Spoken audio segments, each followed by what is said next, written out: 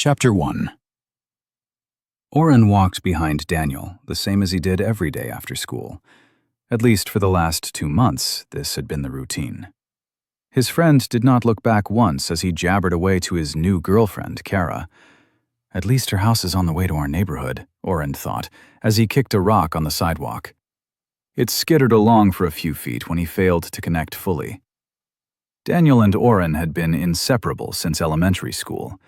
They had become friends due to proximity. As they had grown up next door to each other, their parents made sure they did all the same activities: soccer, baseball, even martial arts, until everyone realized Oren was terrible at any coordinated activity. Daniel had excelled at everything. That continued into high school. Daniel was on just about every sports team, while Oren just existed. He had decent grades, but wasn't anywhere near the top of his class. He had some friends, mostly people who would say happy birthday, but nothing more. The entire cheerleading team had baked a cake and sung happy birthday to Daniel.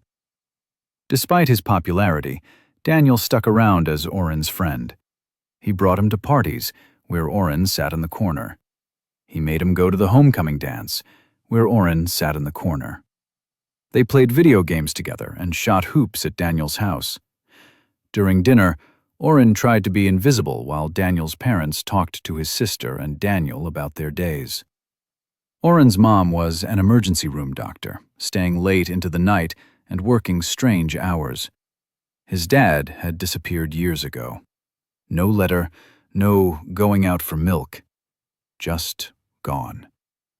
So Oren ended up spending a lot of time at the Kaysons.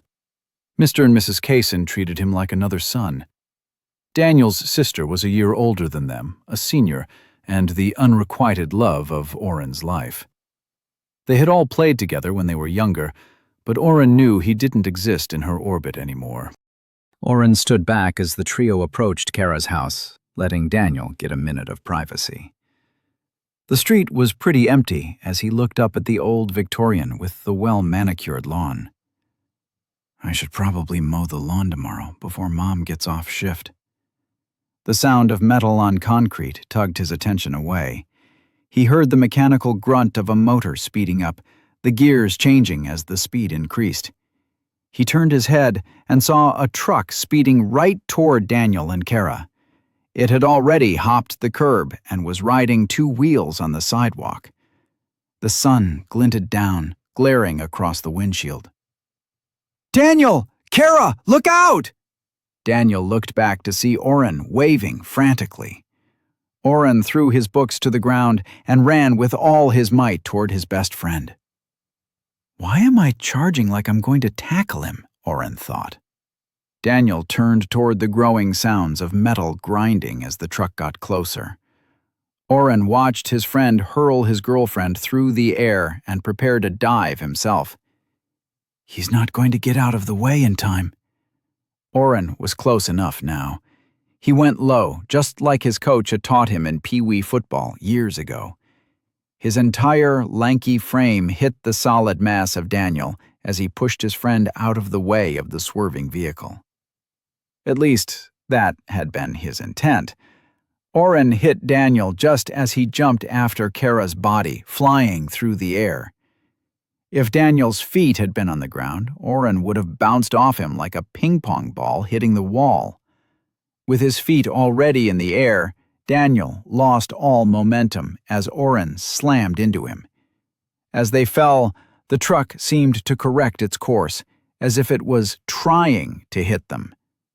Oren scrambled up in front of his friend.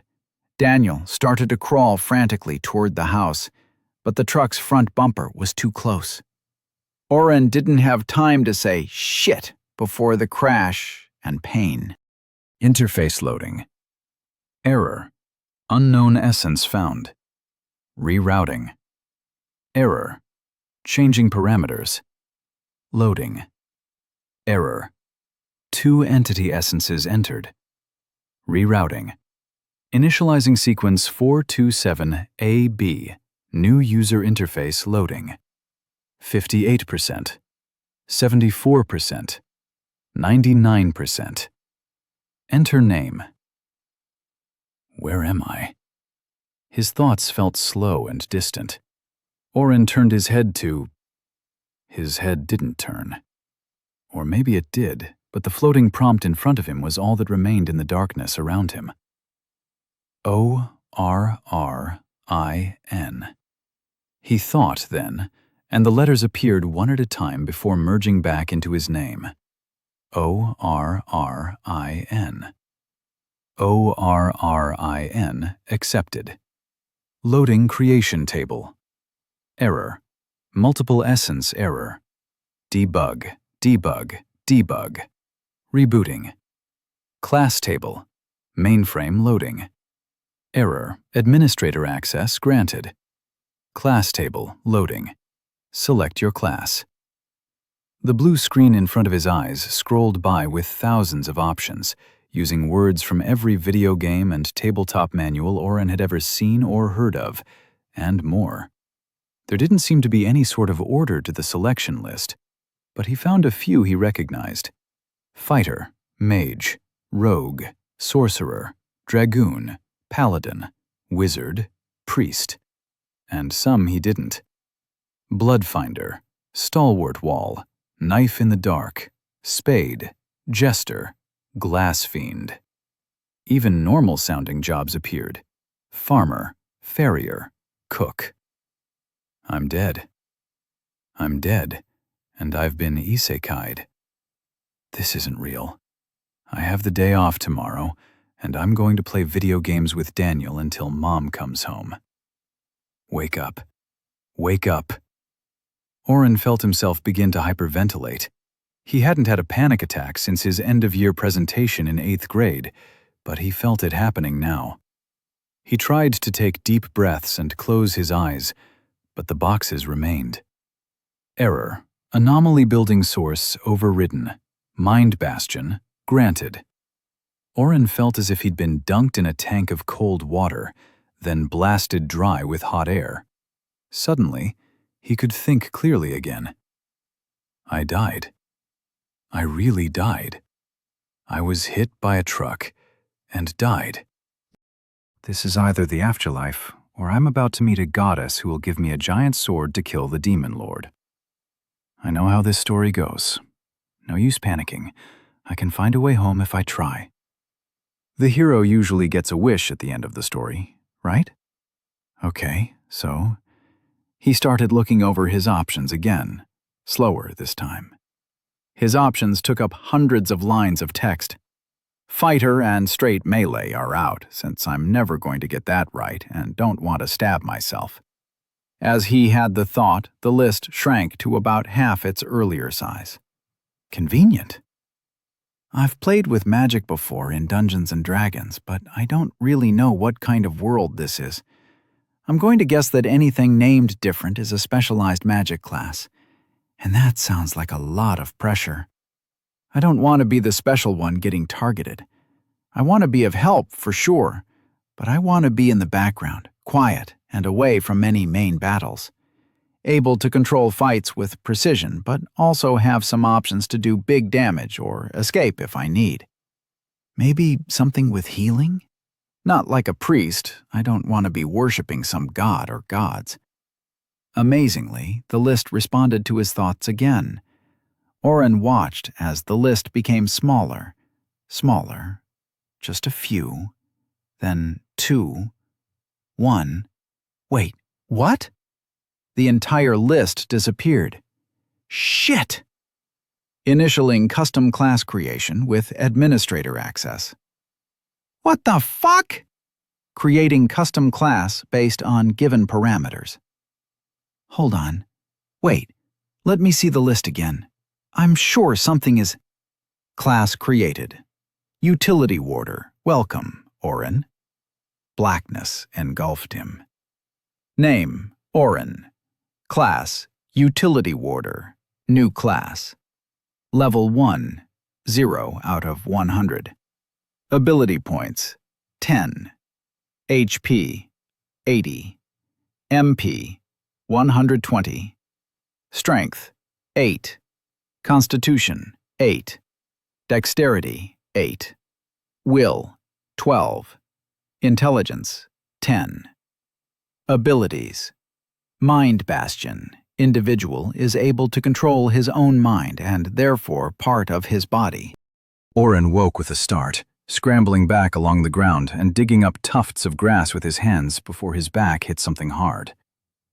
Rubbing his neck, he looked back and up to see an 80-foot tree towering above him. A forest? He looked around. And no starter pack or flaming sword of doom? Lousy Isekai. Oren spotted a pair of legs sticking out from behind a tree a few yards away. A low groan emanated from the body. He crawled forward to find Daniel face down. And very naked. Oren realized his clothes were also very, very gone. Fucking hell. At Oren's outburst, Daniel seemed to come around. He sat up. Looking dazed, he peered at Oren, then turned away. Dude, what the hell? Put your clothes back on. Daniel started to pull his covers over his body. He had been having the weirdest dream about... He looked at his empty hands. No blanket. This was not his bed. He looked over his own body, turning red all over. What the hell is going on? Daniel started to stand up, but ended up in a half squat, covering himself and looking around with frantic eyes. There was a truck, and I think it tried to hit me. Why are we in a forest? Where the fuck are my pants? Oren turned to face away. Daniel, dude, we obviously just got hit by Truck Coon and are in another world. Take a look at your status screen. What the hell is a status screen? What the fuck? There's a blue box in front of my face with my name and it says, Hero. Oren, what did you do, man? Oren was so shocked to hear Daniel's class that he turned and, after getting an eyeful of his friend again, quickly turned back.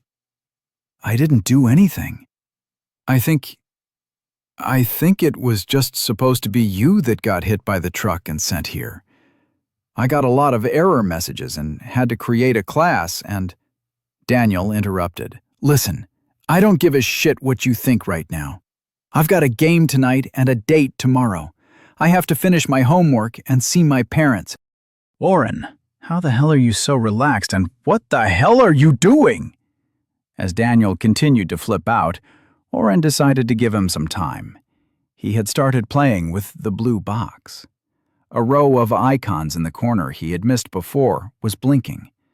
A small square with a triangle on top, almost like a little house, lit up twice as Daniel had gone into his tirade. Welcome to the Store AP. 10 spells. Skills, abilities, misc. He clicked the blinking spells cursor. Attack spells, defense spells, buff spells, debuff spells, healing spells. The list grew and grew as he watched. This would take him years to get through. It responded to my thoughts last time. Maybe. He concentrated on the blinking cursor, watching the list scroll faster and faster, until the words were a blur. Plink. Spell selection. Calm Mind. Negates mind magic to a degree. Calms the target, reducing stress, anger, or sadness. Increases peacefulness and allows logical thoughts. 5 megapixel. Would you like to purchase for 2 AP? Yes or no? Daniel was still yelling at him and crying now. Yes! Knowledge of Calm Mind filled his brain as he turned back to his friend and put his hand on his shoulder. With a thought, the spell drained his MP by 5. 4 times. He was left with 100 MP. Daniel's eyes glazed over for a minute, and then he took a deep breath.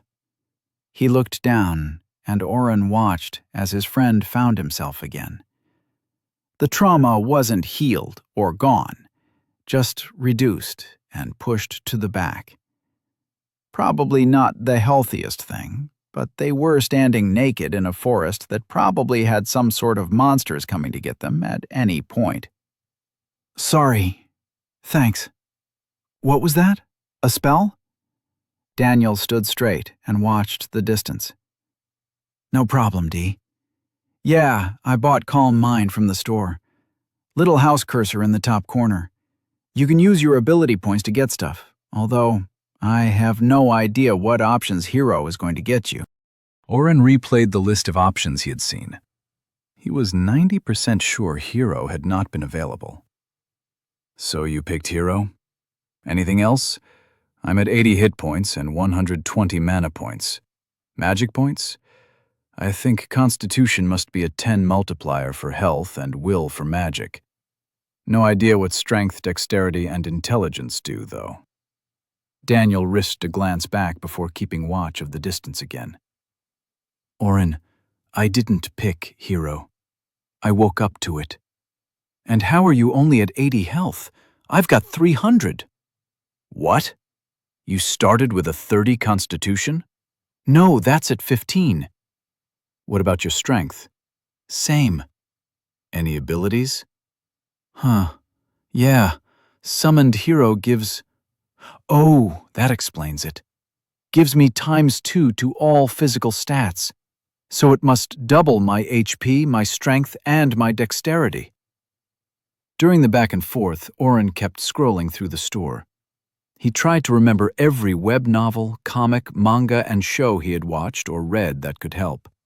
He was creating a list in his mind of possible options to buy.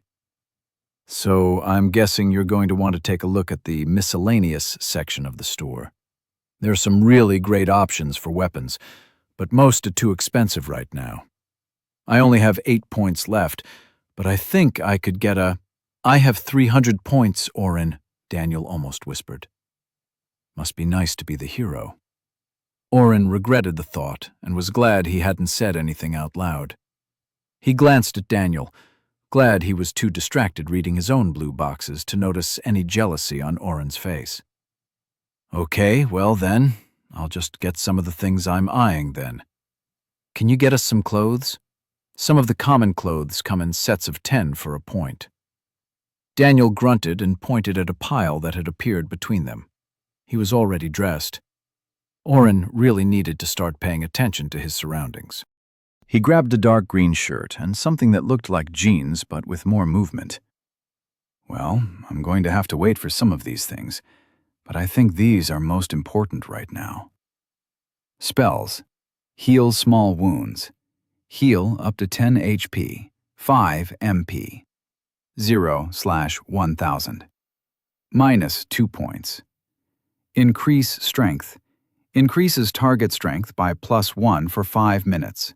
5 MP. 0/1000. -1 point. Increase dexterity. Increases target dexterity by +1 for 5 minutes. 5 MP. 0/1000. -1 point. Camouflage. Melt into your surroundings. Increase ability to remain undetected for 5 minutes.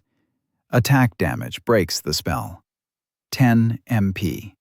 0 out of 10,000. -1 point. Abilities. Dimension Hole. Place items into a container of your choice, pocket, bag, etc. Store items in a dimensional chest. Retrievable from any empty container. Upgradable.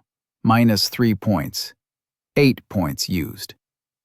Oren squatted down and started shoving the extra shirts and pants into his dimension hole. Daniel was still looking into his purchases. Occasionally, something would appear around him. A sword strapped to his back, a bracer of knives. Oren blinked, and an entire set of leather armor appeared on his friend. D, don't spend all your points. We might need some for food. Daniel looked down from his boxes. I think we'll be all right. I took map, and I think we are only a few miles from a town. Besides, I took Hero Kit for most of my skills.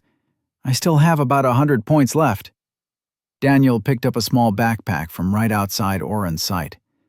This one is yours. Just some jerky, water, and a bedroll. But at least you don't have to carry all the clothes. Where did the extra clothes go? Dimension hole. Oren pulled his shirt halfway from his pocket. That's not showing on my list. What else did you get? Heal small wounds, increase strength, increase dexterity, and camouflage. Yeah, man. None of those are in my store. How do you have things I don't? What's your class? Oren pulled his status up again. Utility warder? I don't know what that means, but maybe I just get better options? Better options than hero? Daniel frowned like he did when Oren used a glitch in a game to win. We can figure it out later. Have you looked at quests? Oren pulled his status back up. At the top were tabs, status, the house that would open the store, and an empty circle. With a thought, the circle tab opened. Quests, 0/0. None available. Open right now. Guess we don't have to defeat the Demon Lord or anything, huh? Oren chuckled. Daniel's frown deepened. How did you know there's a Demon Lord? It's a joke, like one of those stories of getting hit by a truck or stabbed and having to defeat the Demon Lord before the world is destroyed. Daniel paled a bit. Oren, you know I never watched the same shows as you. I have a bunch of quests, and one of them says, defeat the Demon Lord. He put his hand into the air and moved it toward Oren. Let's see if this works, he muttered, before a new blue box appeared on Oren's screen. Daniel, Hero Level 1, is sharing a quest. Would you like to accept it, yes or no? Yes. Quests 0/1. Defeat the Demon Lord. In the southern lands, the Demon Lord has risen. The dark armies have been assembled. Seek out and defeat the Demon Lord before the Dark Horde attacks. Reward: 1,000,000 XP and Dark Essence unlocked. Okay, that's just too cliché. How many quests do you have? 6, but I already completed Buy Hero Kit. Daniel started tossing them all over to Oren. He spammed the yes response. Quests 0/5. Defeat the Demon Lord. Expand. Defend the wall. Help push back a horde. Reward: variable on participation percentage /horde. Type: defeat a dungeon. Reward: variable, obtain level 10. Reward: Hero Kit level 2. Unavailable reward. Reach the Wall of Day within 24 hours. 23 hours, 20 minutes, 18 seconds. Reward: +1 to all stats. Failure: no penalty. Weird. The Hero Kit seems to be unavailable to me. Guess I won't be getting any help there. Oren finished reading and watched Daniel pull the straps closed on his backpack. If I'm reading this right, we're only half a day from day. You ready to go hiking, oh? Daniel smiled for the first time since they woke up here. Oren felt the pressure in his chest lift. His friend was here. He'd be fine. Yeah, we got this. Daniel's smile widened. I'm glad you're here. I really don't. Something from the tree overhead reached down and wrapped around Daniel's leg, yanking him up into the dark foliage above. Chapter 2. Oren stared at the spot where his best friend had stood seconds ago. Blood dripped down from the tree above. Too much blood. New mandatory quest: Save the Hero. Reward: 100 XP and Identify ability. Failure: Death of Hero. Likely annihilation of the world. What the fuck? Oren had no offensive spell. The only reason he hadn't been scooped up as well was camouflage. He had been concentrating on his new spells and activated camouflage in terror as he saw the vine-like appendage grab Daniel. He looked up at the tree. He could see a form through the branches, struggling, but it appeared to be moving slower and slower. Oren searched the ground for anything to throw. He was definitely not climbing an 80-foot tree. A few of Daniel's daggers had slipped out, or more likely Daniel had reacted and tried to stab the vine. Oren found two and picked them up. And what good is throwing a knife into the air going to do anyone?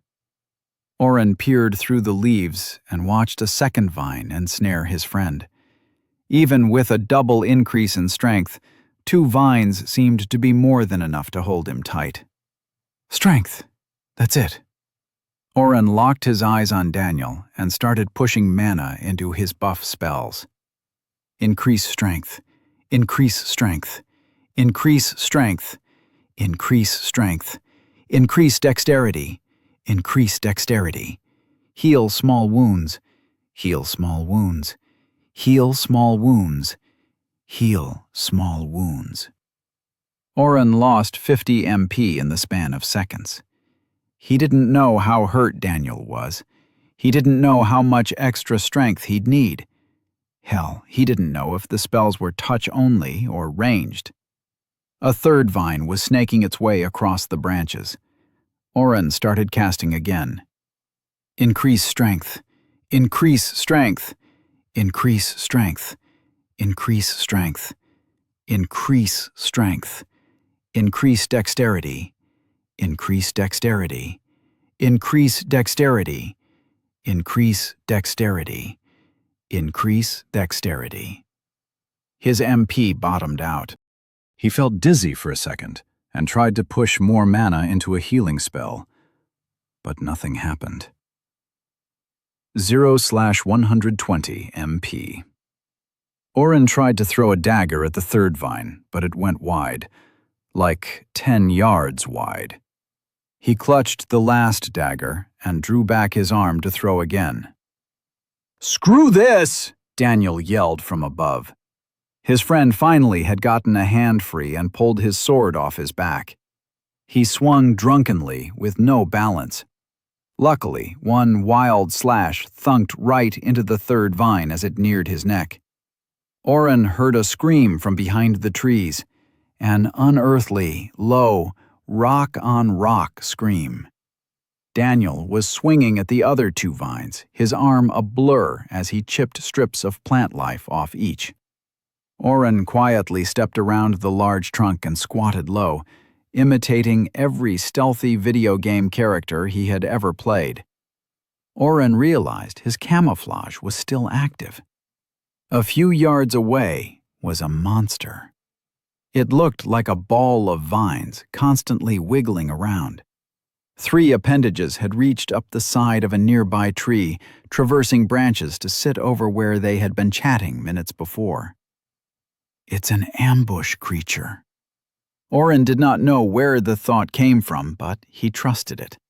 He'd always been good at figuring out strategies in games.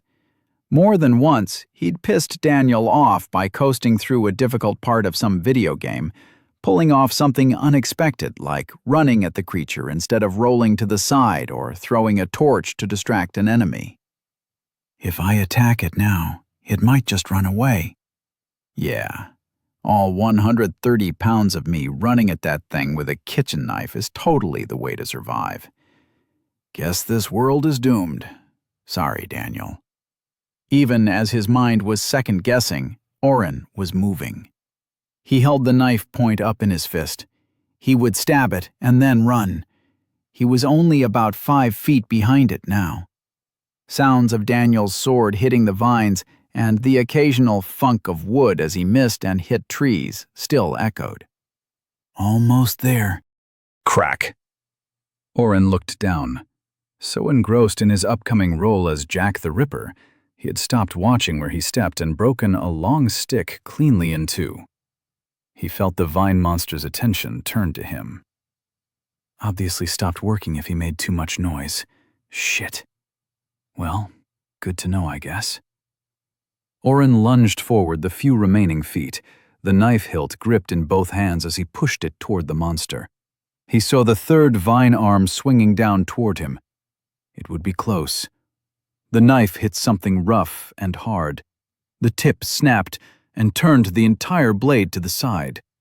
Then it stuck fast, and the monster howled again. The vine arm smacked Oren in the side, and he was thrown 10 feet, rolling and coming to a stop only when his left hip hit a tree. An explosion of pain blossomed from his rib and hip. The vine slithered along the leafy forest floor and gripped his foot, pulling him back toward the waiting monster. The sounds of swordplay in the trees had stopped. This is bullshit. I'm going to get eaten by Tangela, but the uglier wooden vine version. The vine had grabbed his left leg, so every pull jostled his hip and sent a fire throughout his body. Something definitely was broken. It hurt to breathe, too, probably a broken rib. His mom's constant chattering about her job had caused a few bits of medical knowledge to get stuck in his head. He hadn't even thought of her since he'd landed here. Did she know he was dead? Would his body have been brought to her hospital? She'd be fine, right? They hadn't had a dinner together in 2 years, so her life wouldn't change that much. The vine monster lifted him in the air by 1 foot. Oren heard a thump as Daniel's body, still wrapped in vines, hit the ground nearby. He wasn't moving. Oren hung upside down, waiting to die. As the vine lowered him down, the wiggling mass slowed, and a hole appeared in the middle. A mouth filled with rock-like teeth, maggots, half of a rotting animal, and breath so pungent he gagged. And there, just to the side of the lip, was the knife. The vine let go, and Oren fell into the gaping mouth. When Oren was 9, his dad had signed him up for soccer. Oren had already proven at this point that anything involving moving objects and him were a recipe for disaster. However, his father was adamant. So, Oren laced up his new shoes and set up behind their house to kick a ball with his dad. Oren faced away from the house, so anything he kicked would only get lost in the small wooded area behind the yard. Look, son, you don't have to be good at this, but you do have to try. Life is trying. His dad paused, looking for a laugh to his dad joke. Now, set your feet and just kick when I roll it to you. His dad never pressured him to succeed at anything, just to try everything to find his passion, as he called it. The ball rolled slowly and stopped a few feet behind Oren. He picked up the ball and rolled it back to his dad. He hadn't even tried to kick it the first time. His dad let out a sigh and nodded. Readying himself, he tossed it again. This time, Oren had the speed down, and when his raised foot came down to kick the ball, he missed completely and was looking at the sky. His dad laughed as he bent over to help his son up off the ground. Really whiffed it there, huh? Don't worry, you'll get it. They spent an hour trying before Oren connected with the ball with any meaning. He fell more times than he could remember, missed nearly every easy roll, and when he finally kicked the ball, the light in his dad's eyes had stopped shining as brightly. But his dad never gave up. That was one thing he always remembered. His dad never gave up. Until he left. Okay, you'll get it this time. Why his dad thought the 100th time would be any different was beyond Oren. But as his foot moved, something clicked. He launched the ball. All his strength was in that foot. The soccer ball blasted off his leg and whack! It hit his dad right in the face, ricocheting over Oren's head right through the dining room window. Oren had never played soccer again. As he fell, Oren remembered his dad and that soccer ball. The handle of the knife was so much smaller, but with nothing to lose, he turned his body as he fell and punted the knife as hard as he could. Of course, he missed. He kicked the side of the monster instead, but his right shin connected with the knife, driving it through the meaty part of the monster's mouth. It must have been a poor quality knife, too, because it shattered even more, shards of metal penetrating deep into the open maw of the monster. It shook its head in pain, which meant Oren landed only half in the mouth. The pain in his left hip reached new heights as his left leg crumpled in the meaty mess of rotting flesh and blood. He tried to lift himself out gingerly, but the monster finally had had enough. It shook his head and launched Oren into the air. He landed near the still body of Daniel. The monster retracted its vines and rolled off into the forest, keening as it went. Quest complete. Save the hero. Reward: 100 XP and Identify ability level 2 obtained.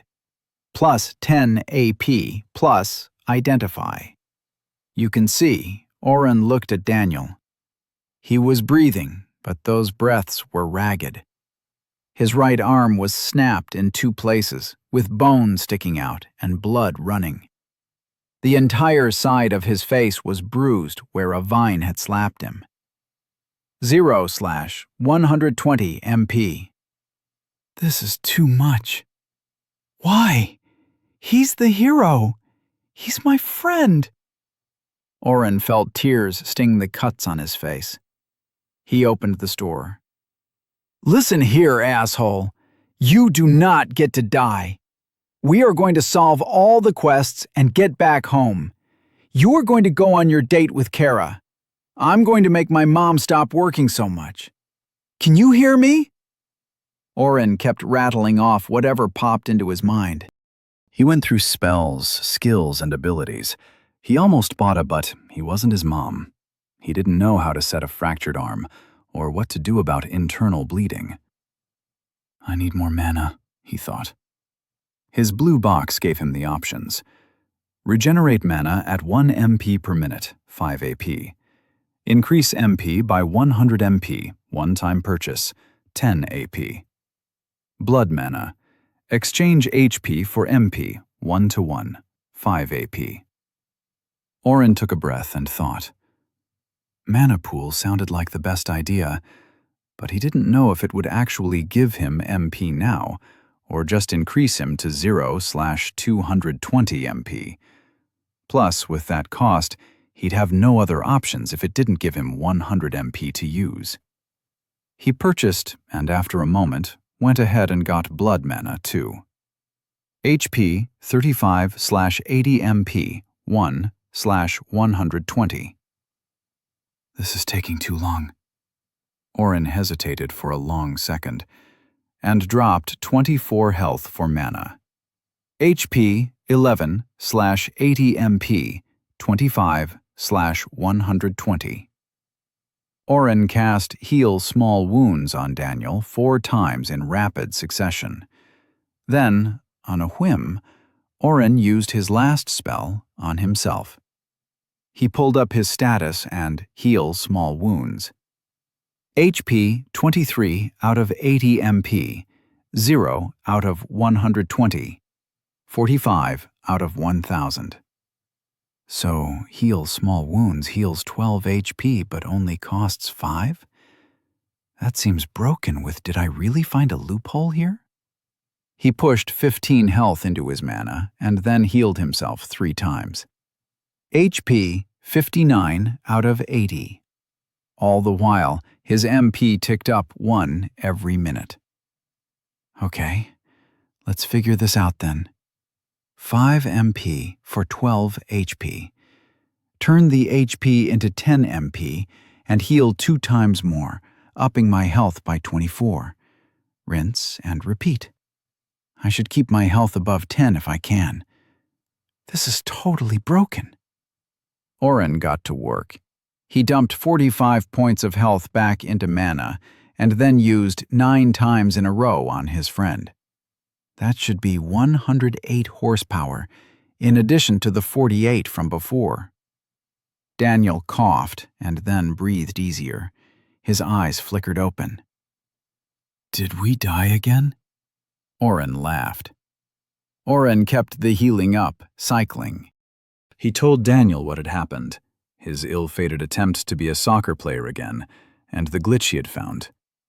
So you get to heal as much as you want, and regain your own mana from your health, at a rate of 1 to 2? Actually, I'm healing more than I should be. I think will is more than just my MP times 10. I haven't figured out the equation yet, but I'm going to. It definitely boosts the damage, or in this case, the healing of my magic. It's like will also makes spells hit harder. Oren realized he was waving his hands as he walked in circles in front of his friend who was still cradling his broken arm. He started healing again. Sorry. Nothing to be sorry about. You saved us. Daniel watched in fascination as the bone of his arm pulled back in and reset. Yeah, I'm glad I haven't eaten anything. That was disgusting. He cast his spell until Daniel told him his HP was topped off, then got his own HP back to full. He almost stopped, but realized he could gain more XP by pushing his MP to full too. He started blood mana cycling again. When he felt no more returns were really possible, he tried to pull up a smaller status. Level 2, 0 out of 200. HP, 74 out of 80. MP, 120 out of 120. Heal small wounds, 315 out of 1,000. Damn, I forgot identify. He tried to use the skill. Daniel Hero, Level 1, HP 300 out of 300. MP 25 out of 80. Strength 14. Constitution 15. Dexterity 13. Will 8. Intelligence 10. Abilities: Summoned Hero. Gives X2 to all physical stats. Hero Kit. Sword Proficiency, Level 1. Dagger Proficiency, Level 1. Mace Proficiency, Level 1. Axe Proficiency, Level 1. Hammer Proficiency, Level 1. Spear Proficiency, Level 1. Bow Proficiency, Level 1. Quarterstaff Proficiency, Level 1. Unarmed Proficiency, Level 1. Hide Status. Map. See the world around you. Stone Skin. Increase your vitality. Physical damage is halved for 5 minutes. Attempt to peer into others' status.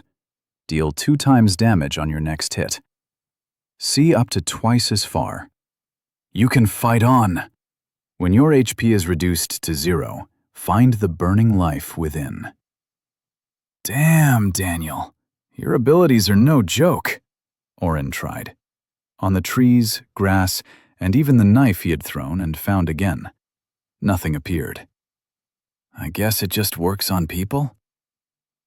How can you see my abilities? Daniel was looking down the length of his reclaimed sword. I can only get your status to say your name and HP, Oren shrugged. They were going to have to ask a lot of questions when they got to the nearby town. They should really discuss their cover story. Too many stupid adventurers and stories ended up getting duped because they just loudly proclaimed, "I'm the hero!" without doing the smallest bit of reconnaissance first. What did you say the nearest town was again? Day? Yeah, Day. D-E-Y. Daniel slid his sword back into the sheath holes near his shoulder. Oren hadn't noticed it in detail before, but it was a big thing. A two-handed weapon for him for sure. Hadn't Daniel been swinging it with one hand in the air with ease? Right, like the quest one. Oren pulled it up. 5. Reach the wall of Day. 22 hours, 5 minutes, 10 seconds. We should probably head out. You said it would take half a day to get there? I should probably get 2. I used all my points from leveling to heal your sorry ass. Oren bumped his shoulder into his taller friend's side. Daniel didn't budge. You leveled? How? We didn't even kill the thing. I got no XP for all the damage I did. Oh, I got a quest reward of 100 XP for saving the hero. Oren drew the last word out sarcastically, wagging his eyebrows up and down. Daniel shrugged again. Well, savior of the hero, try to keep up. We're going to need to jog a bit. It looked like the sun was in the middle of the sky when that thing tossed me over the tree line. We should probably not try running in the pitch dark of night. Oren hated running. The first 10 minutes were bad. The following 2 hours were brutal. He could tell Daniel was trying to go slow for him. He even knew Daniel was stopping too frequently for rest breaks. But none of that mattered, because Oren hated running. Wait, stop a minute. Oren pushed himself off another tree and sank to his knees in the leaves again. Oren, we just stopped 20 minutes ago. At this rate, we won't make it in time for the quest. We've barely moved on the map. Oren didn't care. Logically, he knew the quest rewards were worth the pain now. More health, more mana, more everything for running a few miles in the forest. He'd been all for that, before the running. Unless you plan on carrying me all the way there, we need to set a better pace, D. I just can't run like you can. Oren breathed hard, trying to remember if it was in through the nose, out through the mouth, or the other way round. Carry you? Oren heard Daniel muttering. Oren, how much do your spells increase my strength and dexterity? Oren pulled up his spells. +1 for 5 minutes every cast. Daniel grinned. Does that stack? As it turned out, the spells stacked 5 times each. With Daniel's summoned hero perk, that gave him a +10 strength and dexterity. More than enough to let Oren ride piggyback as Daniel dashed through the trees at a rate that left Oren feeling a little nauseous. They made great time. Daniel said they'd made almost the entire trek, but when the sun went down, the rustling they had heard as they traversed the forest turned into full-on growls. Branches swayed above them, and neither felt comfortable being a moving target. They discussed climbing a tree to sleep in the branches until a large cat the size of a small car walked by above them. It ignored them completely, but the timing and the wicked intelligence in its eyes made Daniel pick up his jog for 20 minutes. Then Oren spotted a tree with a crack in the side. There! The tree was dead, hit by lightning in the past but still not fallen to time. A large crack stretched up 15 feet, and a fire had obviously burned out most of the inside. The darkness was heavy now, as the sun had fully set. There's probably only 5 feet of space inside, Oren, Daniel said hesitantly. Good thing you have axe proficiency, then. Get chopping, Paul Bunyan. Daniel set Oren down and sighed. He poked around on his screens, and a set of axes appeared in his hands. That cost 2 points. He handed one to Oren. Watch my back. Of course. Oren took the axe and turned toward the encroaching darkness. He pulled up his status as his friend used Power Strike after Power Strike on the dead wood inside the hole. 3 hours of running hadn't done much for Daniel, but Oren had been soaking in the XP. He used Increase Strength and Increase Dexterity 5 times each, every 5 minutes. He'd also put Camouflage up just in case it helped. Then he'd done his Heal Small Wounds blood mana cycle to get his MP back to full before starting over and over. He had a blinking exclamation mark next to one of his abilities. Heal Small Wounds, 1,000 out of 1,000. Upgrade available. 4 AP, insufficient AP. Increase Strength, 970 out of 1,000. Increase Dexterity, 960 out of 1,000. Camouflage, 380 out of 10,000. As they'd been running, he'd watched as he neared the 1,000 mark and was surprised when he realized he needed to buy the next level. No other healing spell had been available in the store, but he'd figured it would level. He just hadn't thought that it might cost points after he had worked so hard to use 1,000 mana worth of heal. I need to level again and get that. And strength and dexterity are so close, too. The chopping behind him stopped. "Here's our home for the night." Daniel pointed his axe at the tree. He had hollowed out enough for them to sit comfortably on the floor. No standing room. They pulled some brush up against the edge and sat down in the dark. "I'll take first watch?" Oren asked. Daniel had almost died earlier and carried him, and just chopped down half a sequoia from the inside. "Fine by me. Holler if something tries to eat me." Daniel pulled out his bedroll and covered himself, turning to the side. "D, I'm glad it's you I'm here with. Thanks, man." Daniel sat up and smirked at his friend. "Same, buddy.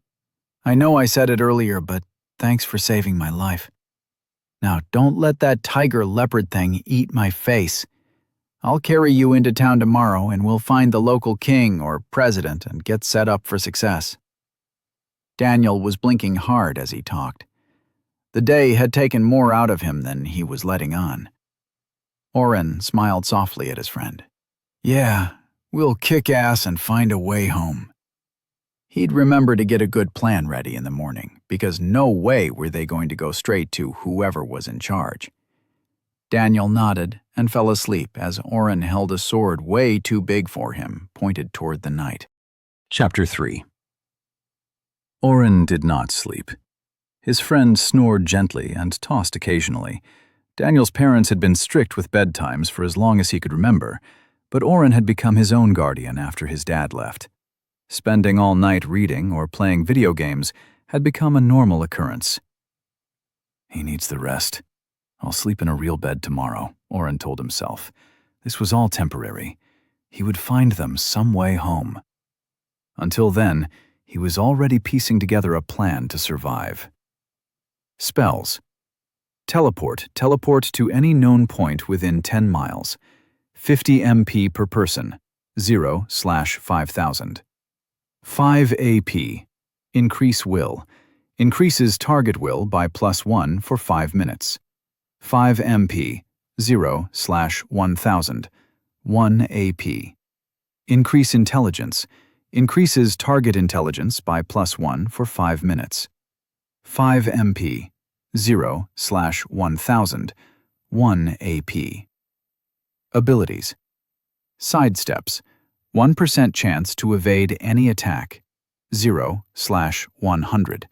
1 AP. Map. See the world around you. 4 AP. Mana pool. Increase MP by 100 MP. One-time purchase. 10 AP. Skills. Merge. Combine spells/abilities for new effects. Caution. May lose original spell/ability. 20 AP. If he could max out teleport, maybe there was some way to get all the way home. Oren doubted it, though. It was probably a distance modifier. The stat increase spells would round out his ability to buff up Daniel. As they had run, Daniel had mentioned that all those spells had buffed him during the tentacle monster fight. So Oren's spells were ranged to some point. If he could increase his own will and intelligence before a fight, he could do more. Plus, extra intelligence would mean a quicker blood mana to HP conversion. Oren was beginning to believe MP reset during sleep, as other than his +1 a minute from meditate, his MP never recovered. Sidesteps also would help him avoid taking damage. His HP was full, but he could still remember the feeling of the vine breaking his ribs. Skills seemed to be full of things like blacksmithing and alchemy. Nothing he really thought would be helpful short term. He'd scrolled right past Merge the first few times. It's expensive, but maybe I could combine all 4 stats into one spell, or find something to merge with Teleport to make a universal teleport or something to go home with? His first priority should be to level his healing. Then the stat increase spells, so Daniel could tank better. We can probably take on most things with a little more preparation and a few more levels. I wonder if there are any other ways to gain XP besides quests and killing monsters. The lack of even partial XP for fighting had really pissed Daniel off the day before. He spent the hours blood cycling, as he named the process. He quickly brought increase strength and increase dexterity up to 1000/1000. He also kept camouflage running on himself. He had tried to cast it on Daniel too, but nothing happened. At a cost of 120 MP, he could keep it running on himself for an entire hour. He let Daniel sleep for 7 hours before waking him to talk. Heal small wounds, 1000 out of 1000. Upgrade available. 4 AP. Insufficient AP. Increase strength, 1000 out of 1000. Upgrade available. 2 AP. Insufficient AP. Increase dexterity, 1000 out of 1000. Upgrade available. 2 AP. Insufficient AP. Camouflage, 1220 out of 10,000. Orange and red light trickled through the treetops and lit up the ground as Oren peeked through the hole in the brush he'd created. The frequent howls and crashes in the night had stopped an hour ago. "D, wake up. We should head out soon." Oren pushed his bedroll back into his backpack, using Dimension Hole to make it disappear. "No, Dad, I have a game. I need more sleep." Daniel turned over and pulled the blanket over his head. "No game today. Just reaching the wall of a fantasy town before monsters eat our faces." Daniel's breathing stopped. Then he sighed heavily. "Fuck. I guess that wasn't a dream, huh?" He sat up. "Did you let me sleep the entire night? Damn it, man." Oren was busy pushing the brush out of the front hole in the tree. "You needed it more than me." He grabbed a branch and pushed. It stuck tight. He pushed again. Nothing. "Besides, you're the one who did most of the heavy lifting." Daniel walked up beside his friend and kicked the limb. It snapped in two with a loud crack and fell to the side of the entrance. "I can't believe you did that. You've been casting spells non-stop. I don't know how you do that. When my MP got low, it felt like I got kicked in the nuts. You should have taken the chance to get some sleep." Daniel grabbed the last of the tree branches and walked out of the tree. At least the temperature isn't too cold here. That sun feels good." Oren frowned as he hitched his bag on his shoulder. "I've gotten down to below 10 MP a few times and haven't felt more than winded. Must be a class thing." He pulled up the quest box. 5. Reach the Wall of Day. 8 hours, 18 minutes, 34 seconds. Just over 8 hours. Can we make it? I really need to get mapped, too. Yes, you do. It looks like we made it about 3/4 of the way yesterday. Should be fine with time as long as nothing jumps. Shut it. Don't jinx us. Daniel smiled and knocked on the tree as he adjusted his armor. "So am I carrying you again?" It took 2 hours of Daniel running to reach the edge of the forest. Oren got camouflage to 1460 out of 10,000. Nothing jumped them either. Oren squinted against the sun. He could vaguely make out a blurry mass in the distance. It was mostly wall-shaped. "Is that?" Daniel grunted and picked up his pack from where Oren had put it down. "Yeah, that's gotta be day. I think we can probably walk from here. It's only like 4 or 5 miles. Oren frowned, but didn't argue. Riding into town on Daniel's back would be too conspicuous. "Is there a road you can see, Mr. Eagle Eyes?" Daniel pointed with his sword before he strapped it back in its sheath. Oren saw nothing but the hills and field. "Lead on, then, because some of us can't see that far." They walked for 20 minutes before Oren could make out the road in the distance. little more than packed dirt and the occasional ditch along the side. It was no wonder he hadn't seen it. Just as he saw the road, Daniel's hand darted out and grabbed Oren's sleeve. Oren opened his mouth to speak, but Daniel put his finger to his own lips and squatted down.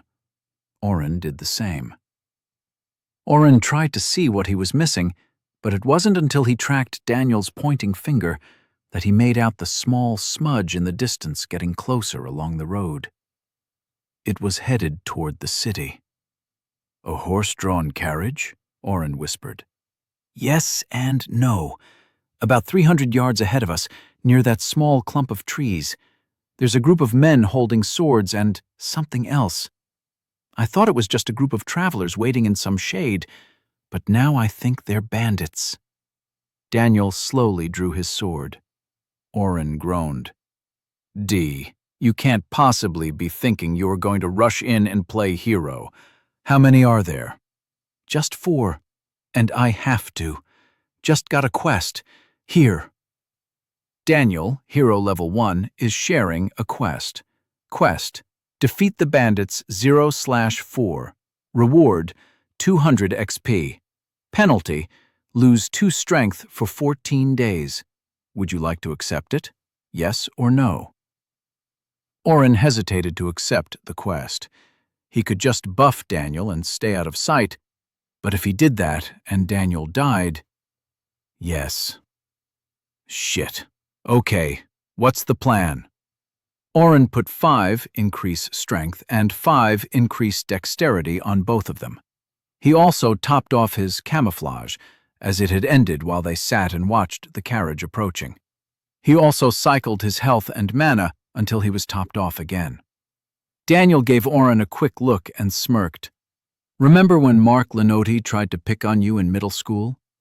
Oren moaned. "No, I'm not doing it." Daniel's grin grew. "Got a better idea?" The carriage slowed to a stop when 2 men walked in front with crossbows drawn. "Move, vagrants. You do not wish to attempt a robbery here today." The man driving the carriage looked the part of a knight, but from where he stood, Oren could tell he was outmatched. Crossbow bolts would probably punch right through the man's armor. The horse would have been dead already if he hadn't stopped. Daniel had traveled toward the city and was supposed to come from behind. With camouflage, Oren was able to get about 20 yards away from the men. 2 held the crossbows pointed at the knight. The other 2 held their swords bare to the side. "No need for names, sir," the larger man with the crossbow spit to the side. "Just have the lass throw some gold out the door and we can all be on our way. We know she's in there and what she's been doing. What's a few hundred gold to the Catanzanos?" The knight's visor had gone down as soon as he'd spotted the trouble, but Oren could almost feel the man shaking in rage. He quickly cast strength and dexterity on the man, hoping the added bonuses would help keep him alive. "Or, if the lady would like to spend some time with us instead, I'm sure something could be arranged." The large man, obviously the leader, had a wicked grin as he watched the knight get angry. Oren could tell this was the moment. He stood up from his spot in the grass and walked to the road a few feet behind the carriage. "Hey, guys, do you know the way to the nearest rest stop? I've got a shit so bad and forgot to pack any toilet paper." The 2 nearest the carriage door turned their swords on him. The leader kept his bolt pointed at the knight, but the second crossbowman wavered between the knight and Oren. The plan was for Oren to distract them until Daniel blindsided them. The same tactic Daniel had used to teach Mark Lenotti not to pick on Oren. The plan had worked great on a preteen boy not used to actual violence. Oren suddenly realized just how stupid they had been. "Kill both the guards," the leader ordered. The crossbows released, and both bolts hit the knight, pushing him off the carriage. A quick scream from inside cut off in a quiet sob. "Idiot." The leader tossed the crossbow to his comrade. 2 bolts, 2 guards. What if he's a sword hand or something? He drew his own sword as the three men surrounded Oren. Listen, guys, maybe you didn't hear me. I just need a bathroom. I didn't mean to interrupt or any—" Oren started backing up and tripped over a small rock. He hit his ass hard as he landed. He watched as the nearest man smiled in relief. "Nah, boss. It's just some lost pup. Don't worry, son. I'll make it quick." He lifted his sword to strike. When an axe lodged itself in the side of the man's face, Oren blinked for a solid 5 seconds as the blood rained down on him. The man's body dropped like a doll. Yelling and clangs of metal exploded around Oren as he sat staring at the dead man in front of him. The blood was soaking into the ground, but there was still so much pouring out of the cracked flesh of the side of the man's face. The wooden handle of the axe had been splattered as well, leaving the grain darkened as it, too, drank the man's life. "Oren! Oren!" Daniel was shaking him. Oren wiped at his face and saw his hand was covered. The sticky feeling, combined with the metallic tang of the blood on his lips, was too much. Oren turned and vomited on his friend's shoes. "Is that your blood? Are you okay? You were only supposed to distract them, not get in their faces. What were you thinking?" Daniel was getting more frantic as Oren didn't respond. "Fine. I'm fine," Oren finally sputtered. He cast calm mind on Daniel, who visibly slumped. He pushed himself to his feet and looked around. The bandit holding the 2 crossbows had been opened up from behind. Oren spotted a dozen cuts on the second swordsman's arms, his body folded around a gaping stab wound in his chest. The leader's head rested by the carriage wheel. "D, you butchered them." Oren dry heaved, reminding him that they hadn't eaten since yesterday. Daniel stayed quiet. He moved the axe stuck in the bandit's face with his foot, and then left it alone. With his back to his friend, he whispered, "It was them or us. I'm not dying again, Oren." Oren turned and walked to his friend. He grabbed his arm and pulled him around. "You did the right thing. You saved me." Oren shivered. "I guess I shouldn't be surprised. Golden Daniel is good at everything, right?" He tried to smile, using the nickname he knew Daniel hated more than anything. "Asshole." Daniel reached down and pulled the axe free with a squelching suck of air. "Go check and see if that guard is alive." Oren scrambled around the carriage, remembering he could heal. Maybe the knight was still alive. He could still redeem himself and feel useful.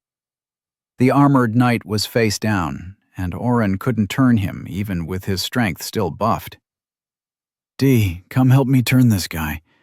I think he's breathing still."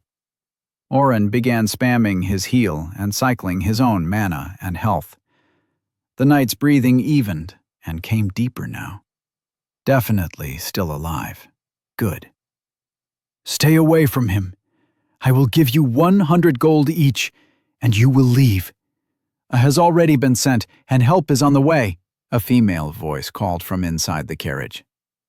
"We don't want your money," Daniel announced as he walked around the carriage to help Oren, who had already dumped around 150 horsepower into the knight.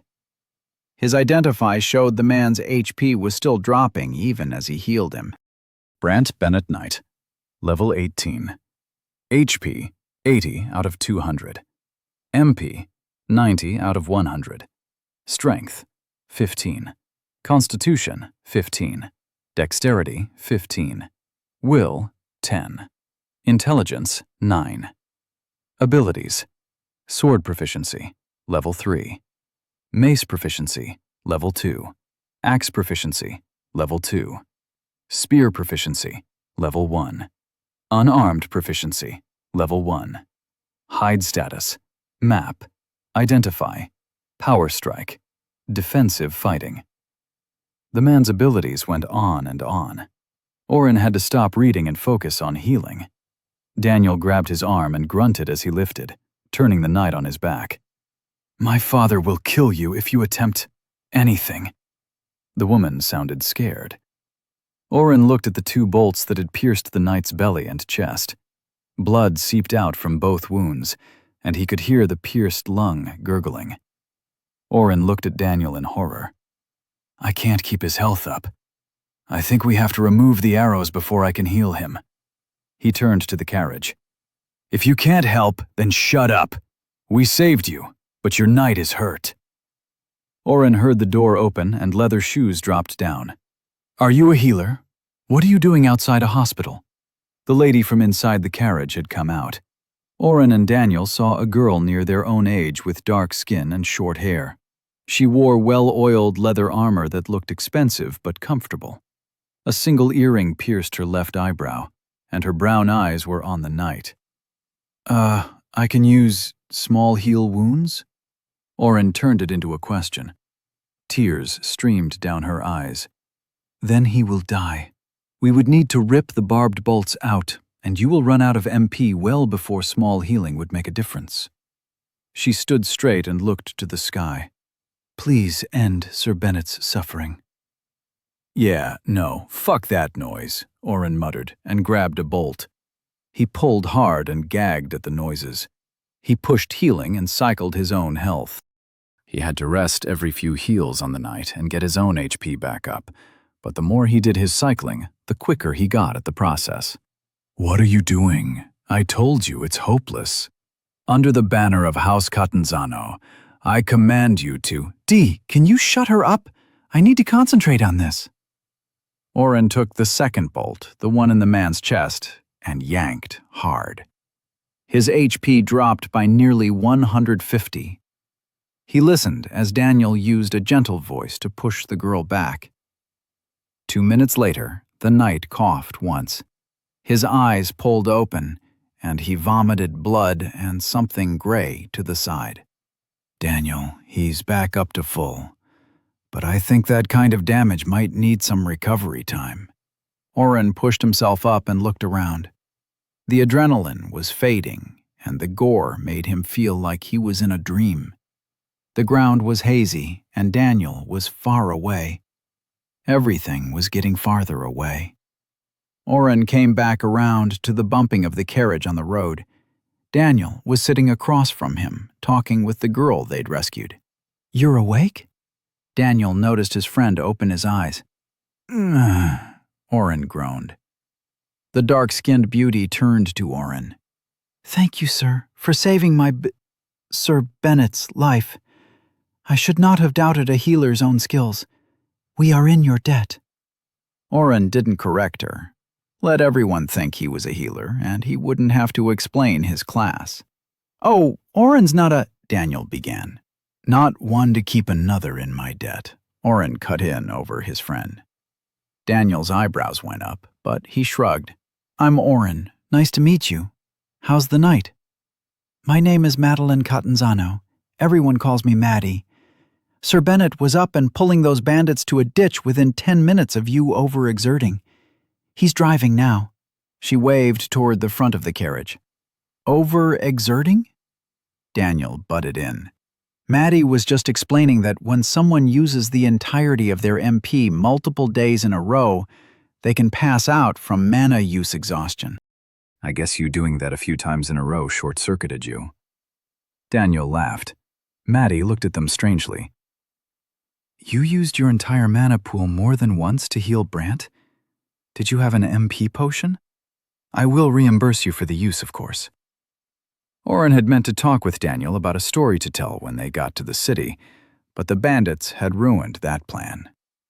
"Maybe we can use saving their lives to get information and get them to keep quiet about us being summoned here." "No, I have an ability that lets me swap my HP for MP. Then I just heal myself. I should have known I couldn't have found an unlimited mana cheat." Oren watched Maddie's face change from disbelief to shock to anger. "You use blood magic?" Her voice was quiet. "And you brag about it?"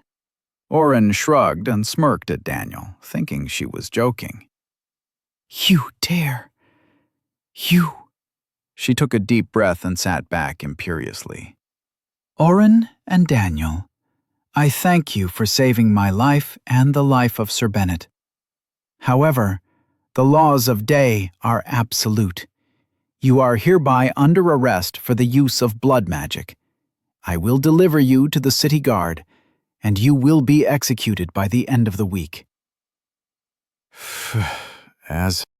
Chapter 4. While Oren's mind raced through different scenarios, from jumping out of the moving carriage to attacking Maddie, Daniel started laughing. Leave it to you, O, to find the one thing these people have outlawed, he said, as he turned toward a glowering Maddie. First off, I have no blood magic, so you aren't arresting me, that's for sure. Secondly, I'm not even sure Oren is actually using blood magic. Or at least I've never seen anything using blood. I mean, the guy is basically just healing. Daniel paused and watched Maddie's face switch emotions several times. He asked in a quiet voice, Maddie, do you even know what ability he's using? Maddie spluttered for a minute and then put her hand out to Oren. Show me, she demanded. Oren put his hand on her hand. What are you doing? Maddie flushed and pulled her hand back. I have no idea what you want here, Oren lashed out. We saved your life, and now you want to kill us? Me? For using some sort of magic, which, by the way, uses my own HP to be able to heal my friends a bit more. Maybe we should have just completed the quest and left you to the bandits. Maddie sat emotionless through his tirade, but when he said, quest, she sat forward with blazing eyes. Quest? You found a quest? For what? What type of reward is there? No matter. It's almost always worth it. Can you share it? Do you both have it? Oren opened his mouth to tell her no, she could not share their quest. But Daniel beat him to it. No, we will not share our quests with you. Especially not after how you treated Oren about the abilities he picked. Quests? Multiple? Maddie was near hyperventilation now.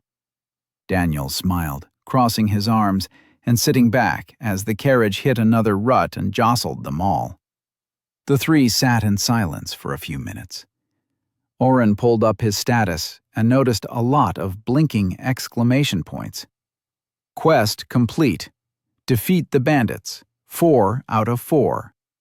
Reward. 200 XP. Level 3. Obtained. Plus 10 AP. He cleared the boxes with a thought and started rummaging through the store again. He should just buy teleport and get out of here with Daniel. He hovered over the buy button, but then stopped. Maddie, if we share a quest with you, what would that be worth? Daniel raised an eyebrow, but Oren ignored him. She looked at Oren with a sneer. Not enough to save your life, blood mage. Oren smiled at her and leaned against the shut door. What if I told you I'm not a blood mage? I'd call you a liar. The only classes that can use HP for MP are blood mage or vampire, and I saw you in the sunlight. Is there a way to show you my class? Or do you not have identify? Oren asked. Maddie's sneer turned into a frown. I have no need to waste the points on identify. That's for the guards or guild. And to ask to see a person's class is rude. I should not have asked to see your ability either. I apologize for that, even to a blood mage. Oren thought of how Daniel had shared his quests before. He pulled up his status and pinched the boxes he wanted. He flicked his wrist toward Maddie in a throwing motion, tossing the ability and his class boxes. The shock on her face turned to puzzlement. I've never heard of Utility Warder, and Blood Mana is a restricted ability to only Blood Mage. Daniel finally spoke up. Is Blood Mana or the class outlawed? Maddie answered hesitantly. Blood Mage is outlawed, mostly because the spells of the class require sacrifices for fuel. I've read that blood mana is used to sap targets of their HP for the large mana requirements, but it's usually not the worst of what those who take the class do. Oh shit. I didn't even think to try using it on others. Could I have drained those bandits? Oren fiddled with a loose string in the upholstery of his seat. You truly have never used your spell on another? Maddie asked incredulously. Only had it for a day, and the only person I've been draining is myself. That sounds dirtier out loud. Daniel chuckled. But if I promise not to use that spell to do blood magey things, and we gave you a quest, we could probably overlook the whole thing, right? Oren was betting quests were rare based on her earlier reaction. I mean, we did save your life, too. Daniel had leaned back and closed his eyes, ignoring the entire exchange now. He knew Oren could weasel his way into a good deal. The law technically only regulates the class, not the ability. And you did save the life of a noble going about the administration of the country's business. Hook, line, and sinker, Oren thought. If you give your word, I will not alert the guards. But if they check your status, I can be of no help. What is the quest? Maddie tried to keep the excitement off her face, but her hands were clenched on her seat cushion. Oren pulled up the quest, reach the Wall of Day within 24 hours, 3 hours, 2 minutes, 54 seconds. Reward, +1 to all stats. Failure, no penalty. He willed the quest to her and leaned against the side of the carriage again. +1 to all stats? Maddie exclaimed. To simply reach the city walls? This is the most ridiculous quest I have ever heard of. What kind of quests do you normally get then? Daniel chimed into the conversation. Maddie mumbled and pushed Oren's hand off the upholstery string he had started pulling on. Sorry, I didn't hear you, Daniel insisted. Oren waited for Maddie to turn and then yanked the thread out completely at the base. I've never received a quest before. Most people see 1 or 2 their entire life, unless you find a hero. But we haven't had a true hero in over 60 years. Maddie frowned at Oren. She had noticed the vandalism. Daniel looked at Oren and said nothing. Oren could tell his friend was letting him take the lead. I haven't heard of that class, he gambled. Not surprising. Usually, the nobles try to keep it contained. Nobody knows all they can do. They start off with ridiculous boosts and only grow stronger. I heard a visiting duke tell a story that 1,000 years ago, one of them killed a demon lord and created the Sea of Fire. So anyone who took that class would probably stay away from nobles then. I guess that's why quests are so rare. Well, that's only the nobles who don't care for the people. Someone with a class can only be summoned, and that uses a lot of magical resources. Usually an entire country will pool the cost together in the face of a major threat. Most are treated like foreign dignitaries and given every comfort. Of course, they also have to defend against whatever evil arises, but most succeed. Just most? What happens to the rest? Daniel asked with trepidation. Maddie appeared bashful again. I don't think I should be talking this much about classified classes. But thank you for this quest. How did you get it? Meet any traveling? She tried for a joke. Daniel and Oren glanced at each other. It was an instance of 2 friends communicating far more than an outsider would guess. Should we tell her? Daniel wanted to trust her. Hell no. Oren didn't want to get tangled up with a noble family. I'm going to have to defeat the demon lord eventually. Might be nice to have some backing and not have to buy clothes with my points. Don't do it. We don't even know why she was out on the road. That bandit said something about what she's been doing outside the city. What if she's more than she seems or tries to imprison us? Daniel let his easy smile spread on his face. Nothing like that. We just got a quest to reach the wall and another to defend it when we were traveling nearby. We've never been this far from home. Maybe we were just lucky. Defend the wall from a horde? Maddie sat forward on her seat again. Does it have a countdown too? Would you share it? No countdown timer. Variable reward. And what's in it for us? Oren butted in before Daniel gave away the quest. Maddie looked at the ceiling. I could have my father give you knighthood for the city? Or 1,000 gold each? That's about the price to purchase knighthood anyways. Daniel and Oren exchanged another glance. Neither wanted knighthood for sure. And while money was probably good to have, what they really needed was information. Only 1,000 gold for us to split?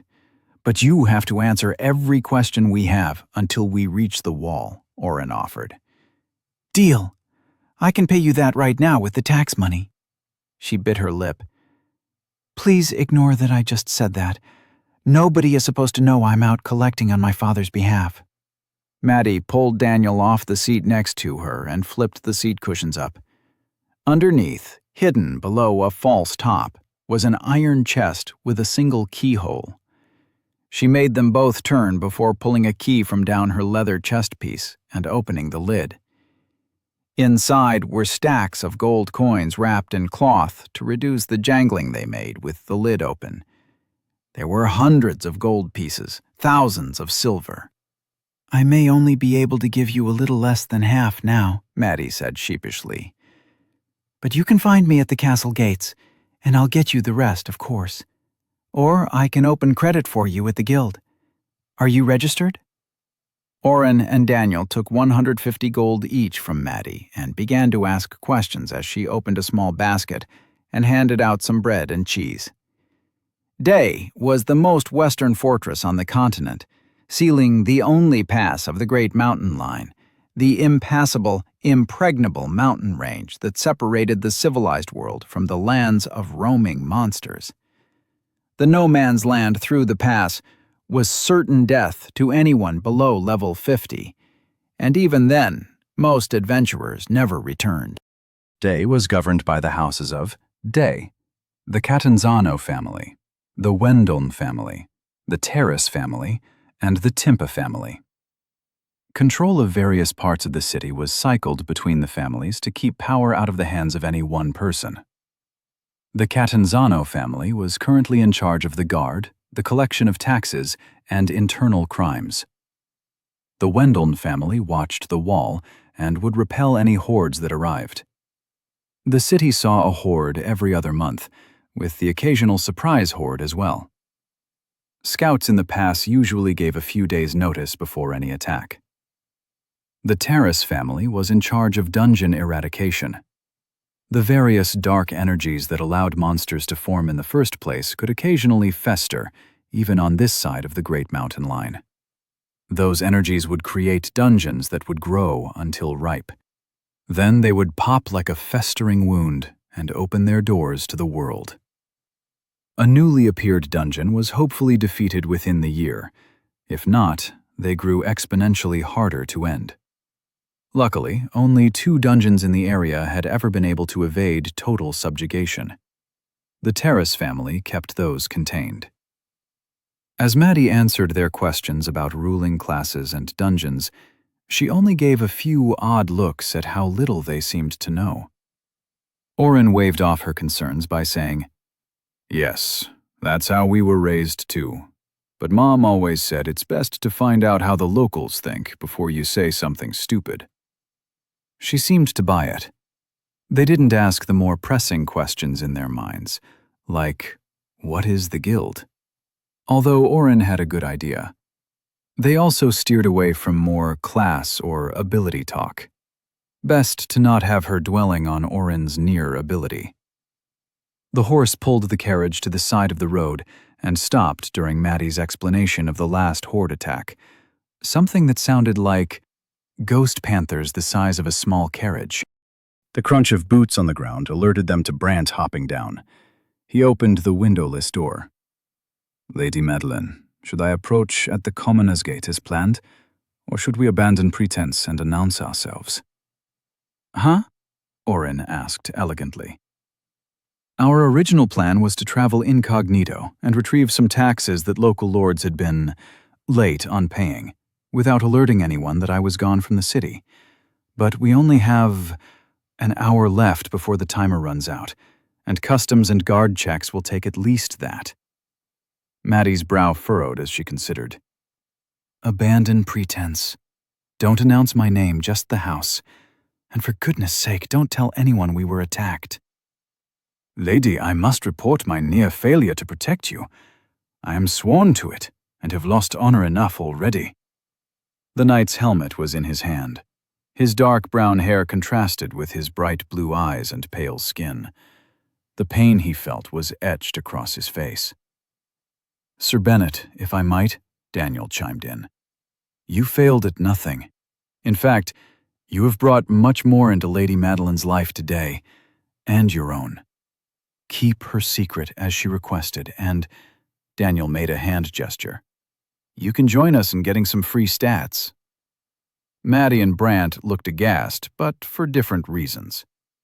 Brant was fumbling over himself, thanking Daniel for sharing a quest with him. He hadn't been able to hear the conversation from outside the carriage, and the shock of a quest was obvious. Maddie looked pissed that Daniel had shared the quest so easily with Brant. With Sir Bennet's cooperation settled, Maddie continued to answer questions about the best and most affordable inns and shops, and even the general location of the guild, for 20 minutes before a ding rang in Orin's mind. Quest complete. Reach the Wall of Day. 35 minutes remaining. Reward: +1 to all stats.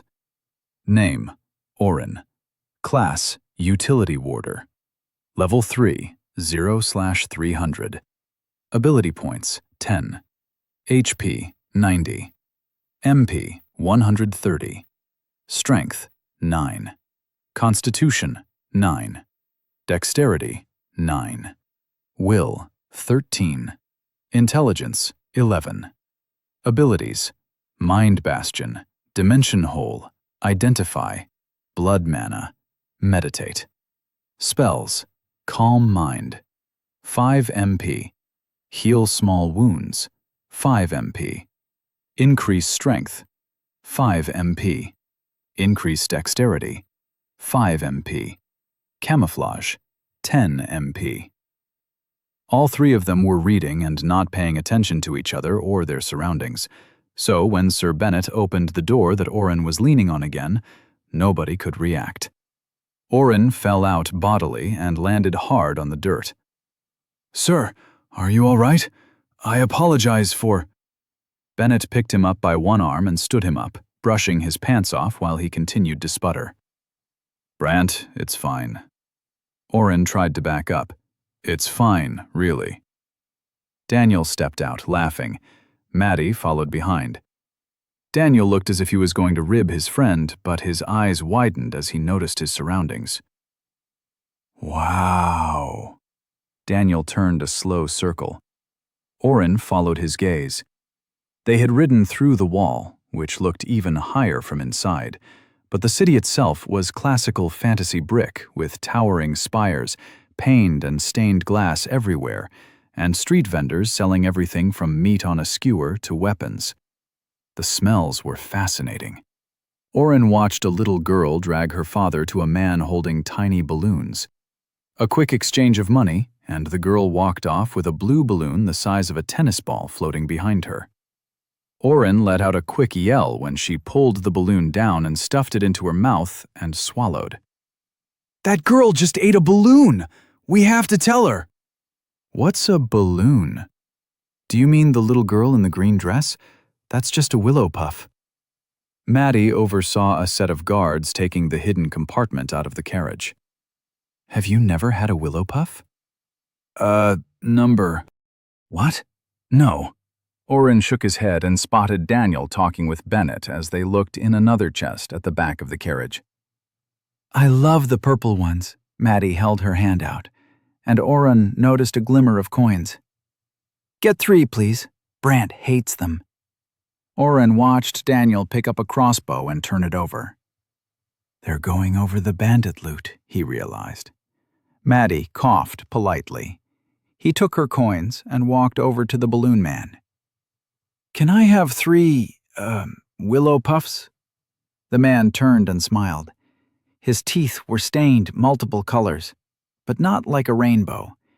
Instead, Oren was reminded of an artist he'd done a report on who just threw paint on canvas. Colors? 3 for 3 coppers, sir. The man continued, grinning his crazy and colorful grin. Purple? Oren returned, holding 3 balloons. They floated slightly in front of him, defying the wind. Oh, what the heck is that? Daniel appeared next to him. His backpack had more bulk, and Oren saw one sword handle peeking out. Edible balloons. Oren handed one to Daniel and held the other out to Maddie. She pulled the string down and inhaled. The purple circle distorted and turned to smoke as she did, swirling into her mouth. She chewed and smiled. Her teeth were purple. Thanks. It's been a while since I've had one. Oren and Daniel shrugged at each other and tried the floating food. Although the willow puff turned to smoke, it filled his mouth like melted chocolate, but with a nutty spice that warmed his mouth, then his throat as it flowed into him. Delicious. Daniel smiled. That's good. He looked around. We might need to go try some more food. They left Maddie to her work, promising to find her the next day at her home. Walking along the stalls, the boys quickly figured out the conversion rate of the currency. 10 coppers made 1 silver, and there were 10 silvers in a gold. None of the food cost more than a copper or 2. The meat on sticks was actually 2 fully loaded sticks with veggies for 1 copper. They ate 5 of those each. Nothing was familiar, and yet, Oren already felt more at home here than he ever had in high school. With his junior year ending soon, Oren hadn't started planning for college or anything after high school ended. He knew Daniel was already getting scholarship offers, but they never spoke about that stuff in detail. But as they walked along the aisles toward an inn Maddie had suggested, the smells assaulting his nose and the sounds of multiple instruments floating in the air, Oren felt comfortable. He felt free. Chapter 5. Daniel pointed out that the architecture looked advanced. I mean, it's not like I expected steel frames and huge walls of glass, but this looks nothing like anything from Lord of the Rings. Oren shook his head at his friend. I definitely wasn't expecting this either. 3 main gates on the east side of Day funneled into a large entryway. Maddie and Brant had left them in that area, called the Gateway. The buildings were modest there, flat for the most part, and with just the hint of what was to come. As Oren and Daniel traveled farther into Day, the buildings soared higher. Oren peeked into a clothing shop. The floor was a clear stone, not glass, but still easy to see through. Underneath the feet of shopping patrons, 20 bodies hunched over dresses, suits, robes, and what looked like a big floppy hat. Entertainment while you shop, Oren thought, and management can make sure the workers aren't slacking. Move along, a voice demanded. Oren moved quickly and wasn't hit this time. The guard at the first shop had simply kicked him earlier. Daniel had left him behind and was standing in front of one of the taller buildings in this middle district. They had decided to go straight to the guild building at Maddie's recommendation, but were getting sidetracked easily. Oren came up beside his friend. What's this one? They had found clothing shops, armor shops, food shops, and even a shop for just gloves. Hundreds of different styles of gloves. It's beautiful, Daniel muttered, and nodded his head toward the open doors. The 2 metal doors stood open to the street, with no guards at the front. Inside was a square marble floor with workstations at each corner. Furnaces, larger than the men working them, spewed flames into the air. Oren could feel the heat from across the street.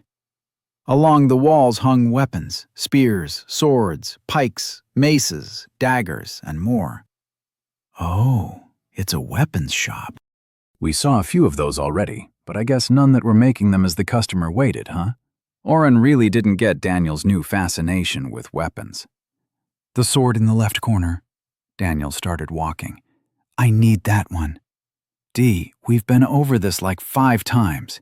You can't buy a sword right now. You have one already, Oren started. Daniel kept walking. Oren hurried after his friend. The heat from the forges kept most people from entering the shop, but as they entered, Oren saw the beauty of the inside being missed by everyone outside. A small stairwell to the side led up to another floor above, but the center of the store was vented with a large open space flowing up to the ceiling. The ceiling was a puzzle of interlocking metal blocks. Oren watched as the smoke and grime of the workstations flowed up and settled on the slanted metal slats. The shiny metal darkened with soot. Clink. The smallest noise preceded the slat's movement. If he had blinked, Oren would have missed the turning motion as the metal turned in a cascade motion up. Suddenly, the darkened metal shone bright again. What the hell? Daniel was already standing on the other side of the shop. He was pointing at a sword 5 feet long and 6 inches thick. The blacksmith chuckled at Daniel and waved him off. Daniel raised his voice, but over the hammering of metal on metal all around, Oren missed whatever he said. He walked closer, just as the man in the long, stained and burned apron turned in anger and snapped at Daniel. "And I'm telling you, boy, you can't handle that sword. It's not made for the likes of you. I don't care how strong you think you are." "How much is it?" Oren asked, as he came to a stop next to his friend. "It's 200 gold, but I'm not selling it to anyone I don't approve of. And I don't approve." The man turned his back again and went back to hammering a long spearhead. Daniel and Oren had spent some money as they'd been walking and figured out a rough estimate of how much the coins were worth. A single copper was something like $4 to $5, which made a single silver about $50. A single meal or some snacks had only cost a copper. The few cheap hostels they'd found were charging 5 coppers a night or a silver for 2 nights with stew for dinner. 200 gold was the most expensive item they'd seen. That's about $100,000, Oren thought. Dee, he's not selling. We can find another sword later. Let's go. Can I at least hold it once, sir? Daniel was using his teacher voice again, the polite golden boy persona shining off him. Boy, I can barely lift that monster, the man sighed, realizing this customer was not going to leave. I made it for a friend who never returned from beyond the wall. I charge 5 silver for even nobility to see it. Do you really want to waste your money? Daniel pulled out a gold piece and handed it over. The man shrugged, hit the spearhead 3 more times, and put it in a barrel of water. It hissed with steam. Then he grabbed a metal cube with handles and dragged it over the wall. It's mostly mithril and cold iron, but the shaft and grip is the femur of a dragon, sworn and validated by the guild. Took me 3 months to grind that smooth, and another 2 to beat the thing into shape here, he said, as he stood on the metal cube and put a sheet of chainmail in his left hand. He balanced it under the sharp edge of the blade and grabbed the handle with his right. Arden, come spot an old man. A lanky boy their own age came up and hovered nearby. The blacksmith hefted the sword into the air and stepped off the box at the same time. Oren heard it creak and moan for the second all the weight had rested on it. Daniel kicked Oren's foot. Oren looked to his friend and said, What? Buff, please, Daniel muttered. Oren smiled evilly. I'm sorry, Dee. What was that? Daniel took his eyes off the sword for the first time since he'd entered the store to quickly lay them on his friend. Now, oh. Oren grinned, but acquiesced, sending 5 quick strengths to his friend. With Daniel's bonus, it was an extra 10 strength. If you drop this sword, I will not pay any hospital cost or penalty fee. Give it here. Daniel stood tall, with his legs apart as if he were about to hit the weights. He put his hands on the hilt and tried to lift the sword up. Nothing happened. The tip of the sword did not leave the blacksmith's hand. I tried to tell you, son. It is not weighted for a human. Daniel continued pulling his arms up, trying to get leverage. It made no difference. Oren took a look at his store list and made an impulsive decision. Would you like to upgrade, increase strength, 1,000 out of 1,000 for 2 AP? Yes or no? Yes. Increase strength, level 2, 0 out of 5,000. Increase target strength by +2 for 10 minutes, 10 MP. Double strength and double time, but double cost, Oren thought, as he cast the spell on his friend, hoping it would override the weaker level 1 spell. On the 5th cast, the sword's tip raised a few inches from the blacksmith's hand. Daniel's face was covered in sweat. Well, I'll be damned, the man muttered, before deftly catching the sword again as Daniel let it drop back down. Sorry, sir, Daniel groaned as he sat back on his heels. I should have listened to the expert there. It's just so pretty. He let out a smirk. The blacksmith grunted as he stood on the box, depositing the sword back on its horizontal stand. No, sir, boy. I'm Jovi. This is my corner of the blast furnace, and you got farther than anyone in a long time. Keep the money. That was worth the workout. He cracked his knuckles and handed the gold piece back. If you get that mighty strength of yours higher, you might even swing old Gertrude someday. Gertrude? Oren cut in. Named after the one who should have wielded her, Jovi whispered reverently. Oren wisely dropped it. Thank you, Jovi. I'll be back for her, Daniel said, still panting. Just how heavy was that hunk of metal? Could he even swing it? Oren thought as he dragged Daniel out. The dirt road had turned to cobblestone inside the city, but as they got near the western part of the wall, the cobblestone gave way to finer inlaid stone. The houses and shops lay farther away from each other, with more height and small gardens. Fences and walls were more frequent. Oren and Daniel received more looks as they followed Maddie's directions to the guild. I don't get it, Daniel whispered. We've got on basic clothes and armor. We don't look too different from everyone here. Why are we getting all the looks?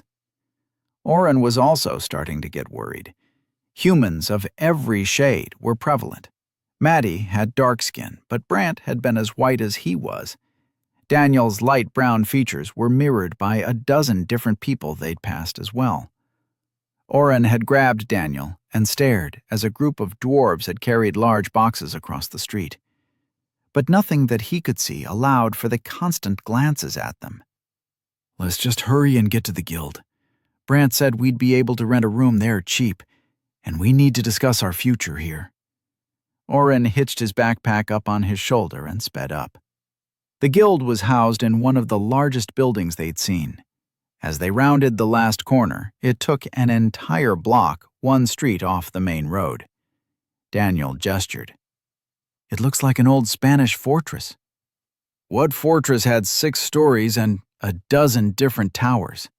I lose count every time. How many do you see? Oren asked. There's only 6. No, wait, 10?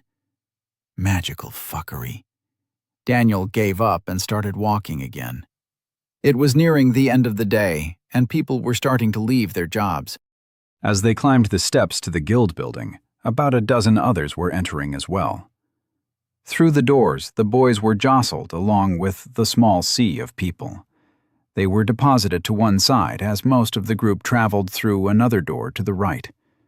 As the doors swung open, laughter and banter echoed through the hall. Food. Oren nearly floated to the smells coming from the dining hall. In front of them was a small window in the wall, with a bored man sitting behind the metal bars. A sign above read, "Reception." "Excuse me, we were looking to join Days Guild?" Daniel inquired politely. "Not Days Guild, just Duh Guild," the man drawled. "More kids from the war front trying to strike it rich, huh?" Oren and Daniel glanced at each other. Maddie hadn't mentioned a war. Yeah, Oren muttered. "Well, it don't matter much to me." The man pulled out a piece of paper and a fountain pen. "Sign this. It says you won't break the laws of the country you're in. You will defend any city you are in from a horde. You will take on one quest a month. Break the rules, and you get booted. Depending on the local guildmaster, that could be a week before you repay your join-up fee, or forever. So don't push your luck. Can you both read and write?" "Yes," they chimed together. "Better than most. Sign here and here. If you want to rent a room, it'll be this form. Here for a single, that'll be 5 silver a month. A double is 4 silver. A quad is 2 silver. "Why so cheap?" Daniel asked. The hostels for a week had been just a few silver. "Most who pay don't return much, if ever," the receptionist shrugged. "Meals ain't included. Your room is only yours for the night. They get switched up regular. Cuts down on the murders, you see." With Dimension Hole, it wouldn't be a problem, not having a solid home base where they could store things. "We'll take a double," Oren signed the papers, with Daniel adding a scrawl after. It's 5 silver each for registration, plus your 4 silver for the room. 1 gold, 4. He held out his hand, and Daniel paid him. They got a room key with so many nicks, Oren was sure he'd cut his fingers. They also got a beaten copper ring to wear on their pinky, or smallest finger you got left, to show they were in the guild now. "D, let's grab some food to go and talk in our room. We haven't really had a chance to decompress, and I'm starting to feel my lack of sleep," Oren suggested. Daniel nodded, and the two made their way through the door to the right of the reception area, into the dining hall. A man sitting on a stool reading a book glanced up as they entered and put a finger on the page he was on. 1 silver. "A silver for food? What are you serving?" Daniel asked. The man grunted and folded the book on his finger. "Newbies, huh? It's 5 copper a person for as much food as you can eat here or carry off in one trip. It's really more just 5 copper to come through the doors, as we've also got the quest board over yonder." He nodded his shaved head to the back of the long dining room with 20 large wooden tables lined up, 4 long and 5 deep. "We have to pay to get a quest?" Oren said in shock. "And to eat." The man opened his book again. "As I said, 1 silver. Daniel grumbled and paid the man. They filled the largest bowls they could find with the night's menu, beef stew. They also each took a large loaf of a hard brown bread. Beer was being served for another charge, but they had their water skins. Returning to the reception area, they entered the second door to the left of the entrance. Inside was a hall lined with doors and a large staircase at the end. As they trudged to climb the stairs, one set of doors swung up with a bang, just missing Oren's bowl of soup. Adventurers clambered out of the doorway. Oren glanced in and saw a large green field with dummies for archery practice, and some people fighting in practice. A training area? I thought the whole thing was a solid building. They trudged up 3 flights of stairs to find their room. It was small, with 2 single beds, a table, and 2 chairs. Once inside, neither spoke for 10 minutes as they scarfed the food. The beef stew was chunky, with carrots and potatoes swimming in the broth with generous slabs of beef. "I hope it's beef," Oren thought. The real star was the bread.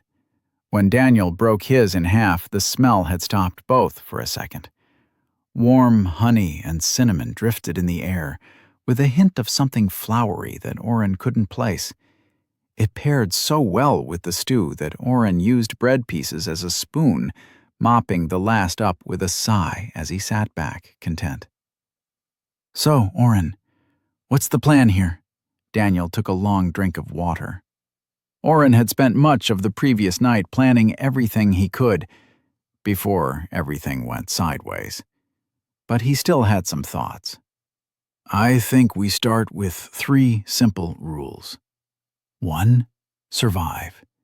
That means everything. We figure out what we need to get by here. We need to find a library or bookstore and learn about this world. We are screwed if they find out we were—" Oren lowered his voice. "Summoned, or that you're a," he mouthed, "hero. 2. Really goes without saying, but we're a team. We each get a veto on anything party-related. We need to see what kind of quests we can do to make money, especially if you plan on blowing it all on some hunk of metal. Gertrude is not a 3, Oren interrupted Daniel. We find a way home. As much as I love reading stories, I do not want to end up monster food." Daniel nodded along. "Survive, teamwork, get home. Simple plan, but I like it.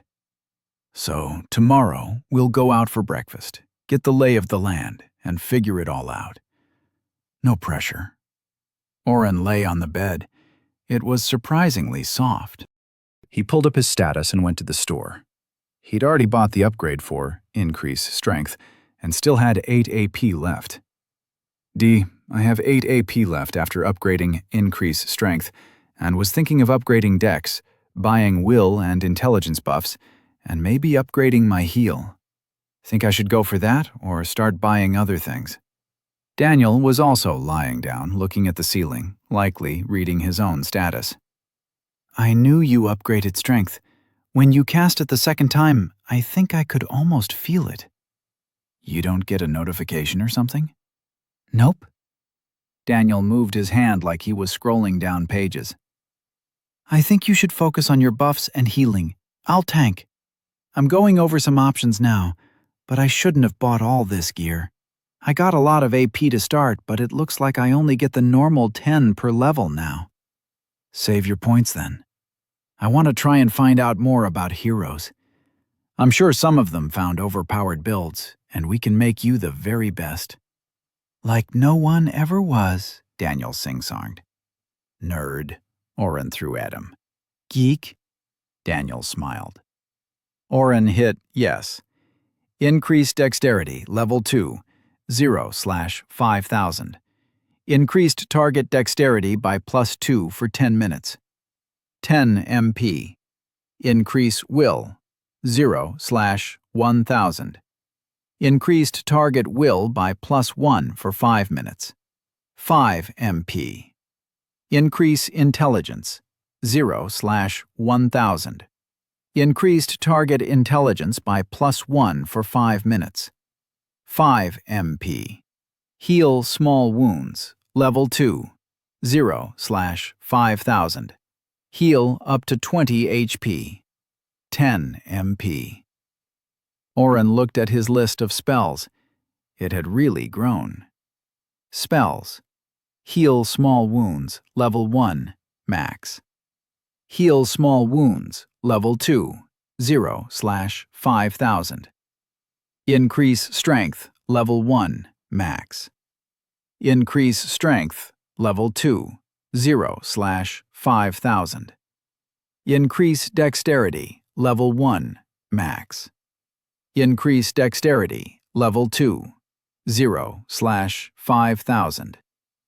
Increase will, level 1, 0/1000. Increase intelligence, level 1, 0/1000. Camouflage, 1490 out of 10,000. Calm mind. Oh, cool. I guess upgrading leaves the last level available too. That's good to conserve some MP if I need, I guess, Oren noted. Oren suddenly stood up from his bed. Damn it. Daniel also stood up, hand already going to his sword. What, are we under attack? I've got a shit. Oren looked at his friend. God, I hope they've invented toilet paper. Chapter 6.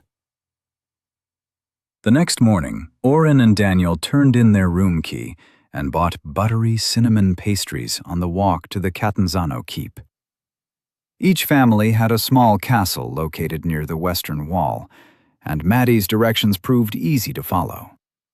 The architecture of each keep was near identical, and if not for her instruction to approach only the keep flying her father's colors and crest, they would have had to ask for help. However, the green and yellow stripes and the eagle banner gave an easy path to follow. The guards professionally relayed the message that the ladies' guests had arrived, but they did not let Oren and Daniel leave their sight. As they stood with the two men wearing half-plate and holding pikes taller than Daniel, the two glanced around the small courtyard. Despite the height of the keep, with its twin spiral towers, crenellation, and murder holes spaced evenly, the entire keep looked big enough to house only 20 to 30 people. For a keep of a ruling family, Oren was surprised at the small size. I would have thought her father's keep would be bigger, Daniel whispered, giving voice to Oren's thoughts. Maybe they have another one outside the city, Oren offered. Actually, they do not. Sir Bennett appeared at the door. He waved the two guards off and beckoned for Daniel and Oren to follow. The four families live modestly, or are supposed to. Most men-at-arms are stationed with a particular section of the guard, like at the wall or in dungeon parties. It wouldn't do for us to get used to defending against hordes just to switch to guard duty for the next 2 years. Hi, Brant, Daniel said cheerfully. Good to see you. Brant smiled and led them through a small welcoming hall to a sitting room. The furnishings were old but comfortable looking, with a set of paintings over the fireplace. One was a woman holding a mace in one hand and a dagger in the other. The second painting was a short man, sitting over a board game and holding a book off to the side with one hand. 2 large sofas separated by a short wooden table completed the room. The Lady Catanzaro will be with you shortly. Would you care for refreshment? Brant played host. Is it normal for a knight to get tea? Oren asked. Brant flushed. My lord has seen fit to assign me some small tasks to remind me of my duties. So, you got punished for getting shot in the street? That's a bit harsh. Daniel leaped to Brant's aid. No. Brant pushed a small cart with drinks and small cookies to Daniel's side. Being attacked by bandits is not what I'm being punished for. I should have stopped her from going in the first place. His voice dropped toward the end. Just as Oren was about to ask more, Lady Madeline Catanzaro entered the room. Oren could not call her Maddie, as she was. Wearing a green dress with golden thread that hung off her shoulders and brushed her ankles, Madeline shone. Expertly applied makeup highlighted her cheekbones and accentuated her eyes. Her short hair from the day before was gone. In its place was a tightly curled, dense coif of hair that covered her head and ran down to her shoulders. She wore a thin golden necklace with a single ruby stud touching her throat, and 3 rings, all on one hand. Oren noticed the copper ring of the guild on her pinky. Wow! Daniel stood and gave a mock bow. Maddie, you look amazing. As she smiled, Oren rolled his eyes at his friend. Can't go anywhere without flirting. Thank you, Daniel. Maddie nodded at Oren, too. I was able to have my father collect the balance owed, but if I had known what he'd demand in return, she trailed off. Brant smirked behind her. The Lord has demanded Lady Madeline refrain from any adventuring for 1 month's time. She'll be attending balls and greeting dignitaries in his place. The harshest punishment he could think of, Maddie muttered. Just his way of getting back at me for collecting his late taxes. Oren's eyebrows touched. He punished you for doing his job? Maddie sighed as another knight brought a small box into the room and dropped it on the table. Yes, well, no. There have been some politics that kept him from forcing the local barons to pay the yearly harvest taxes. I thought that if I showed up and appealed to their better nature, I could help. She beat up a lot of old men, Brant chuckled and took a cookie from the tray. And one old lady. Sir Bennet, you are excused, Maddie stomped her foot. With a grin and a nod, Brant left. Oren heard him laughing down the hall. Anyways, I might have stirred up some trouble for him. And I then spent a lot of that money on those 2 quests. She shot Daniel a peeved look. Even if it was a good deal. We should have charged more, huh? Oren grinned. Much more. Maddie returned the smile. Daniel poured himself some of the tea and nibbled a cookie. So, he was mad you bought the quests? Oh, not at all. He was excited beyond measure. She held an empty cup out, which Daniel filled for her. She took a sip and sighed contently. The stat bonus from the wall quest will help set me apart for a few years at least. I don't have to push myself as hard, and that means more time for him to make me wear this. She gestured at her dress.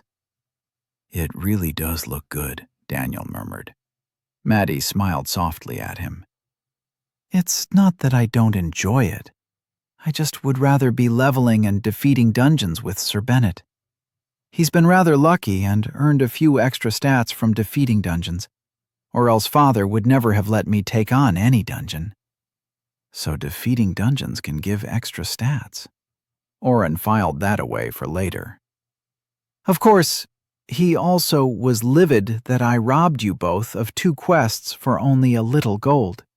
Maddie looked at her feet. I thought it best not to mention the other condition. She peeked up at Oren. A little gold? Oren crunched the numbers on the estimates he'd put together. 1,000 gold would be $500,000. Well appreciated, Oren said.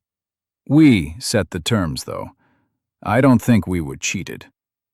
Maddie gave Oren a thoughtful look. He wanted to meet with the 2 of you, but was called away early this morning over some crime or another. Perhaps we can treat you 2 to dinner later this week? Daniel glanced at Oren, who nodded. They agreed to meet in 3 days for dinner. After collecting the box full of gold, Oren had a thought. Maddie, is there a library or bookstore you'd recommend?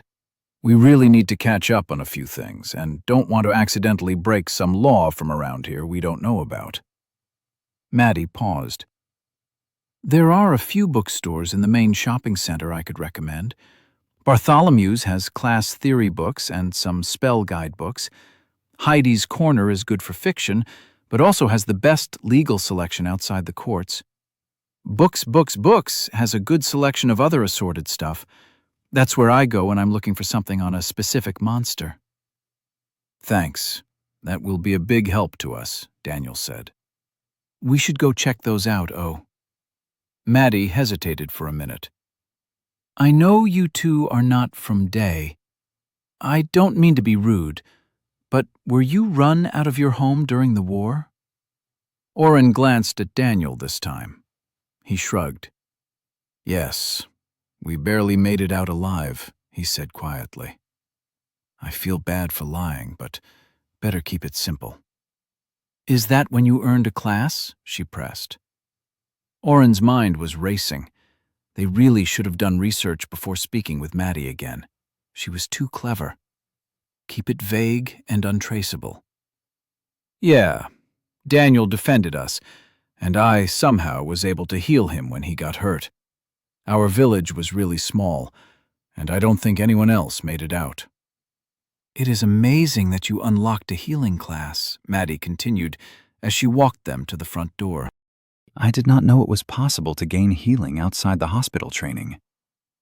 His mom was a healer, Daniel offered. That could explain it. Maddie tapped her chin in thought. Still, your other skill. Best not to think on that one too much, Oren said hurriedly. Thank you for the hospitality. We'll see you in a few days. They hurried away as Maddie frowned after them. Once they were around the corner, Oren had tried dropping the chest into his dimension hole. The small chest was only little bigger than a shoebox and contained 700 gold pieces. But when he tried to put it in, nothing happened. Shit, I must have reached the storage limit, Oren griped. Currently, he had both of their backpacks and bedrolls, the extra clothes, his 150 gold from Maddie's first installment payment, and Daniel's crossbow and extra sword from the bandits in his storage space. All that had sat on only half his bed as they'd taken inventory this morning. I must have about 3 feet by 3 feet of storage. He was tempted to just try dumping the gold coins in, but Daniel convinced him to just wear their backpacks, minus the bedrolls. The box fit this time. So, Bartholomew's, Heidi's, or books? Daniel asked. They had returned to the main street for shopping. Daniel was eyeballing Jovi's weapons store down the road. Oren kicked him in the shin. They spent the next 3 hours browsing all 3 bookstores. Oren found a class primer book at Bartholomew's, which was supposed to help parents explain the most common selections to their children. I guess parents are responsible for guiding the choice. The store's clerk had even let him peek into the back room where they kept the spell books for a silver coin. He'd boasted that many of Day's most prominent adventurers relied on them to help supply viable options for their wants. When Daniel had questioned what a spell book could do, the man peered at him strangely. You learn a spell without spending the ability points. What backwater village did you crawl out of? Oren had worked to assuage the man's concerns, and they'd left with the primer and 1 spell book. Daniel had over 100 AP left, but Oren was back to none. He spent 100 gold on Sidesteps. It was the cheapest book he'd seen in the back room that he wanted. Actually, it was the only book he'd seen that he'd wanted. The options were pretty slim. The primer had only cost 2 silver. That's still nearly $100 for a book, Oren thought. Maybe we can invent the printing press or something. The only problem was he had no idea how to make something like that. Heidi at Heidi's Corner let them know that browsing the legal section was free with the purchase of any book in the store, but the legal books were not for sale and could not leave the store. Oren quickly pieced together the little library of law books were a social service that Heidi had assembled to help those who couldn't afford a lawyer. They decided to come back the next day. Books, books, books ended up being the biggest score. They spent 10 gold on 15 books, 4 different bestiaries, 1 dungeon theory guide, 2 how to defeat dungeon guides, 3 history books written about different countries, 4 children's books about various topics that Oren thought might be helpful, and something called the Leveler's Guide, which the shop owner recommended. All in all, they spent 110 gold and 2 silver. Daniel complained they had enough to buy the sword he wanted, but Oren reminded him that Jovi likely wouldn't sell it until he could lift it alone. They carried their haul back to the guild, got a key for their new room, and started studying. The Leveler's Guide does not purport to give information that helps the adventurer to gain levels, but instead gives best practices for the adventurer to survive long enough to gain levels on his own. While most adventurers will gain experience through monster hunts or dungeon subjugation, a leveler's adventurer will seek to find ways to level his skills outside these dangerous activities. Oren put the dry and repetitive guide down and rubbed his eyes. While the Leveler's Guide, or the LG as Daniel called it, had a lot of good information, the author had seemingly gone out of his way to make it difficult to find. Luckily, Daniel had read it first and circled particularly good portions with the one pen they'd purchased. While Daniel was reading the guide, Oren had worked through the primer book and the 4 children's books. All 5 combined were smaller than the LG. They'd compared notes and then swapped the books to see if the other had missed anything. This is just like how we used to study for classes, Oren thought. The books had been full of information, and Oren was replaying their conversations with Maddie as he worried they'd outed themselves as not from this world. Luckily, his years of reading Isekai comics seemed to have paid off. The primer had noted that most children would not gain a class until 17 or 18 years of age. Even then, some didn't until their early 20s. Traumatic events could trigger classes early. A footnote had mentioned that trying to trigger a class early through traumatic means always backfired and created a block to gaining a class until the victim was well out of their teens. What kind of asshole tried to traumatize kids for a class? Oren shivered. Once someone was classed, they could gain levels in that class. The primer had gone over a lot of civilian classes and how the best way to level was to do a good job. It might have been propaganda to keep a hard-working lower class down, but the LG had noted that the only way farmers could level was by rotating crops correctly, getting a good harvest, and running off rabbits from eating their crops. Oren had a thought of a farmer chasing bunnies and gaining XP, and laughed. Adventurer classes, like Oren and Daniel, could gain XP from quests, dungeon subjugation, and monster kills. A quick peek into one of the bestiaries showed that each monster had a set amount of XP given based on historic records. Some of the rarer monsters had an asterisk near the XP. Supposedly, if you brought proof of killing one of these to the publisher with the XP blue box, they'd pay you for the information. Classes could gain XP to level 100. The XP costs were exponential. While the first 10 levels were only an increased 100 XP per level, Oren was currently at level 3 with 0/300 XP. The next 20 levels were a multiplier of 1,000 XP per level. The number jumped again by 2,000 XP at every level in the level 31 to 50 range. At levels 51 to 70, it increased to 5,000 XP per level. The book noted that above that, the numbers increased, but all high-level adventurers had declined interviews. The LG turned out to be more a lifestyle guide than practical information.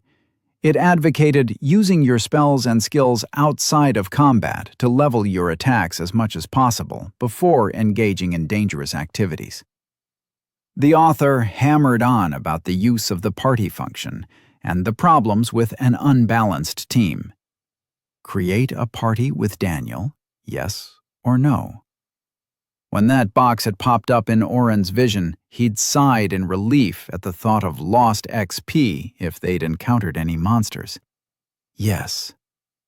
Strangely, other people did not give XP if killed. I guess that explains the bandits not giving us XP. We only got it from the quest, Oren thought. A party would split the XP evenly across all who participated in the fight. The paragraph under this worried Oren. Daniel had even written a note. How will Oren get XP? Participation in a monster fight is based on damage done to the creature. The use of a healer in a standard 5-man party is therefore a detriment. The leveler recommends hiring a healer to wait his proper place behind the 5-man team of damage dealers. Many parties fail to survive the attempt of corralling a monster in an attempt to let a healer strike a beast. Let the healer find his own experience elsewhere. D. Do you think my buffs count as participation? Oren questioned. I don't. Daniel put his book of children's fairy tales down. It was the least helpful book Oren had read so far. I think you're going to need to get in and do some damage to get the XP from monster fights. Dungeons also give a set amount from crushing the core, according to that book. Shit. Oren shifted on his bed. That was how I read it too. I'm going to have to get something offensive, I guess. Daniel shrugged. Or we can just subjugate all dungeons together. He smiled at his friend. Oren put the LG down for now. He flipped through the bestiaries and dungeon books, but was feeling off. Had he made a mistake in picking his class? Was this the reason healer classes were rare here? Were there even any other buffing classes? The primer hadn't mentioned one. He picked up the history book labeled A Complete and Accurate Account of the Creation of Day and started to leaf through. He stopped after a few pages and turned back to the beginning. After reading in silence for 5 minutes, he paled and stopped. Daniel, you need to see this. Chapter 7. The creation of Day is unlike the formation of most countries, as Day is the direct result of a turned evil. In the year 1427, a lore was summoned to defeat the newly risen demon lord. In only 2 years, the lore fought back the forces of darkness on the continent of Oshal. With his party slaughtered during the battle, the lore returned a different man. There exist no concrete records. However, oral history from notable historian Jaxus of Minokia purports the lore cast spells never seen before. Oceans fell and rose the world over. Millions died as storms threw lightning in uncountable numbers. Fires raged and mountains grew. Mass teleportation, the likes of which have never been seen, split families asunder. When the magical cacophony stopped, all the lands of the world were combined into one landmass, which we now call Asmia, or Mercy. The people of the world stood together as one, with no fighting between the elves or humans, and no tension between dwarf and orc. For across the new mountain range was a land of monstrous horrors. The lore had taken every untamed island and unknown land's monsters and placed them on the other side of the divide. And thus, 4 stepped forward to cast the spells of what would become the first Wall of Day. Those walls did not stand for long, but others filled the breaches. The elves retreated to the forests. The orcs and dwarves battled for a time before founding their own homes. Humans drifted away to start tribes that would become the great countries of Odrana and Veskar. However, Day was the first. Daniel put down the book and looked at the cover. I guess you can remake the world at a high enough level. Oren broke the silence. Daniel threw the book on the table as he stood up.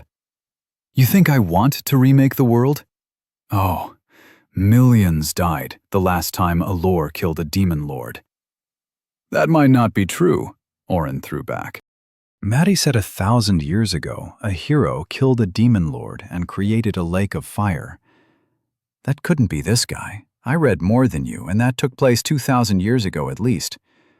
Plus, there's no mention of a lake of fire, and not every hero fights demon lords. Maybe you can just ignore that quest. It was a sea of fire. Daniel calmed a bit and sat back down on the bed. Huh? Maddie's story. The hero 1,000 years ago created a sea of fire. Why did these heroes create and destroy after completing the Demon Lord quest? Oren could see his friend was scared. Maybe he was trying to make fireworks to celebrate and set a sea on fire instead? Daniel chuckled. Oren put his hand on his friend's shoulder. You are not going to destroy the world. I won't allow it.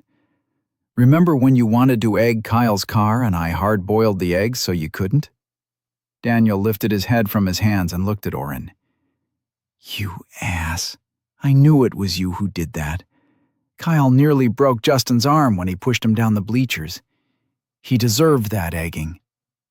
You're right, Oren smiled. But if I let you wreak havoc over every stupid person who hurt a friend, you'd have been kicked off all your teams and clubs, and who would have had to listen to your parents yelling at you? Me, because we both know you just tuned them out. But I can't do that, Dee. So believe me when I say I will not let you end the world." He punched his friend in the shoulder. "It's almost lunch, and we've been in this dreary room too much. Let's go find something to eat and then try leveling our skills like that book said." Daniel cracked his neck as he stood. "What could you possibly level? You have nothing offensive." Oren held up the Sidesteps book. "Want to try and hit me?" After they got lunch, from the street, not the overpriced guild dining hall, Oren and Daniel stood in one of the small side rooms the guild set aside for its members to use. Oren looked around the room. It was only about 50 feet by 50 feet, but the size of the small training room didn't add up to the exterior size of the guild. "More magic fuckery," Oren muttered. "What?" Daniel was strapping his armor on. "I think the guild is bigger on the inside." "Like the TARDIS?" Daniel started stretching. "You never watched Doctor Who," Oren frowned. Daniel did some jumping jacks as he said, "But I heard you mention it enough to know the reference." Oren shook his head and looked at the Sidesteps book. The bookstore clerk had told him to open it only when he was ready to read it. The book would turn to ash after the skill was learned. Oren untied the small ribbon around the book and opened it slowly. The book was tiny, about the size of a pocket notebook, and so thin he'd originally balked at spending $50,000 or 100 gold on it. A flash of light hit his eyes, along with a prompt. "Would you like to learn Sidesteps, 1% chance to evade any attack, 0 out of 100? Yes or no?" Yes. A warmth spread from his fingers to his shoulders. Then a rush of cold fell over his body. Oren shivered. Sidesteps obtained. "That was too easy," Oren muttered. He looked up at his friend. The training room had wooden swords, little more than long sticks, placed on racks. Daniel was practicing swinging one through the air. "So should I hit you now?" Daniel asked, too eagerly. Oren kicked himself for suggesting this. "Yes, but stop when I say so I can heal. And don't use anything overpowered, okay? I don't want to die." Daniel grinned and advanced on his friend. 3 hours later, Daniel and Oren sat on the floor breathing hard and covered in sweat. Oren had used his buff spells judiciously on himself and Daniel, testing both the effects and the speed with which he could cast. Daniel had hit him with the stick sword, doing between 1 to 5 HP in damage each hit. By cycling and healing, Oren hadn't needed to stop except to breathe every 20 minutes or so. Daniel had also hit him with Power Strike, which did up to 10 HP of damage.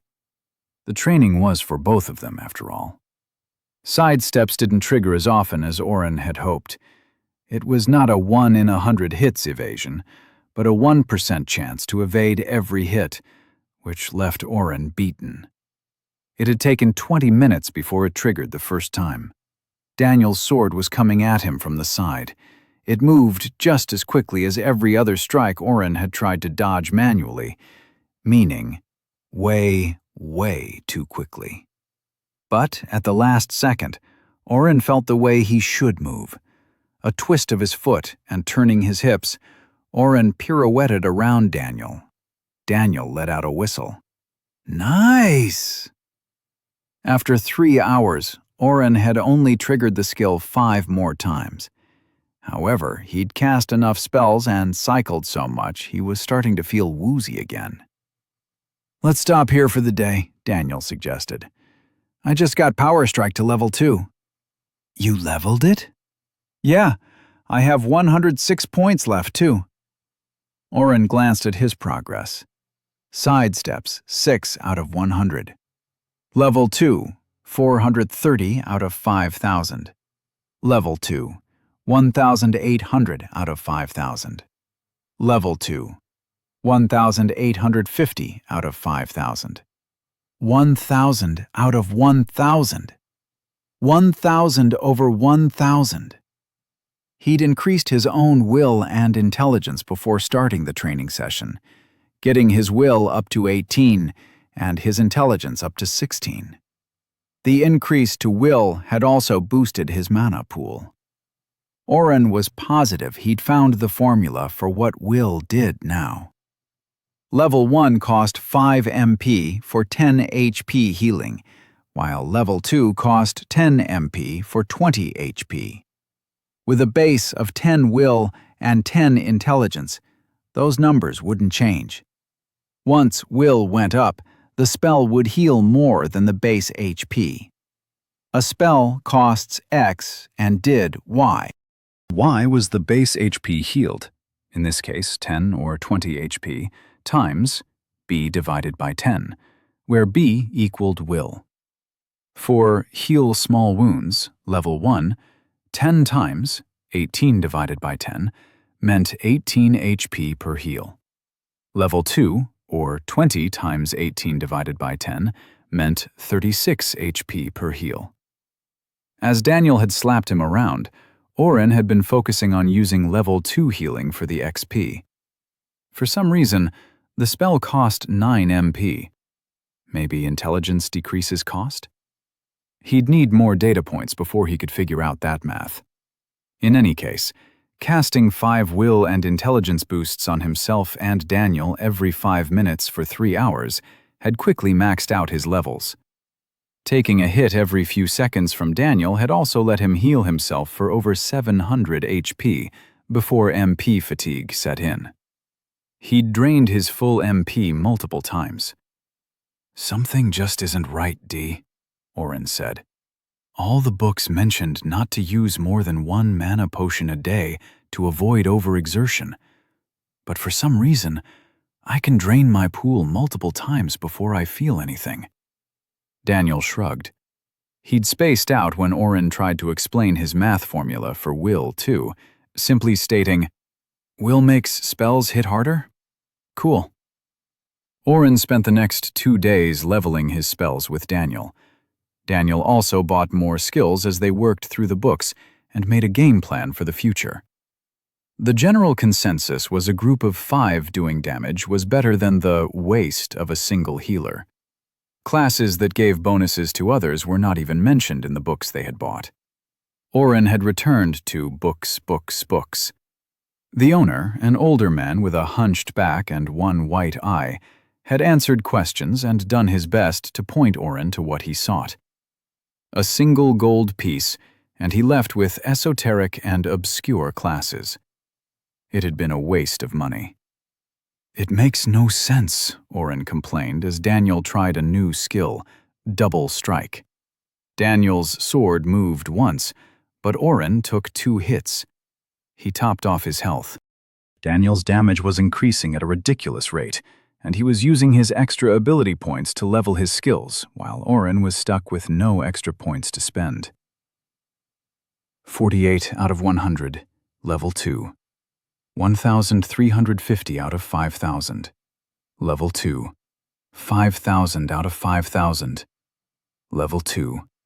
5,000 out of 5,000. 0 out of 1,000. 1,000 out of 1,000. 1,000 out of 1,000. Daniel paused in his attacks. It has to be an evolution thing. Why would people use classes for fighting that can't gain experience? But that makes even less sense, Oren continued. Healers exist and are brought all the time as the non-party's 6th man. But they have the hospitals behind them, countered Daniel. The hospitals were located throughout the civilized lands.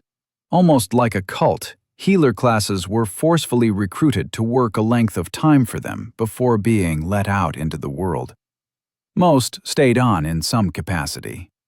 They provided good health care. Payment was figured out after healing, with some sort of work program allowed. It wasn't quite slavery, but some people were required to work for a few months before being allowed to leave. And, thinking of slavery, Oren frowned. During their lunch break the day before, they'd traveled down a side street they hadn't explored before. Every meal, they'd ask for a recommendation for the next from the stall they chose. They'd been looking for a noodle shop when they found the slave market. Prisoners of war, debtors, and even criminals were lined up and being auctioned off. The business was brisk and over quickly, yet Daniel and Oren had stood in a daze after the crowd dispersed. They'd seen their first elf. He'd looked beaten, with the slavery bracelet on his hand before he was sold. A few questions to the men in charge, and Daniel had dragged Oren back to the training room. Oren had to heal himself a lot more than usual that afternoon. Slavery was legal in the world. Depending on the reason, they theoretically could pay off their debt price or serve their sentence. But the slaver had smirked as he insinuated ways to increase the holding time of a slave. Most slaves were used as fodder to wear down dungeons. "One more reason to get trained up and crush them all," Daniel had said later. Oren agreed. Luckily, it seemed the slave trade in Day was small. The man they'd talked to complained of increased taxes and strict demands on timely release. As Daniel swung at him, Oren triggered sidesteps 3 times in a row. Sidesteps 51 out of 100. "Let's stop for the day," Daniel suggested. "That's the most you've ever evaded. Did you level?" Oren shook his head. "No. We should definitely hit the baths before we go to dinner." "You don't think Maddie's dad would appreciate our stink?" Daniel took a sniff. "Okay, wow. Yeah, we've been going hard today." The guild had a large, steaming pool used as a bath behind another one of the magical doors. They'd discovered it on the second day after a pointed suggestion by the woman at reception. After a lazy lounge in the warm water and a quick scrub in one of the side shower rooms, they pulled out some clothes they'd gotten at Maddie's suggestion. A courier had arrived with a letter for them. It had pointed out that using point-summoned clothing was good for a forest excursion, but not meeting the head of a house of Day. They'd gone shopping. Looking back, it should have been obvious why they'd been getting so many looks. People knew what the basic summoned clothes looked like, and who would spend precious ability points on backpacks and clothing. Oren felt wasteful as they spent 4 gold each on clothes, backpacks, and even newer and supposedly higher quality leather armor for the both of them. They'd also each spent a single gold piece on one outfit.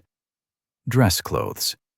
It was almost like a tuxedo, but in muted colors instead of black, and easier to move around in. Oren had his made in charcoal gray, while Daniel picked a dark red. Finally, it was time for dinner with the Catanzanos. Lord Catanzano entered the dining hall in front of his daughter. His back was straight, and his eyes pierced Oren and Daniel as Maddie pushed his wheelchair to the head of the table and kissed his cheek. "Welcome, guests." His voice was quiet but firm as he tossed a napkin in the air before putting it on his lap. "My daughter has told me much of your heroics. We are in your debt." She never mentioned the wheelchair, Oren thought, as he copied the action, putting his own napkin on his lap. Daniel did the same. "No debt at all, Lord Catanzano," Daniel replied. "We helped a little, but I'm sure Sir Bennet and Lady Madeline would have gotten out just fine." Cooks entered and put trays down around the small family table where they'd been seated. "Just the 4 of us," Oren looked around. "It's too cozy for just meeting guests. Something is up here." Lord Catanzano waved his hand as Daniel spoke. No. Here, in our family home, please call me Silas. And Brant has told me the unadapted truth, unlike my own daughter." He threw a look at Maddie. "I know that my happiness is alive because of you." Daniel did not contradict him this time. "I also know that she swindled you out of a quest," Silas continued. "I cannot allow my family to be in debt." Silas poured a glass of wine for himself and offered some to Daniel, who shook his head. Oren also declined. They both tucked into the food, though. Steamed carrots and potatoes, slabs of something like pork with tiny onions sprinkled on top, hearty gravy to drown everything in, and more of that honey bread. Oren had almost hoped for some high-class cuisine, but it seemed everybody in Day ate pretty normal fare. "Will you negotiate a reward for the quest?" Silas questioned. "The quests were paid for, my lord," Daniel said. "Sorry, Silas," Oren cringed. Hout's questions? Maddie had been nearly flawless. Her fork had paused for only a moment as it traveled to her lips. Oren had barely caught the hesitation. Her father turned to her. "Dearest, would you be so kind as to humor your aging father? I distinctly remember only one quest." Oren and Daniel did not move as the room grew dark with displeasure. "I told you I paid them for their given quest, father." "Ha!" Silas let out a bark of a laugh, louder than any noise he'd made since entering the room. "Word games with me. I am so proud I could almost forgive the lie." Maddie looked at her plate, hiding a smile. "So she paid for this hoard quest with a little gold. What was the other quest? No use lying now, boys." He turned his dark eyes back on Daniel and Oren, cutting a piece of meat. "A timed quest to reach the Gate of Day." Oren stepped in. "Maybe I can sidestep someone else finding out about blood mana." "And payment for that?" "She agreed to keep a secret of mine," Oren stated clearly. "Maybe he'll honor the agreement." "What secret?" "Damn." Daniel chimed in finally. "One that cost a quest, sir. What would you offer to know it?" "This is why I love you, you dumb jock." Daniel and Oren had always been an odd friendship. What nobody could understand was they filled in each other's blind spots. While Oren couldn't play a sport like Daniel, he could help him understand nuances and strategy. While Daniel couldn't write a paper as convincingly as Oren, he could spot holes in his logic or convince someone through conversation loops that Oren would never see. I could just demand my daughter tell me," Silas smirked. "But I won't. I see this means a lot to you. I will let the matter rest." Maddie, Oren, and Daniel sighed with relief.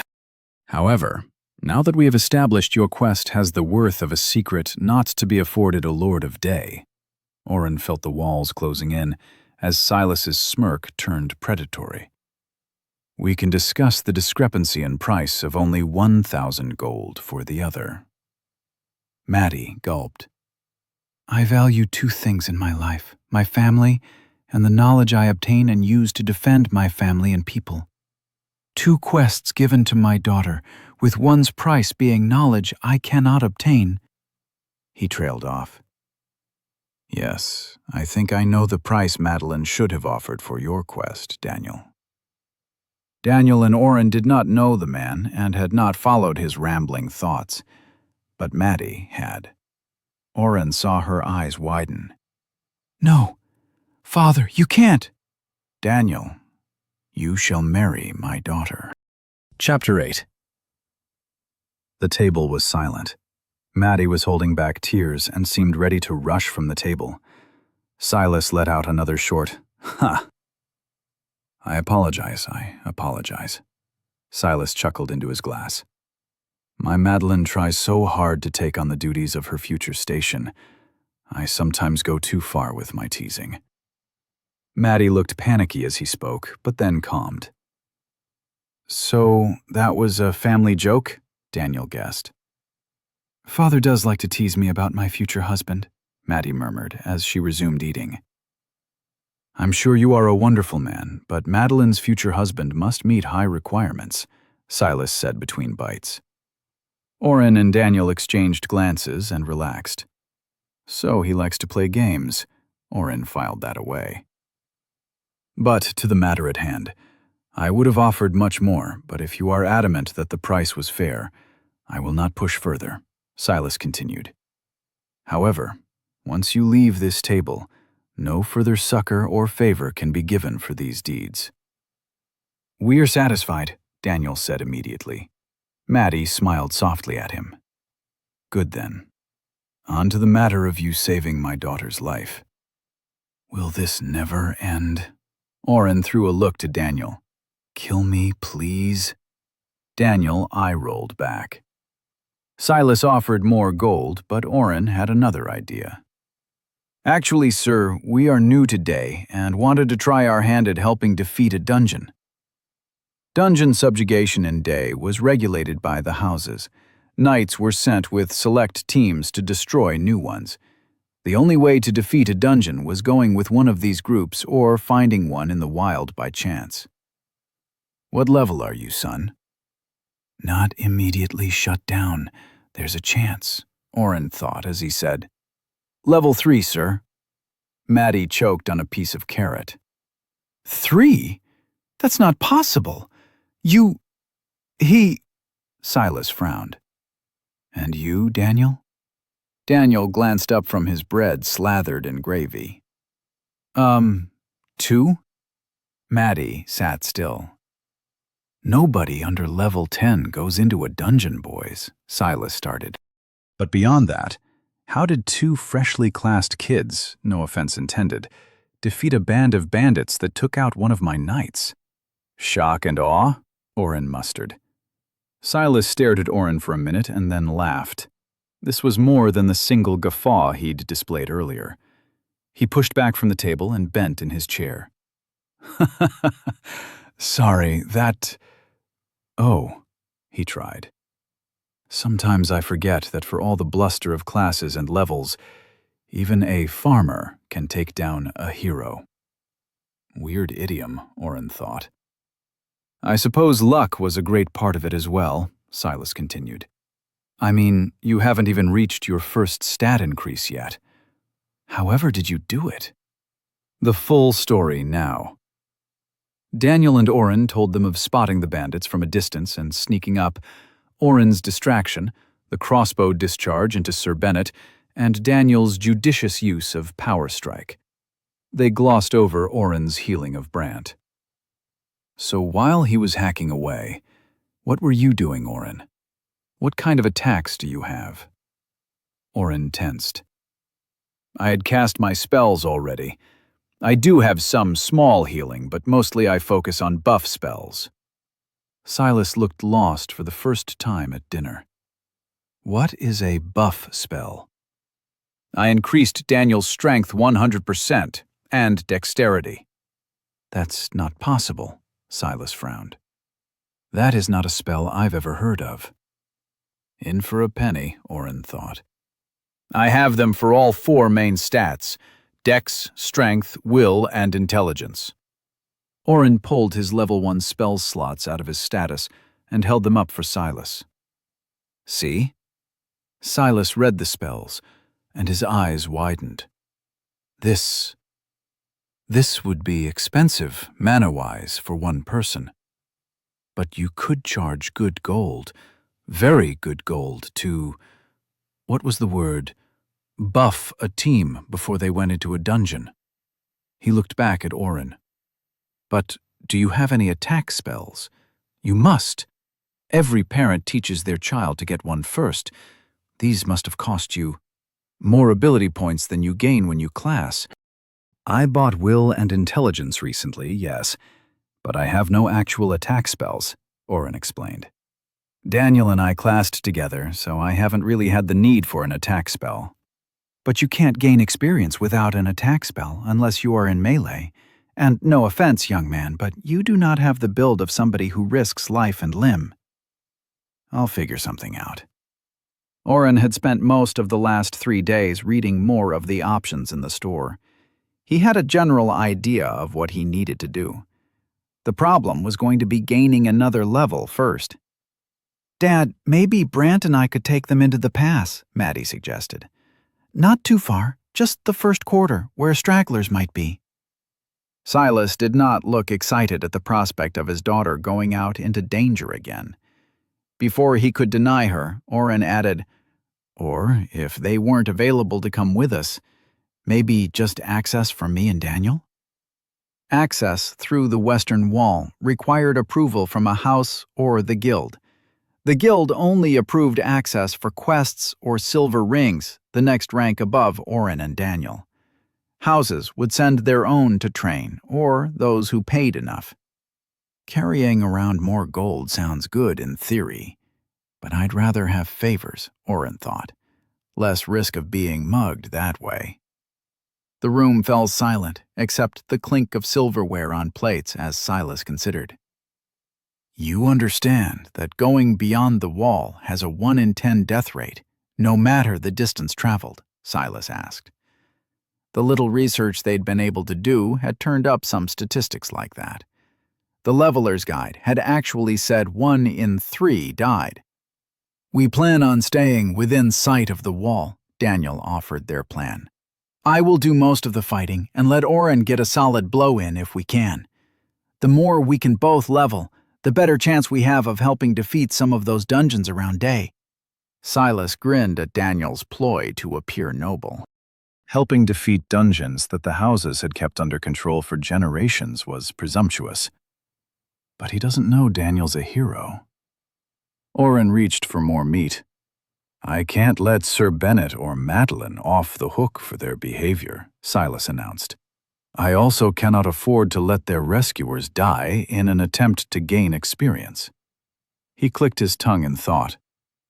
"I suppose I can spare a man to take you past the wall. I'll instruct him personally to stay back and only interfere if things look fatal. There are no guarantees, though, and you must be back before dusk. There have been rumors of darkness creatures roaming the pass recently." Maddie pursued her lips and shook her head as the chance to escape her punishment slipped away. Daniel grinned at Oren. They'd gotten access and could gain levels. "We would be fine going on our own, sir," Oren tried. "There's no need for you to waste your manpower on—" "Nonsense. I can't have you both dying so soon after arriving in day. The guild would be at my neck for restitution if I let a new crop of adventurers go off alone." Oren had seen the jaws of the trap set and tried to evade it. "His man will no doubt report back every skill we use. He's trying to spy on us. We would be fine going alone, and that he knows we're already at the guild means the spying has already started. Now, enough talk. Which of you two know how to play Kala?"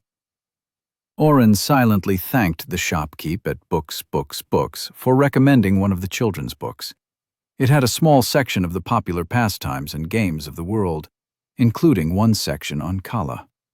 Seen usually as a game of chance, nobility and officers use Kala to improve resourcefulness and strategy in the face of unforeseen circumstances.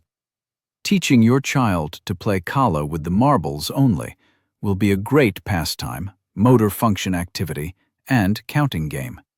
Introduction of the strategy cards should be held until they are older. See my next book, Raising Teenagers to Excel in Class, for more. The game looked at first glance like checkers, but with marbles resting in small depressions on each of the 64 squares. Either side started with 8 marbles chosen from a black bag. They could be set up on any of the 3 lines closest to the player. Different marble types were possible on the draw. White marbles moved forward or back 1 square and attacked diagonally like a pawn in chess. Black marbles moved diagonally 1 square, but could only attack right in front. Green marbles could be placed once and never moved, but had to be taken out before any opposing piece could move past it. The book had called it the forest line. The last type was red. It also could be placed only once, but could attack 1 time before being used and taken off the board. The game ended when someone touched their own marble to the back line of the opponent, or all an opponent's marbles were taken. Already more advanced than basic checkers.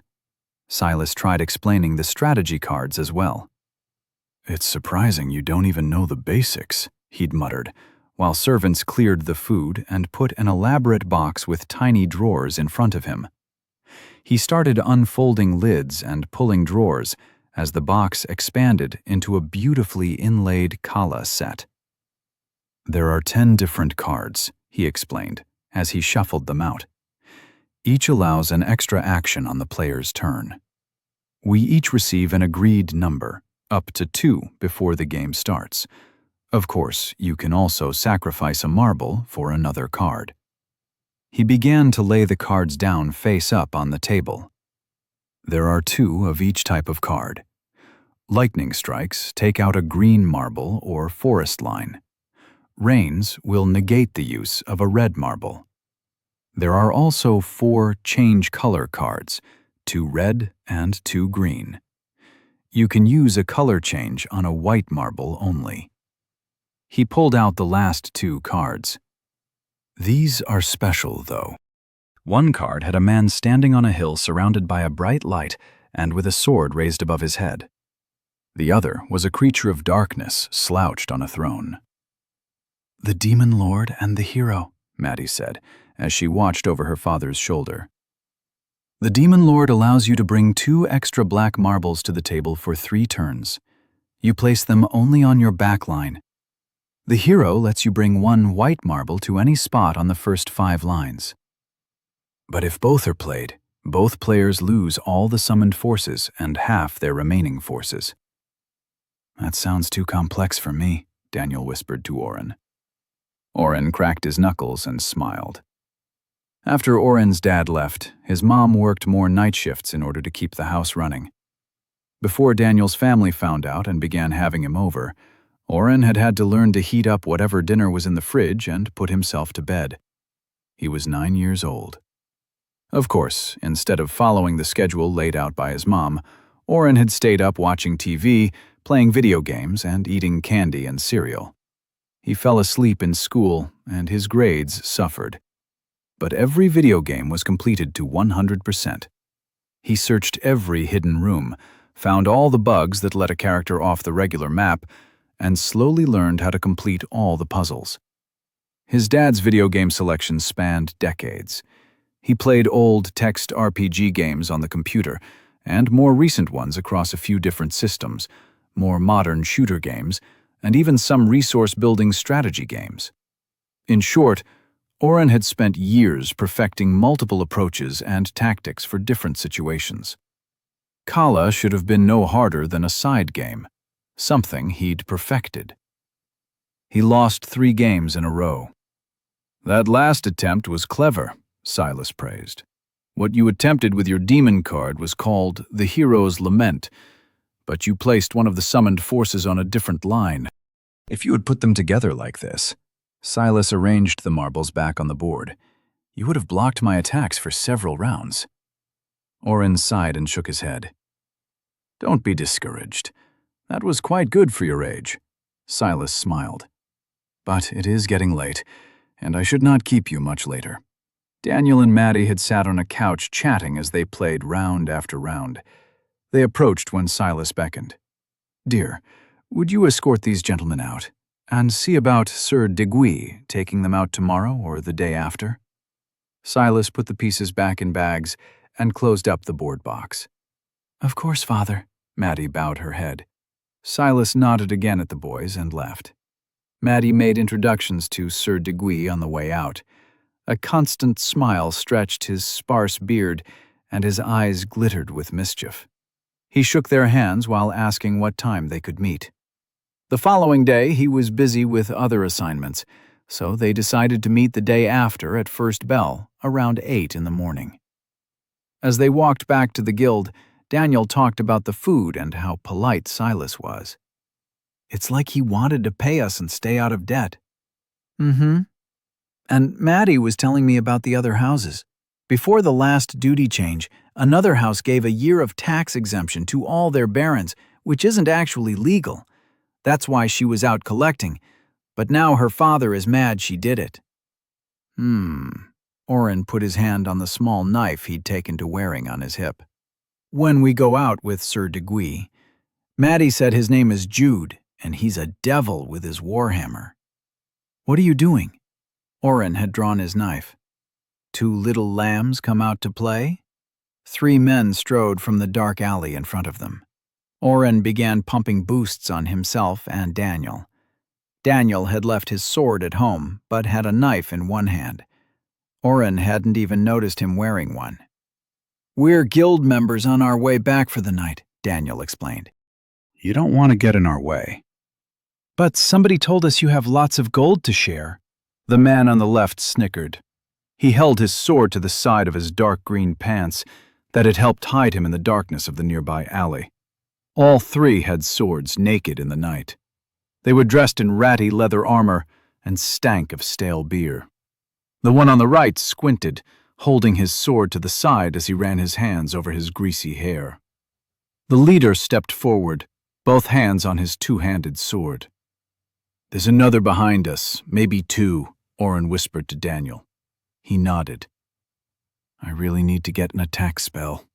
Oren kicked himself. "Tomorrow I'll check for a spell book." "If you just want gold, maybe we can all go get some food?" Daniel tried. "We'll be eating well enough later," the leader said, hefting his sword in the air. Oren used Identify. The men were all under level 10, but not by much. The leader sat at level 9. All had basic fighter classes. He peered behind him, but couldn't catch a glimpse of the following men he'd been concentrating on as Daniel talked earlier. "Have it your way, then." Daniel squatted and held his knife point out toward the muggers. The 3 men spread and advanced. Daniel didn't wait. With a step, he appeared in front of the leader. Shock hit the man's face as Daniel pushed the knife into his neck and withdrew it in a spray of blood. The bandit's sword dropped as he put his hands on his neck and fell to his knees. The man on the left yelled and swung at Daniel. The man's sword swept across Daniel's back and opened a cut across his shoulder, but Oren had already cast a heal on him. Daniel swept up the leader's sword and, with a turn of his heel, slashed through the other man's leg, leaving a deep cut and darkening his green pants. They exchanged blows as the 3rd man circled and approached Oren. Shit, shit, shit. Oren could try to use blood mana, but he'd promised not to use that. It's life or death, though. Sorry, Maddie. He cast blood mana and tried to target the man with the greasy hair. Nothing happened. It must be touch only. Fuck, he thought, as the man swung his sword. The blood on the cobblestones saved him from the first strike. The 3rd man had overextended and slipped a little. Oren scrambled back and threw his knife. It missed. "D, a little help!" Daniel was still fighting green pants. They both had cuts, but Oren had been spamming heals as fast as he could. Another minute or 2 and Daniel would outlast the man. Oren didn't have a minute, though.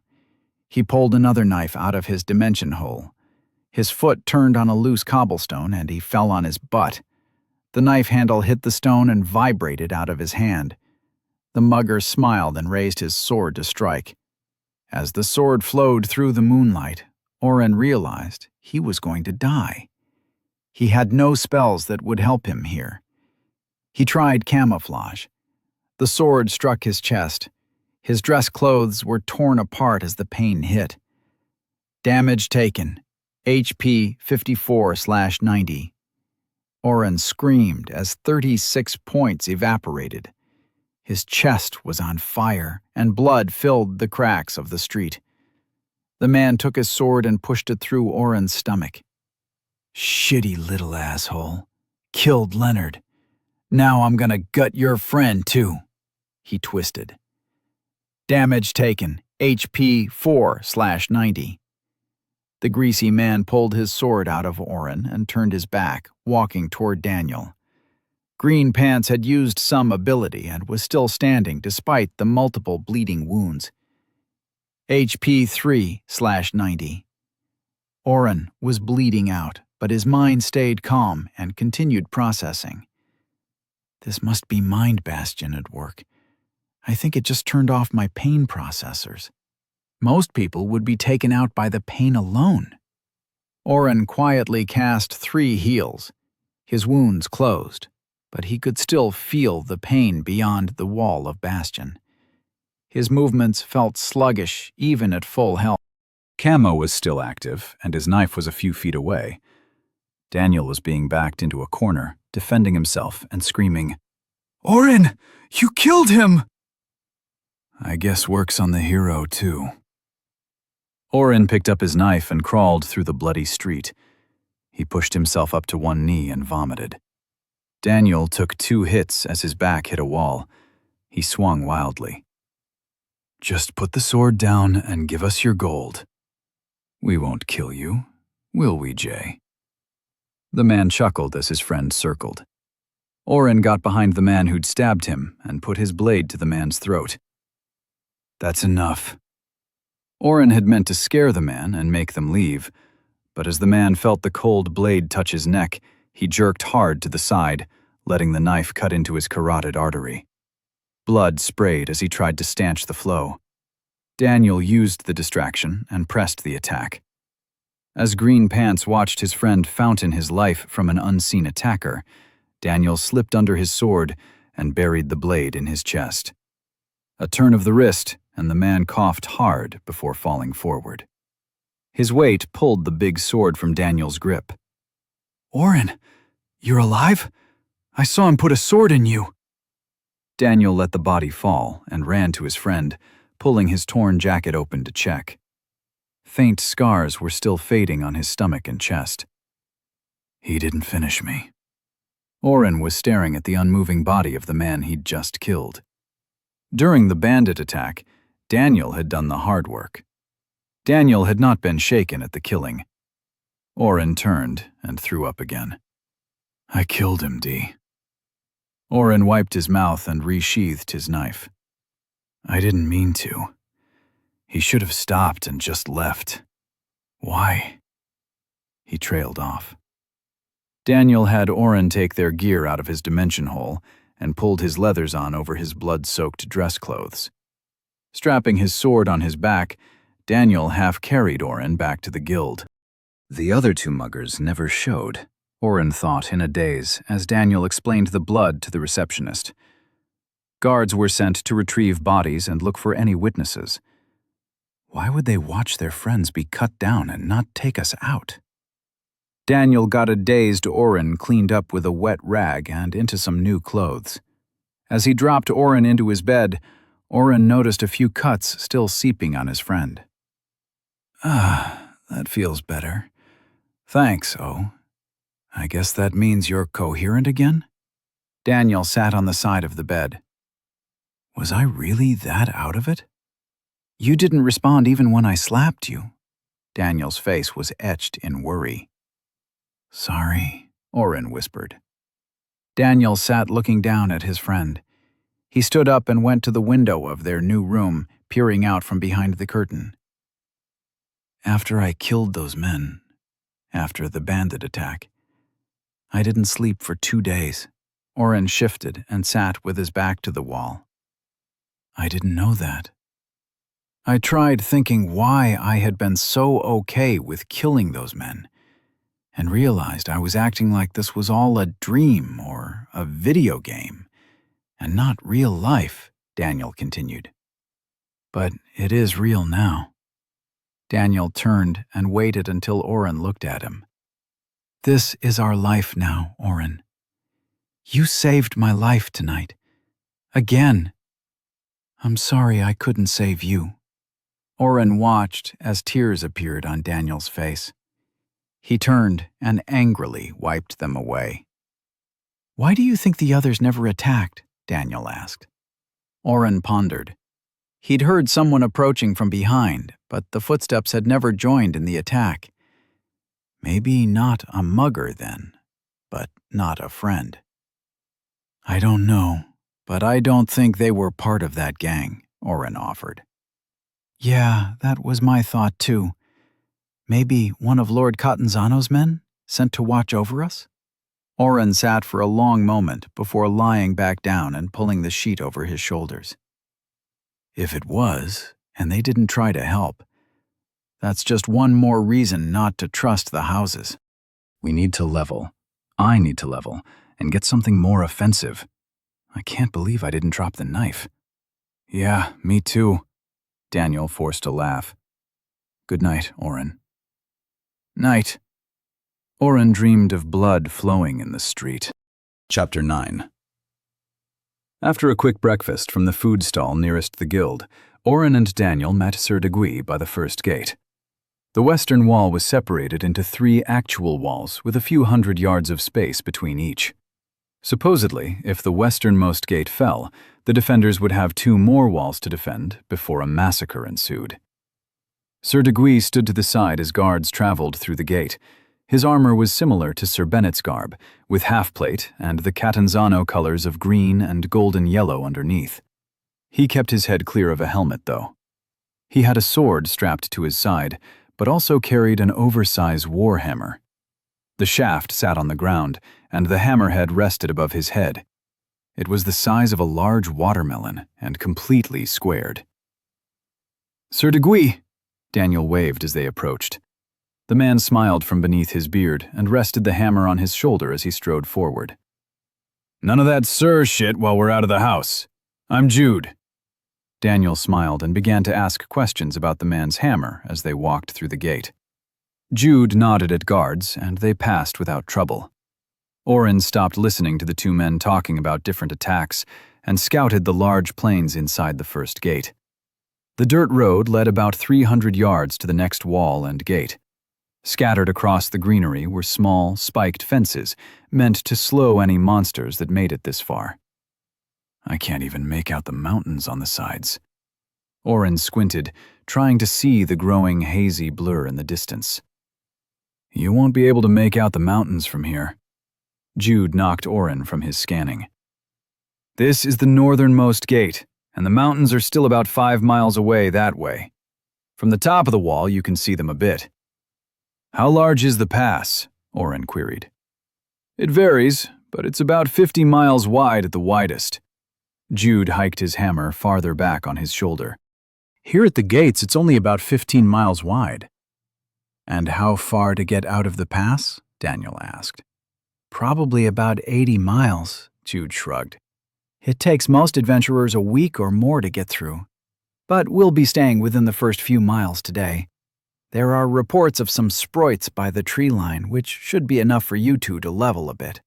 As long as they stay low level and haven't evolved.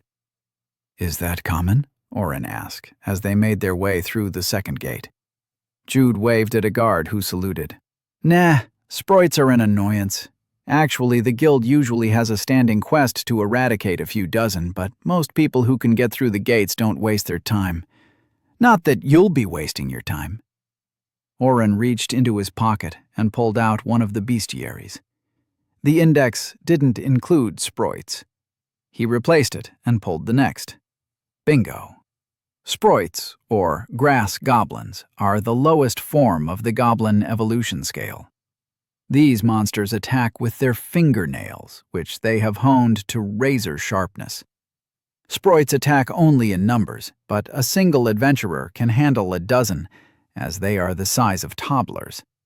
With bad eyesight and slow movement, sproits are only a 1-star danger. However, if sproits are gathered in numbers exceeding 50, a goblin is likely present. See Goblin for more. Oren marked the page and handed it to Daniel. Daniel looked at the proffered book and raised an eyebrow. What's the highlights? Goblin toddlers who scratch, bad eyesight and slow movement, Oren rattled off. Jude peered over his shoulder. Bringing books to a battle? Can't say whether that's the smartest thing I've seen or... Being prepared never hurts, Daniel cut in. Jude shrugged and walked toward the third gate. Oren's quick glance confirmed the second field was just like the first. Unlike the first 2 gates, the third gate was closed. While Jude walked ahead to announce their little party and get the gate open, Oren pulled Daniel aside. He's definitely working at identifying our abilities for Silas, Oren started. You gave him 3 different skills of yours during his friendly questioning. Daniel raised an eyebrow. Oh, I volunteered the information about what I can do so he could help us get more experience. I only told him about Power Strike and Double Strike. And Stone Skin, Oren interrupted. Yes, and Stone Skin. Daniel played with the strap on his leather bracer. I don't really care if he knows my skills, though, Oren. Oren gritted his teeth. Daniel, the more information they have, the more likely someone figures out your class.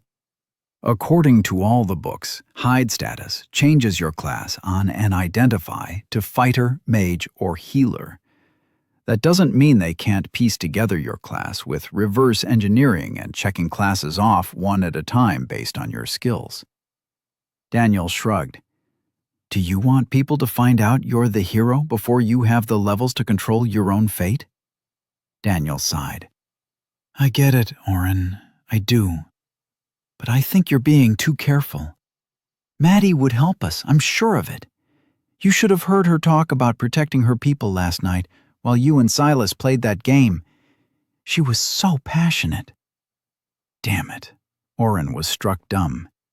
He's falling for a princess, or the equivalent anyways. Oren tried again. Promise me you'll be careful and not tell her until we are at least level 10. We need some buffer. Daniel put his hand on his friend's shoulder. When did he get taller? He definitely got taller, right? I promise, Oren. Don't make promises before going into the pass. Jude appeared with his hammer resting in both hands. Be swift, be smart, and leave everyone behind if it means survival. That is not what I want to hear from our guide, Daniel joked, as his hand fell from Oren's shoulder. Shouldn't you say something like, I'll protect you to my last breath? Nah. Jude hefted the hammer a few times, testing the weight. You level quick in the pass or you die. I'm just here to make the former more likely than the latter. Oren had a bad feeling. After leaving the gate, Jude led them north, following the wall. After half an hour, Oren could just make out a forest beginning to creep into sight at a distance. Does the forest go all the way to the wall? He asked. Nope, we keep it culled back, Jude smirked. Can't have the beasties getting too close. Lots of archers and marksmen up there taking out things before they become a problem. Speaking of which, Jude veered to the side and picked a few arrows from the tall grass. Collect any arrows you find that aren't broken. The guard will buy them back, but it's mostly a civil service. Finding the arrows in the grass was a literal needle-in-a-haystack search. It also slowed them down, which Oren was thankful for. He was scared out of his mind, especially after nearly dying the night before. Oren, we don't need to find every arrow, Daniel complained. We should focus on hitting the trees. Oren stood from where he had been sweeping the stalks of grass and sighed. The plan was for Daniel to tank the sproits while Oren used camouflage and took out any stragglers.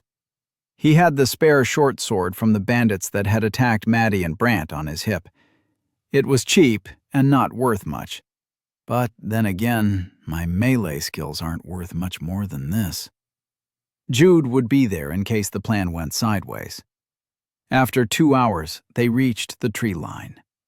They could see the wall behind them rising up against the sky. The sun peeked over the top of the wall, blinding Oren when he looked back. Sun at our backs will slow the sproits down even more, Jude commented. Oren and Daniel drew their weapons. Jude kept his hammer resting on his shoulder. He must have a skill that makes it lighter. That thing has to weigh 60 pounds or more. As they began to creep into the forest, Oren boosted Daniel's stats, as well as his own. He also camouflaged himself. Hey, where'd Oren go? Jude whispered to Daniel. He's scouting. Daniel used the agreed-upon excuse. Hopefully, one skill fewer would be picked up by House Catanzano. 5 minutes after entering the forest, Oren spotted the first sproit. 3 feet tall and a sickly yellow, the small goblinoid was crouched over a rabbit and cutting the skin over and over. From the dried blood all around, it had been doing this for some time. According to everything they'd read, forming a party would split any resulting experience across everyone who did damage. Otherwise, only the person delivering the final blow would gain experience. Oren and Daniel were still in a party together. That meant that Oren had to actually do damage to gain experience. Daniel had spotted the sproit too. He stopped and looked around. His eyes flared with a skill, and he peered in Oren's general direction. "Do it," he mouthed.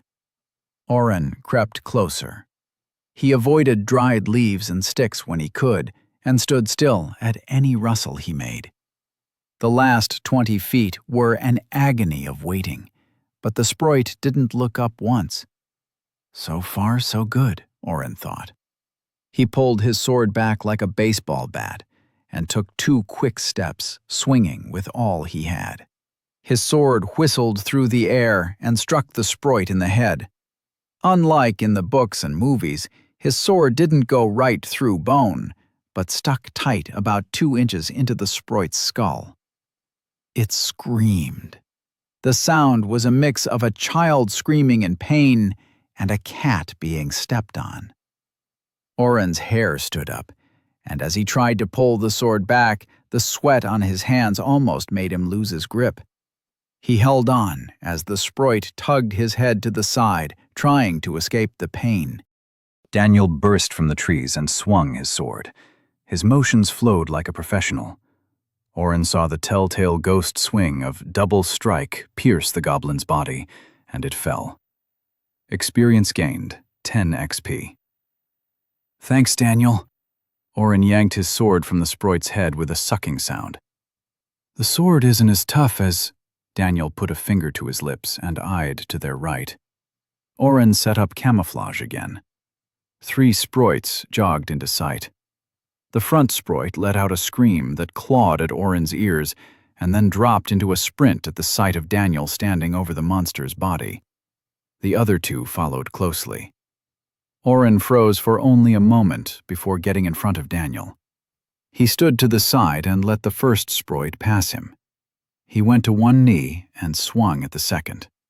This time he aimed lower. His sword took off the sproit's leg, and it skidded along the forest floor, adding its own scream to the echoing cacophony now surrounding them. I did it! Oren took his sword back to swing again. The third monster changed direction and eyed him. Damn. Camouflage drops after an attack. Oren took another wild swing and clipped the chest of the sproit. It dropped back and tried to circle. It's actually pretty slow. Oren tried to swing again, but the sproit simply ducked and then clawed up. The nails on its hands grated as it struck his sword. Oren glanced back and saw Daniel had already dispatched the first one and was running through the second. Experience gained, 10 XP. I didn't do any damage to the first one, so no gains there. Oren kicked himself and then lunged. He pierced the sproit's arm. Daniel appeared at his side. Want me to finish it? Oren nodded, and Daniel struck the goblin down. Experience gained, 10 XP. Level 3, 30 out of 300. Oren breathed hard and leaned on a tree. This is going to take a while, isn't it? Over the next 4 hours, they found another 20 sproits in groups of 2s and 3s. Oren and Daniel worked out a system too. Oren would strike first, and Daniel would finish a monster. Or if Daniel got to one first, he'd nearly finish it, but leave it crawling along for Oren to stab. Oren was getting better at stabbing crawling monsters. Level 3, 230 out of 300. They stopped for a quick lunch. Jude tried to ask Oren about his buffs, but Oren only gave terse responses. It's fine, Jude, Daniel cut in. Oren just doesn't like bragging about himself. Oren opened the bestiary back up and turned to the Sproit section again. However, if Sproits are gathered in numbers exceeding 50, a goblin is likely present. See Goblin for more. He leafed to Goblin. Goblins evolve when enough Sproit are present. While Sproits attack with natural weapons, goblins use tools. Some also use low-level rage spells to whip Sproits into a fury. A furied Sproit can overcome fatal injuries to continue fighting. However, the goblin itself is a 3-star danger, 3 asterisks. Its fighting prowess is formidable, and it can cast a plethora of low-level spells, including Vine Tangle, Whispers, and Power Strike. So run if we see a goblin, got it. They went back to it. They traveled a little farther into the forest but hadn't encountered a Sproit for half an hour. This might be a good time to turn back, Jude suggested. He had stood to the side during the fights, only killing one Sproit that had tried to approach from a different angle. It had ended up behind Jude. A splatter of red was all that was left behind. Daniel muttered and seemed about to argue. We can take a different route on the way back, Oren suggested. Maybe find some more? Daniel shrugged, and they headed back at a different angle. So, have you guys leveled? Jude asked. I have, Daniel whispered. Not yet, Oren added. I know it seems like it's slow, but trust me, you guys got lucky today, Jude said softly. It took 3 years of regular scouting for me to get where I am now. And what level are you? Oren asked. I'm a level 15, bruiser, he said with pride. Oren used Identify. Jude DeGuise. Bruiser, level 15. HP, 130. MP, 100. Strength, 19. Constitution, 13. Dexterity, 14. Will, 10. Intelligence, 10. Abilities, Hammer Proficiency, level 3. Sword Proficiency, level 1. Identify, Power Strike, Fallen Star, Offensive Fighting, Light Weapon. Oren pulled up his own store and checked Fallen Star. Fallen Star requires Hammer Proficiency level 2 and Offensive Fighting. Raise your hammer on high. Let it fall with the weight of a star on your enemies. Deals variable damage based on strength, 10 AP.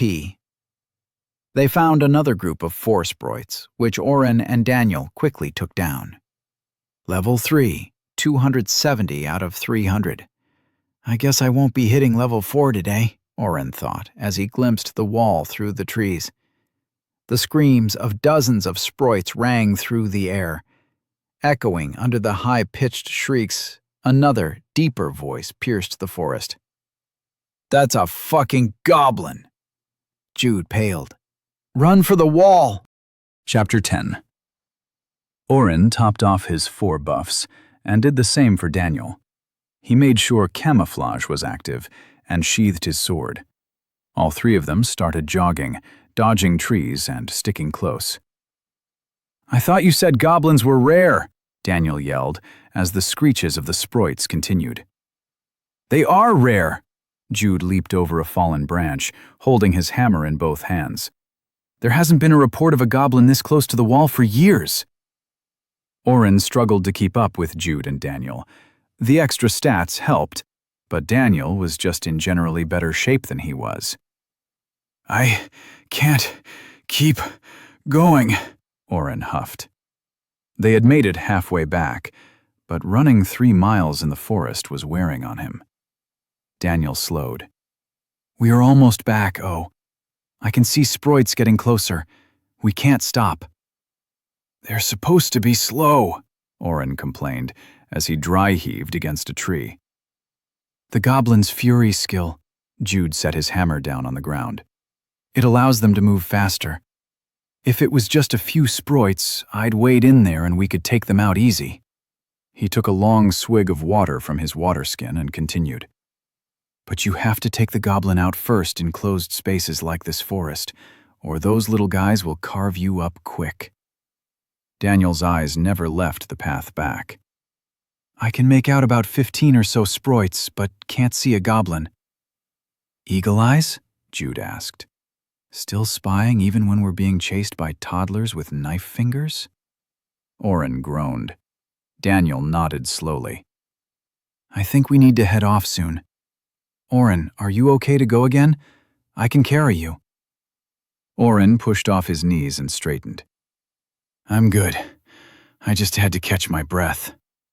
They started running again.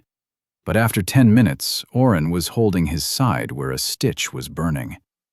Oren tried casting Heal Small Wounds, and even Calm Mind on himself, but neither worked at reducing the pain or helping him run any longer.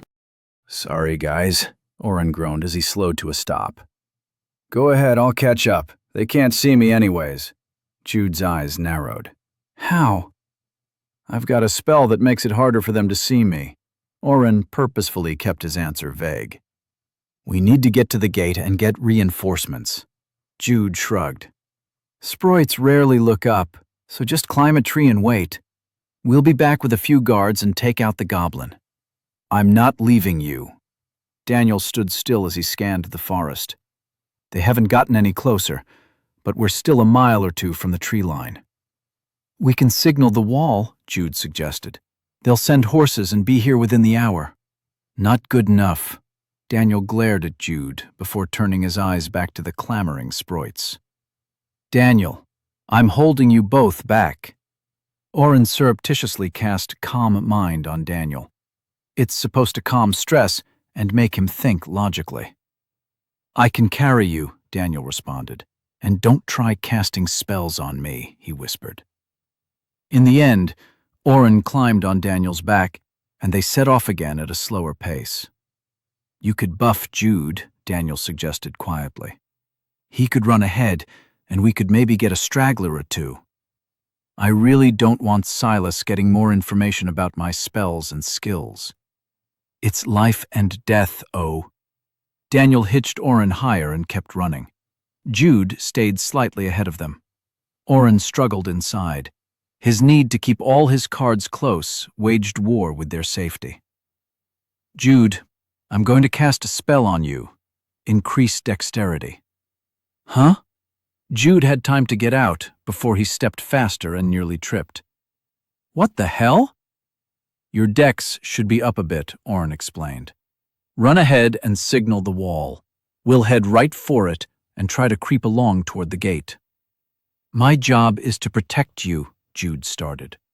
Your job is to get us back safely, Daniel interjected. If you don't signal the wall, it'll be all our asses on the line, so hurry. Jude's face tore for a second, and then he saluted. He turned and looped along, leaving them behind. You could be running that fast too, Oren tried. Not leaving you behind, little man. Oren slapped the side of Daniel's head. I'm almost as tall as you. Don't start that shit again. Daniel chuckled, and 15 minutes later they spotted the edge of the forest. We made it, Daniel sighed. From the north, Oren heard screams of sproits. More coming from the left, he began. But another noise cut through the howls, low and grating. Is that another one? Daniel groaned. I'm starting to think we're really unlucky, Oren. Oren silently agreed. Daniel and Oren made it to the wall and began traveling south toward the gate. Loud thrashing followed in the forest across the tall grass. I can't get a perfect count, but I think maybe 40 sproits, Daniel said. I saw one goblin. It was lime green and 10 feet tall, O. Jude should have signaled and waited for us. Oren looked around. I think he left us and went back to the gate. He did say, leave people behind to survive, Daniel muttered. After 20 minutes of creeping along the wall, Daniel pointed. Traveling from the south was a cloud of dust being kicked up. Horses. Jude is at the front. He brought about 10 guards. Will that be enough? They don't know about the second goblin. Oren made sure his sword was loose and ready to draw. I don't like it, Daniel said under his breath. I think I'm going to buy a skill I've been looking at. Long cuts. I'll be able to hit all my attacks from farther away, but it costs 10 AP. If you think it's worth it, Oren shrugged. Daniel stopped and turned back. I've been saving as much as I can because I have this feeling I'm going to need a lot. Oren put his hand on Daniel's arm. We'll get more if we level. I'm going to keep on you, healing and buffing you as much as possible. Oren sighed. I can't convince you to let them do this alone, can I? Daniel smirked. This is why you're my best friend. You know me so well. Drawing his sword in one hand and his small dagger in the other, Oren waited next to Daniel. The guards and Jude were 300 yards away and waving when the sprites burst from the forest. Closer to 50. Oren counted as they ran toward the fighting. The guard nearest the forest went down under a mountain of yellow flesh, and blood sprayed into the air as his screams were cut short. "Ride and pass formation!" Jude yelled. The men turned their horses and rode toward the wall.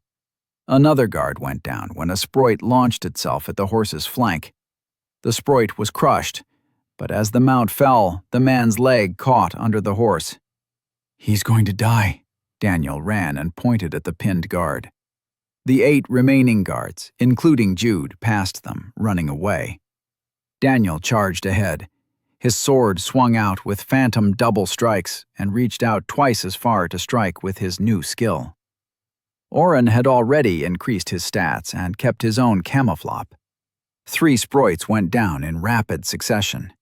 Oren picked up the spear the downed man had dropped and used it as a wedge to lift the horse. The armored fighter used his arms to drag himself from under the horse. His leg was crushed. Shit. Oren let the horse drop and healed the man rapidly, throwing a calm mind on him for good measure. Daniel yelled at the sprites around him, trying to gain their attention. Some new skill? Oren guessed. Every sprite turned to charge his friend. Daniel locked eyes with Oren. No! Oren stood up and started to run just as over 40 sprites dashed as one at Daniel. Oren was knocked to the side from behind. He rolled twice and tried to stand. He wobbled and found himself in the dirt again. A quick heal and he stood. The 8 guards hadn't run away. They'd retreated to use cavalry tactics, he realized. Broken bodies of sprites littered the ground, stabbed, slashed, and crushed beneath the horse's hooves. Some guards had fallen. Oren counted 5 down. Jude was standing near Daniel, waving his hammer around like a twig. Daniel was on his knee, breathing hard. Oren picked up the spear he'd left behind and started jogging toward them. He found 2 sprites crawling away, wounded but not dead. He stabbed each in the back. Experience gained, 40 XP, 20 XP times 2. Nobody in his party of 2 had damaged these. He got full experience credit. Oren momentarily felt bad for stealing experience. Level 4 obtained, plus 10 AP. He stopped to heal one of the fallen guards, pulling the man to his feet. 3 guard bodies were too far away and unmoving. The last was in 2 pieces. Just as they reached Daniel and Jude, the remaining 2 guards brought their horses to a stop. One pointed a long polearm at the forest. "Sir Degai, the goblin is coming out." "There's 2, Daniel gasped out. He had furrows of blood across his chest. Oren started cycling and healing. "Oren, boost them all, everything. The other one is hanging back up there," Daniel pointed. Oren didn't hesitate. He poured 3 full mana pools through to give all 6 of them a full set of his best spells. "What the hell?" The guard he'd healed was holding a mace and looking down at his hands. "Boss, I know," Jude cut in. Guess you were holding back earlier, huh? Oren grimaced. Stay back, Oren. Daniel pushed himself to his feet. If anyone falls, try to drag them back. Oren can heal. He just spent how much mana, and he can still heal? The only remaining woman asked incredulously. She had no weapon and wore the robes of a mage. She dismounted and started walking forward with the fighters. The horses ran back to the wall as soon as their reins were released. Oren looked at the list of spells and skills he'd been coveting. Create a ward around yourself or a target to protect against attacks. Protects for MP maximum, 20 MP, -5 AP. Casts an unerring beam of light that hits a target for 1 HP damage, 10 MP, -1 AP. Modify a spell to do its opposite, 5 MP, -4 AP. Would you like to buy these spells for 10 AP? Yes or no? Yes! He had explained his plans earlier with Daniel, but Daniel didn't know he'd leveled. I wonder if he gained some levels from all those sproits he took out. The thought ran through his head, and he jogged to catch up with his friend. He cast Ward on himself. What are you doing? Daniel stopped talking as a shimmer of air coalesced around him. You did it! Should give you an extra 130 HP if it works like it says. Oren was about to cast it again on the rest of the group when the goblin stepped out of the forest. Standing over 10 feet tall, with skin the color of faded grass, the goblin held a long sapling in one hand with a large rock tied to the end, a homemade mace. It roared a deep growl that pushed back the long reeds around the 6 of them. Stand ready, men, Jude commanded. And women. The mage put her hands over her head and started summoning a tiny globe of water. And women. Jude smiled and swung his hammer through the air. The goblin looked out at the dead sproits and pushed a tree out of his way. The 2-story tall oak bent and snapped with a loud crack. It stepped out and ran at them. Let Lethe trip it, then bring the pain. Jude stood still. Lethe, the mage, grew the small ball of water larger. The goblin was running hard across the football field that separated them. 3 steps, and it already had closed the distance. Any time, Lethe. Jude sounded worried. With a grunt, the spell exploded. From the small globe over her head, water and cold air gusted. In an instant, the ground in front of them turned into a large ice rink. She had covered the ground in a few inches of slick ice. Badass spell. Oren watched as the goblin stepped and went down hard. It slid 40 yards and let out another roar. The second goblin stepped out from the forest. Nearly identical to the first, it held a gnarled staff in its hand. Mage goblin! Lethe shouted as it pointed its staff at the group.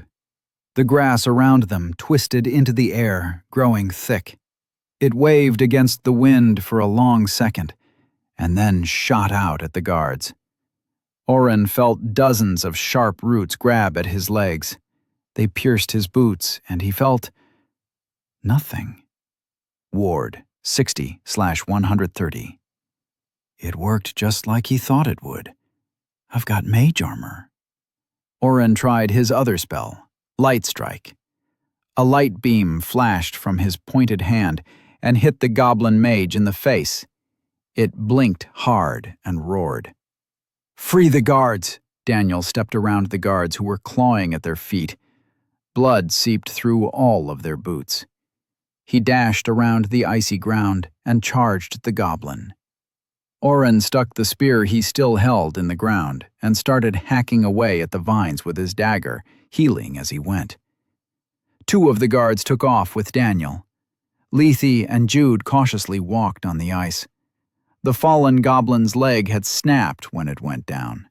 It was trying to crawl toward them. Jude tried to hit it with his hammer, but it dodged and rolled. Let me try something, Oren said as they backed up, keeping out of its reach. He tried casting inverse through increased dexterity and targeted the goblin. It slowed noticeably. He did it 4 more times. "Now hit it hard." "I've always wondered what this would be like at a higher level," Jude muttered. He held his hammer above his head. A blue-white light filled the air behind the hammer, and Jude spun the metal around twice before jumping and swinging it straight down on the goblin's back. The goblin exploded. Jude's hammer had splattered its back, but the shockwaves had continued to throw damage down all its extremities. All that was left was a head and bloody meat in the shape of a 10-foot-tall body. "Bloody hell, sir!" Lethe paled. Jude was stunned, too. Later. Oren grabbed and pulled the knight. "There's another." They were too late. Daniel and the 2 guards had worn the goblin down. The polearm guard had circled and poked, keeping its attention, while Daniel and the other guard struck over and over. Daniel used a final power strike, and it went down. Experience gained, 200 XP. Yes, works for experience damage. He had a ranged attack spell. The group pulled back to the wall to recoup. Oren was generous with his healing. "Seriously?" Lethe approached him. "How? I cast 2 spells and I'm wiped." "My class," Oren lied. "Special skill resets my MP, but I'll pay for it later." He'd made up the falsehood a few days ago. It would let him keep some sort of buffer from people finding out about blood mana, even if asking about class specifics was taboo. Lethe frowned. "Lucky. Wish I had something like that. But I love my freeze zone, so..." Oren asked questions about the spell and let Lethe brag. "That's enough, Lethe," Jude interrupted her explanation of the range and depth she could pull off. "I think it's time we cleaned up and got these men back home." Lethe mumbled something as she and the other guards went back to retrieve the fallen. "I'll let you 2 take horses back," Jude offered. "Just give them to the guards at the gate." He looked at the carnage. "You both did good today." As he walked away, Daniel clapped Oren's shoulder. "Do you know how to ride a horse?" "Nope." Oren looked at the huge war horses behind them. "Do you?" "Of course not." Chapter 11. After returning the horses and selling the 3 dozen arrows they'd collected, Oren and Daniel headed back to the guild. Daniel tossed a silver coin to the doorman, and they entered the dining hall. Together they stood in line to get dinner. Slabs of a dark red meat, a leafy vegetable cooked to a crispy exterior, and more honeyed bread. Oren took 2 pieces. "Should we try and find a quest for those sproits?" Daniel looked at the quest board longingly. He really wanted to start taking on quests. "I'm pretty sure we would have needed to cut off their ears or something."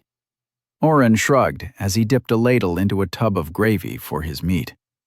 "How else would they know how many we took out?" Daniel sighed and piled his plate with 3 slices of the bone-in meat. Dinner was good. People around sat in clusters of 5 or fewer and rarely even looked at them. The atmosphere was loud, and they ate quickly. They took a quick bath and returned to their room for the night.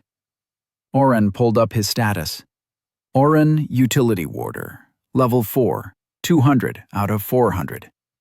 AP 0, HP 90, MP 130, Strength 9, Constitution 9, Dexterity 9, Will 13, Intelligence 11, Abilities Mind Bastion, Dimension Hole, Identify, Blood Mana, Meditate, Sidesteps 82 out of 100. Spells Increase Dexterity 5,000 out of 5,000.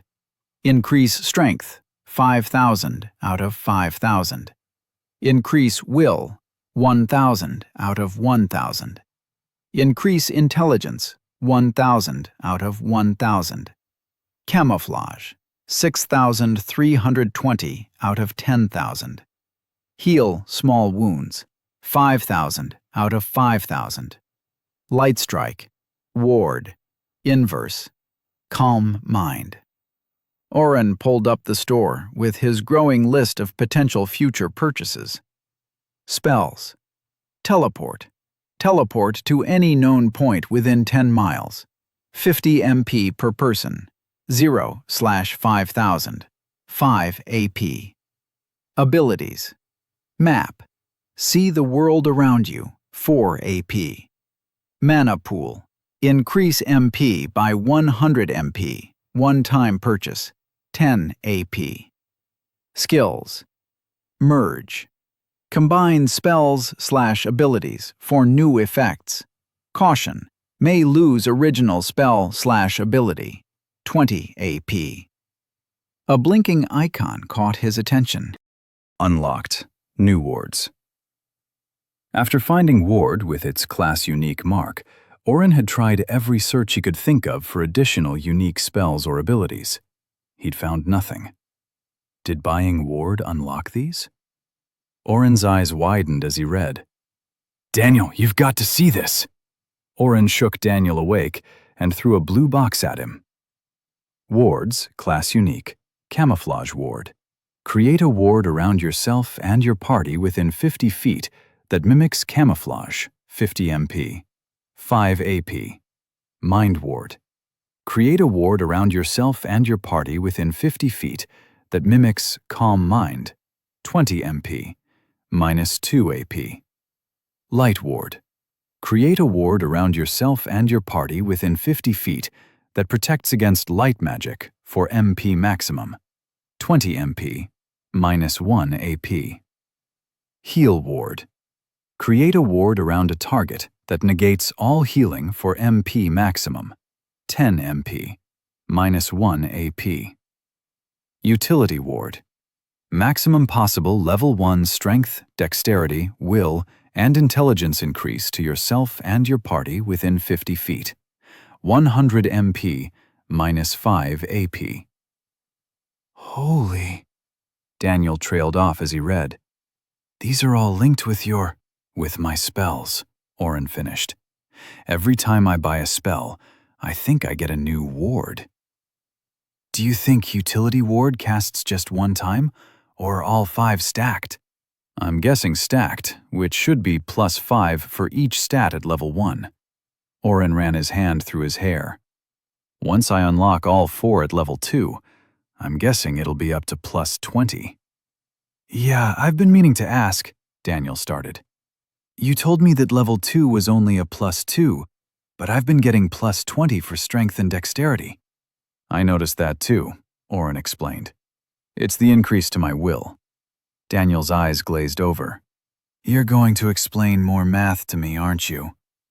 I don't have level 2 will or intelligence increase yet, so I can only increase my will to 18 and my intelligence to 16, Oren started.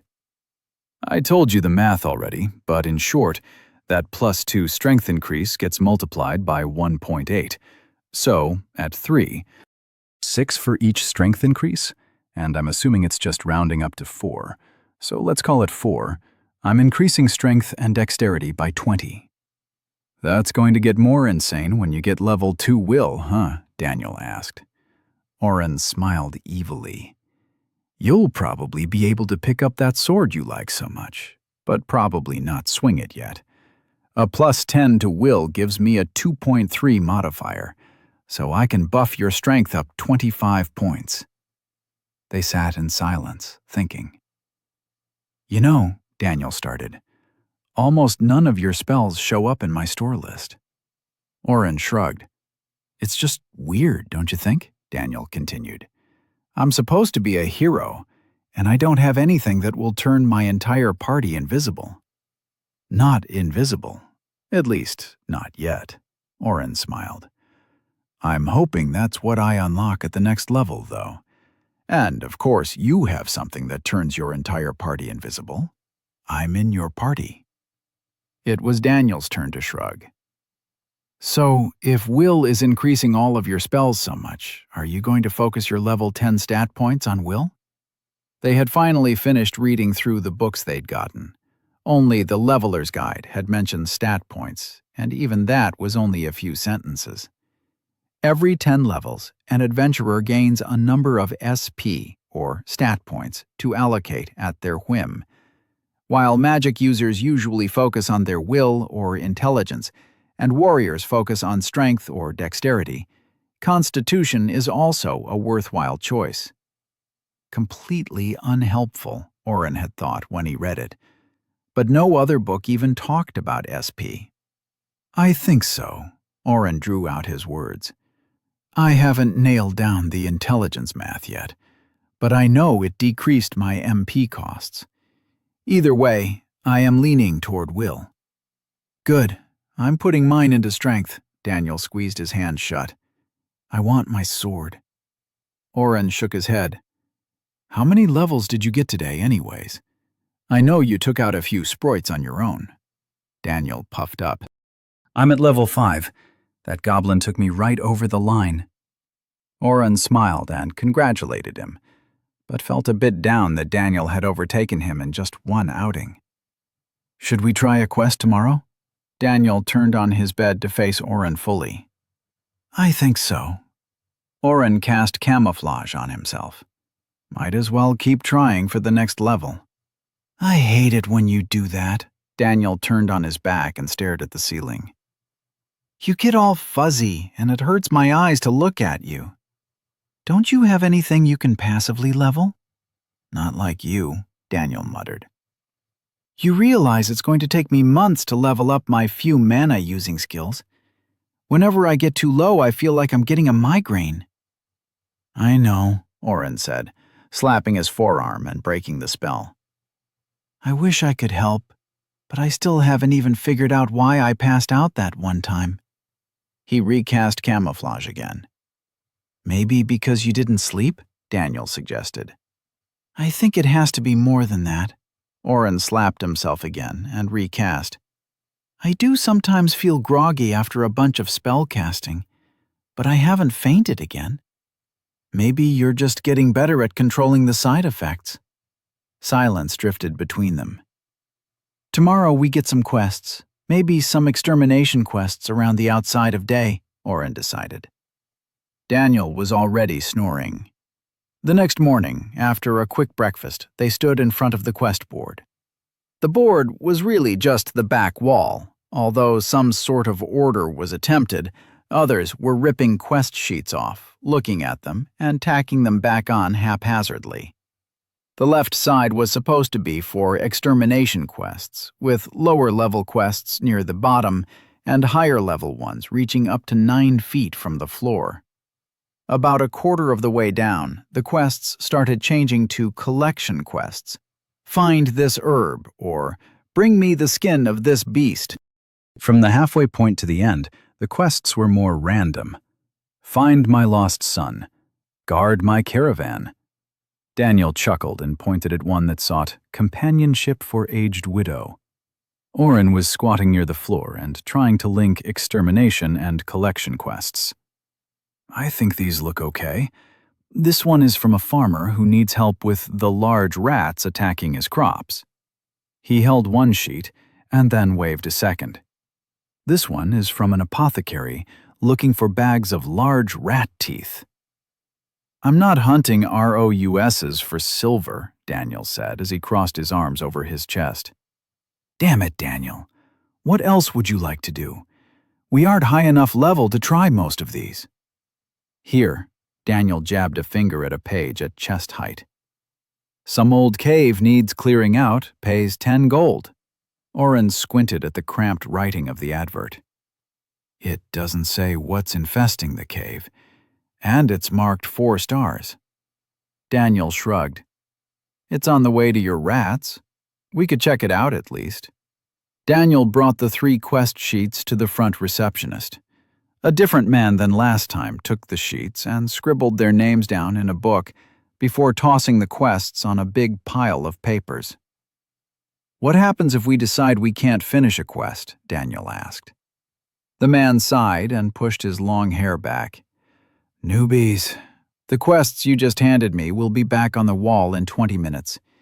If you come back with a letter from the quest giver saying you did it, we'll pull the quest and you get paid. If you give up and don't tell me or another to mark it out, nothing happens. You do it too much and maybe you get reported, but you'd have to be an asshole yanking down multiple quests a day to get that. You die, someone else will finish the quest. Taking on a 4-star with just the two of you? Daniel nodded. He went back to scribbling notes in his ledger. Hope you have a bigger party than just you two. The farmer, Toby, was located about 4 miles outside the northernmost eastern gate. The cave was in some foothills about 2 miles north of that. The quest sheet had mentioned bringing ears of the beasts. With Oren's buffs, they made the 4-mile hike in only an hour. I love magic. Oren looked back at all the forced outdoor running from high school with dread, but with his increased dexterity, they both jogged faster than he could have ever run before. Toby was a mid-40s man wearing a wide-brimmed hat. His farm grew cabbage and was easy enough to find. Toby himself was trying to get a yoke back over a mule in the middle of a field. "Are you Toby?" Daniel yelled over the fence. "You two here for the rats?" The man waved them over and tossed the curved harness on the ground. They climbed over the wood logs and tried to not step on any of the green heads growing. "I'm Daniel, and this is Oren." Daniel held out his hand. Toby shook it and then gestured to the yoke. Daniel smiled and picked it up. Although he had no idea what he was doing, Toby held the mule and directed his motions. Soon enough, the mule was strapped in. "Thanks, boys." Toby slapped the mule's backside, and it started off, dragging some contraption behind it. "She's a good one, but hates working days." "What is that thing?" Daniel pointed at the spade-like device with a basket over it. "Well, I got to get the ground tilled, but I don't like wasting my time going back over to fertilize and seed, so I set it all up in one." Toby looked proud of his invention. "That works?" Oren asked. "With a few skills I've picked up, it does," Toby smirked. "All right, this way. She knows the lines and can do the rest herself." "The mule?" Toby smiled and nodded, walking off toward the farmhouse in the distance. When Oren looked back, the mule was plowing straight lines down a well-beaten path. Magic fuckery, he decided. So they've been coming out at night mostly to get the stores, but I caught one in a trap. Usually I get a group of 5 come out. Just you two? That's fine, I guess. Just be careful. Toby did not stop talking as they walked. So with the last group I hired, I just let one loose and they followed it back to the nest. That was about a year ago, but they always come back. Nothing you can really do about it, I guess, but, well, you know that, being adventurers. Ah, there it is. Around the side of the house was a giant mousetrap, a sheet of hammered-together 2x4s with a spring and a bent piece of metal. Stakes had been driven into the ground to hold it tight, but they looked as if they could give way at any moment. Half crushed under the thick pipe was a Labrador-sized rat, thrashing.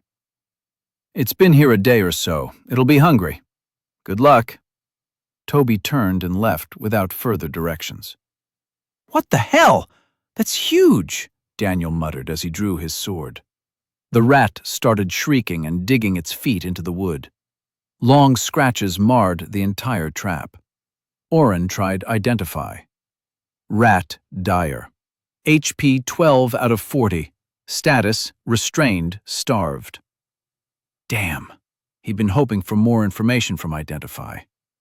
I need to start using it more on enemies, too. Oren pulled out the bestiaries and found the relevant section. Dire rats are vermin grown large. A bite should be treated quickly with healing magic or disinfectant, as their saliva is a mild poison. They travel in large groups with a single brood mother hidden nearby. Quick, opportunistic attackers, dire rats are fearful and will run when attacked themselves. 1 star, See broodmother. Oren flipped back to read the broodmother section, which was mostly the same but with a detailed drawing.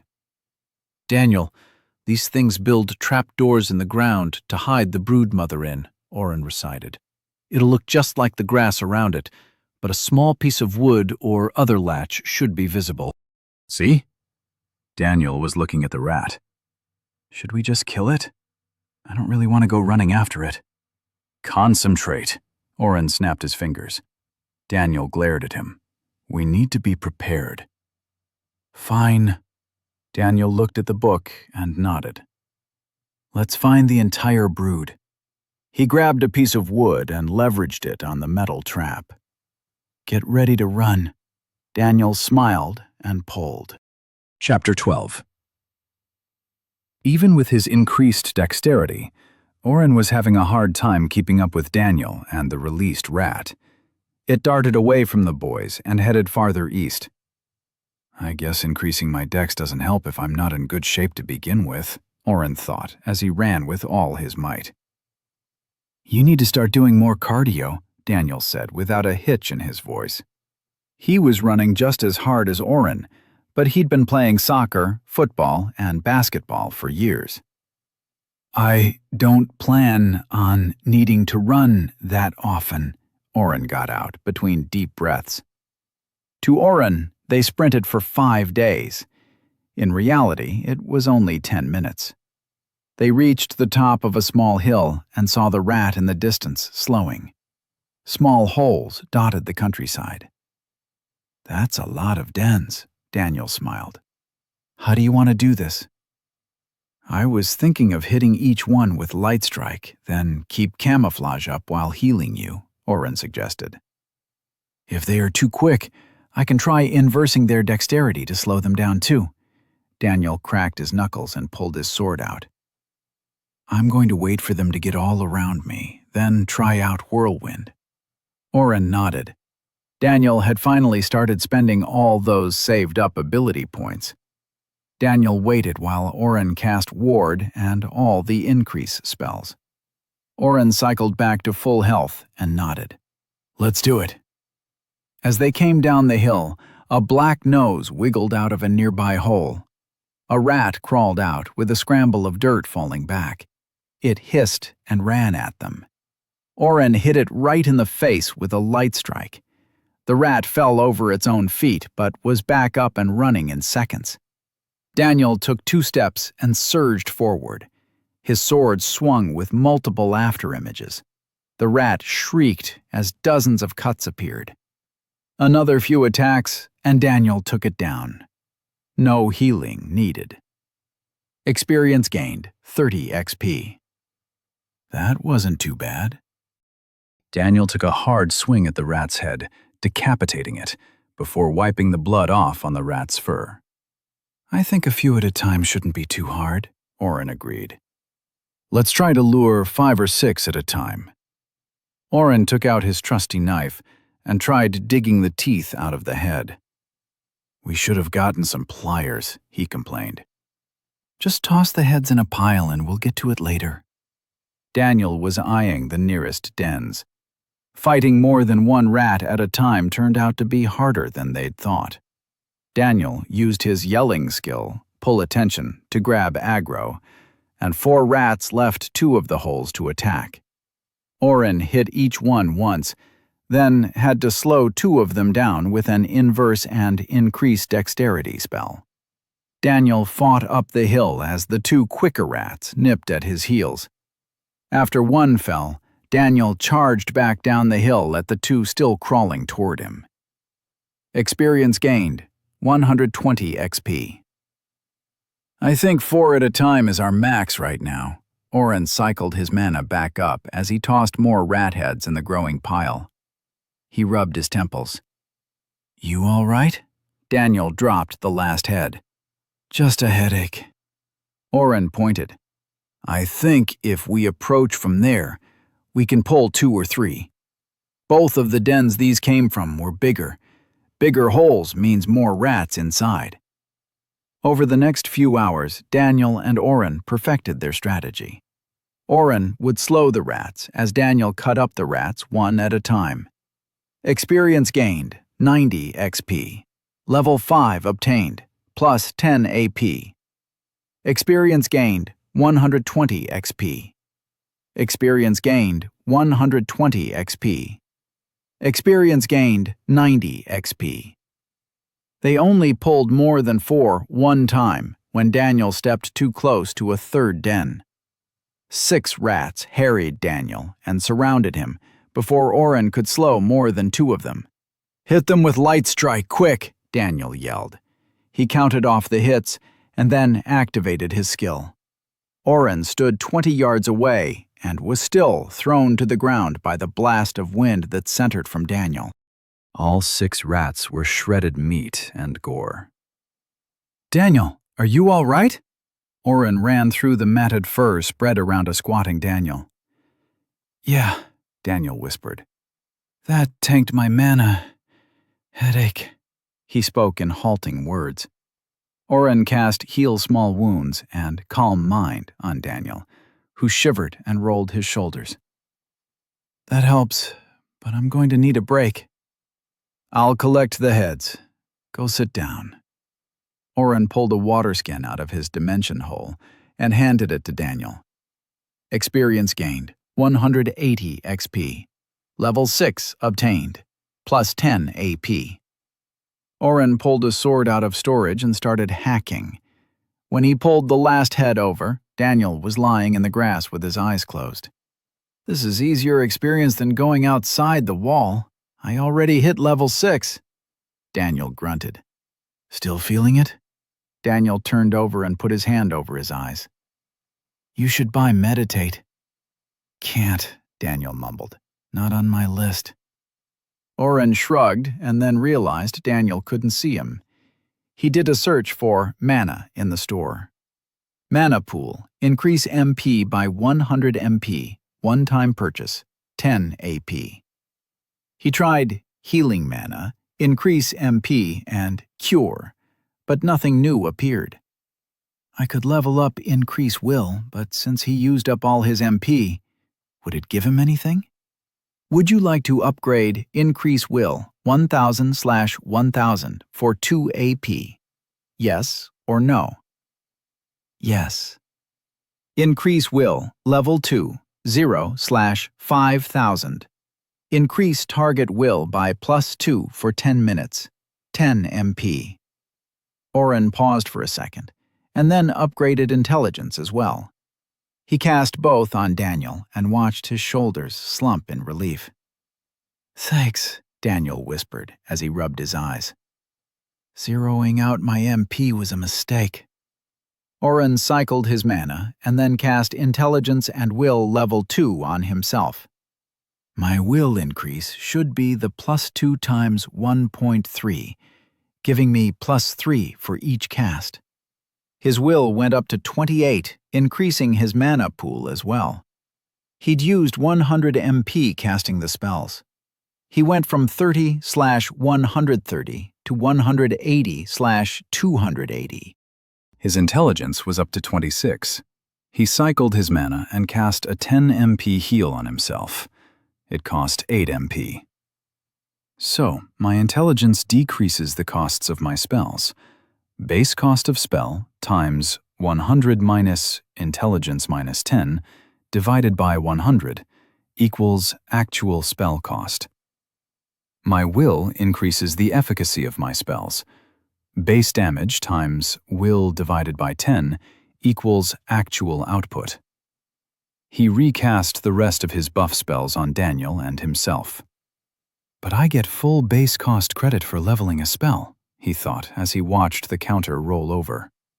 Too bad I can't get the increases to use the increased number as the base when I recast. That would just let me recast up to infinity, though. Daniel was still sipping water and blinking against the sunlight. I've still got 16 AP points. I'll save them for now and strategize with Daniel tonight. Do you want to keep going? He asked. We can always come back tomorrow. Daniel wobbled to his feet and nodded. Toby looked on in shock as they dumped 25 rat heads at his feet. You two were gone so long I thought you'd died. He kicked a head to the side as he counted. This would be amazing for a full party. How'd you do it? Hit them with a sword until they stopped moving, Daniel grumbled. He was angry that they'd left so early. The sun was still sitting high. We strategized, Oren offered. Toby tallied out the money and gave them 20 silver. Sorry, that's all I'd set aside for this, but I can give you some cabbage for your trouble, too. Oren declined politely, and they left for day. We can always come back tomorrow after you've rested. Oren tried to comfort Daniel. First thing in the morning.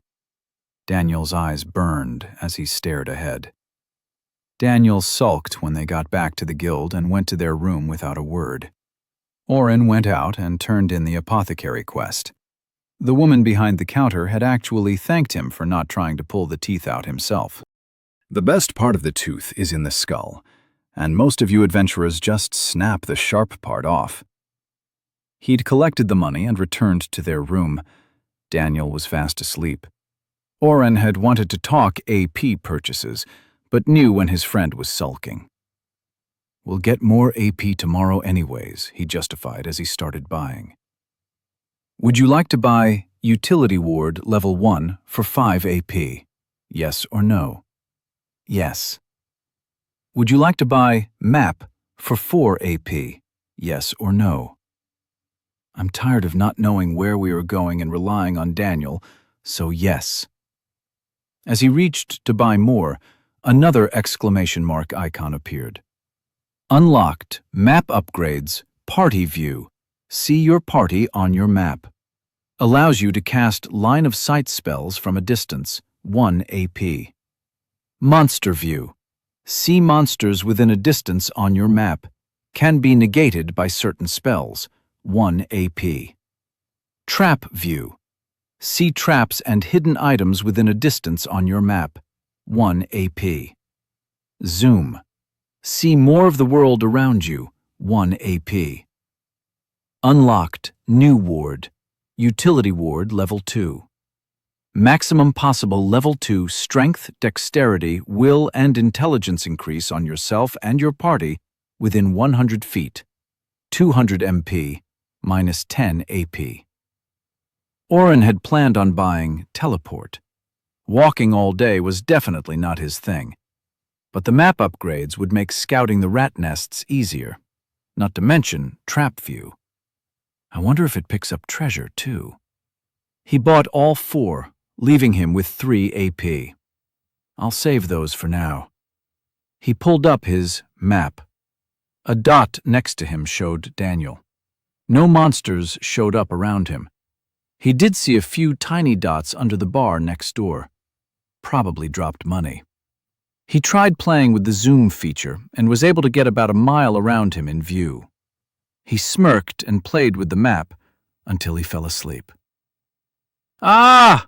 Daniel screamed as he hacked at the rat in front of him. D. It's dead. Oren stood off to the side. After Daniel had woken him before the sun rose, they'd headed right back for the rat dens. Oren was barely able to keep up. When he'd told Daniel about them upgrades, Daniel had stopped talking with him. Experience gained 600 XP, 20 times 30 XP. Level 7 obtained, plus 10 AP. Daniel lowered his sword and stood, breathing hard. I need to get more AP, he muttered. Daniel, what is the deal, man? Oren took a step toward him. Daniel's sword rose up again, pointing to Oren. You don't get it, do you? Daniel roared. You can just go and go and go, but I'm so tired and have to keep up. I have to get more AP. I have to protect us. Do you realize how many people must already want us dead? I mean, we were almost murdered the other night, for God's sake. Daniel crossed the distance in an instant, pushing into Oren's face. We've been here a week, and every day is just more killing, he was crying. I killed people! Human beings! He wiped his tears angrily. And on top of it all, I'm expected to kill a demon lord. Do you know why I save my AP, Oren? Look. He pulled up his status screen and shared a blue box. Demon Seal, hero specific. Seal the Demon Lord. Only usable one time. The Demon Lord must be at low health when used. 300 AP. That's 30 levels of ability points, and it didn't unlock until I hit level 5, he was screaming now. How many points are you at? Oren breathed. Not enough!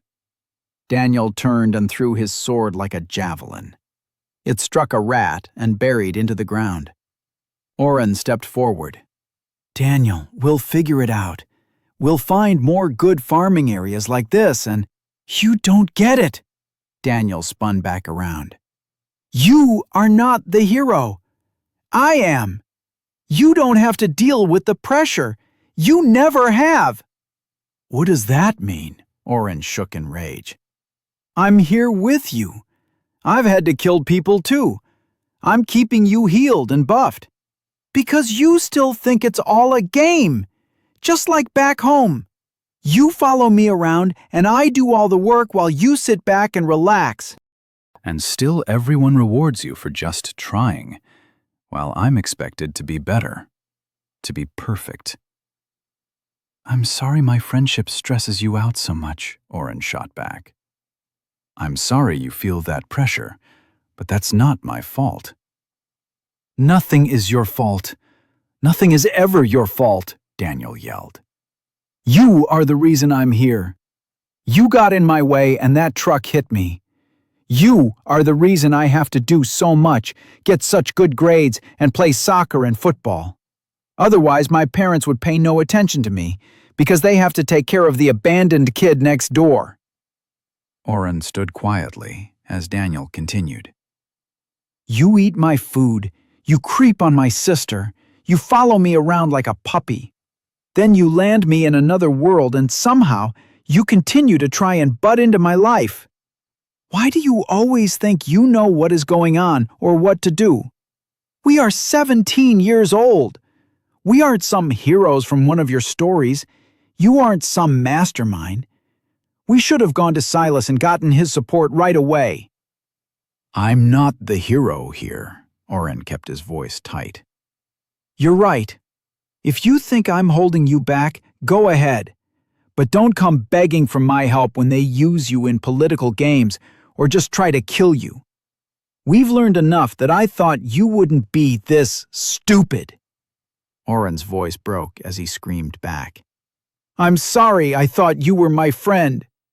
I didn't realize I was such a hassle to deal with.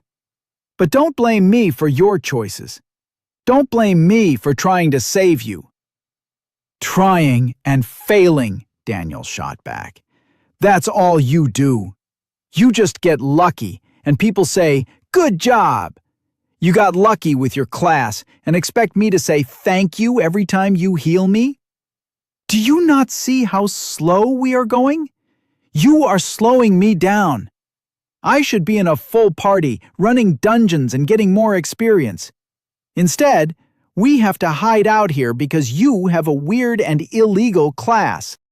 Just one skill and I don't… You can justify all you want, but you still aren't listening, Daniel cut in. You don't get tired or run out of MP. That's weird. But worse, Daniel picked his sword up out of the rat and wiped it clean. You don't even seem to care that we've been killing people, Oren. I've been crying myself to sleep each night. I've barely been sleeping at all. He looked up, and Oren finally saw Daniel's haunted eyes. The sallow look of his skin and how dirty his hair had become. You've been sleeping fine. You move to the next thing and don't care at all. You scare me. Oren didn't respond. Nothing to say? I've heard you break up with your girlfriends, Oren retorted. I know how this ends. You are kicking me out of your party, huh? You don't see what I'm talking… See you around, friend. Oren spat the last word. He pulled up his store, purchased teleport, and disappeared. Chapter 13. Oren stumbled as he appeared on the road outside Day. A few people glanced his way, but he'd learned that teleportation magic wasn't too rare. Your party has been disbanded. He stormed up to the line of people waiting to get through the gate. That idiot. The guard was checking a cart full of goats, moving them side to side as he hunted for something. He doesn't think about consequences. He just wants to play hero.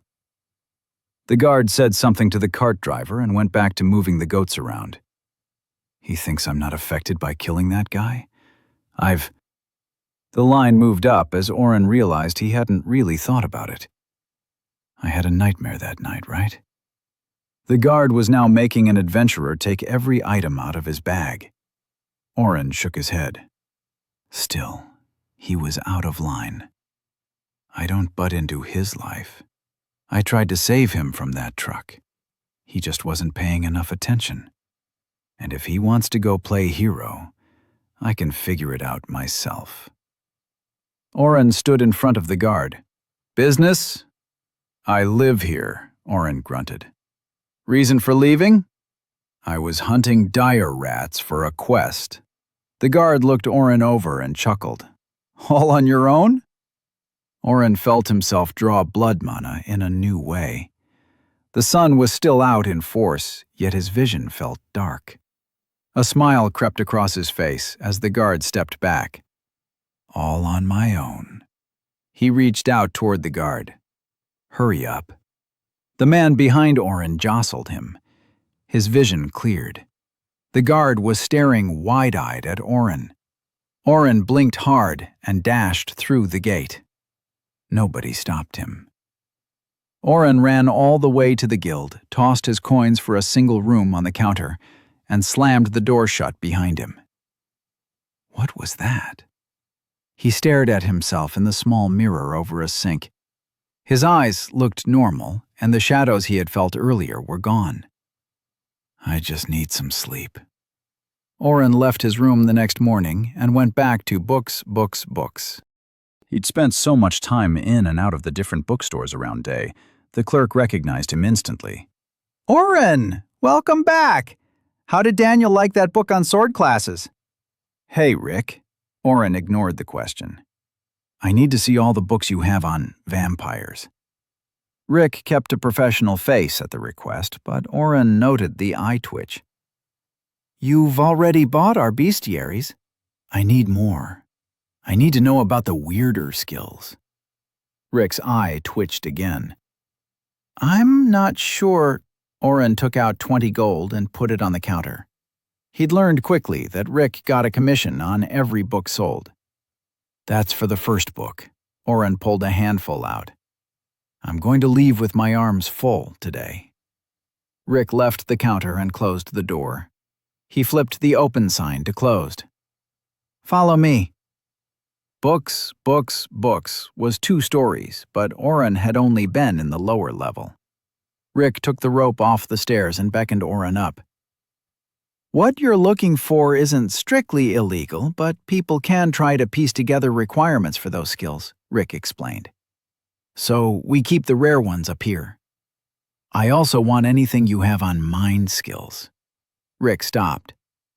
We have nothing like that, sir. Rick, I can pay. Oren, most mind skills are illegal. We don't keep books like that. Oren kept his mouth shut. Getting in trouble was the last thing he wanted.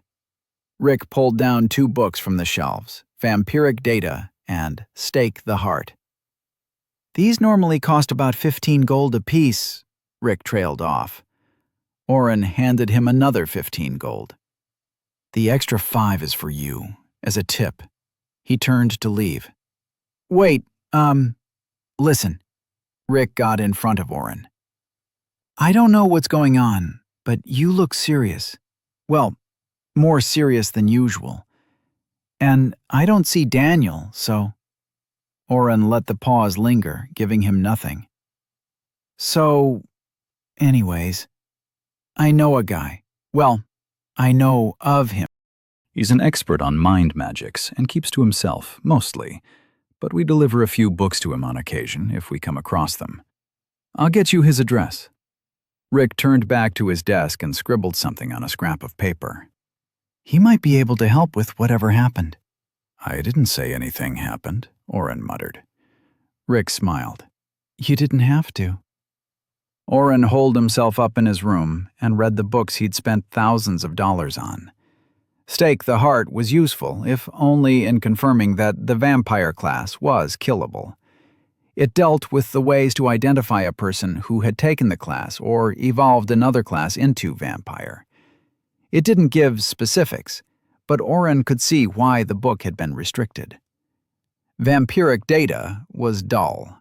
It was at least 100 years old and listed every known killed vampire the author had been able to confirm. It listed different skills witnessed and read like an insane person's diary. However, one passage perked Oren's interest. Of all the skills used by the vampire fallen, the blood feast is the most universal. Each vampire has some ability to turn blood to mana. Survivors mention darkness creeping in from every corner as they lose themselves in the dark eyes of the vampire. That sounded suspiciously like blood mana.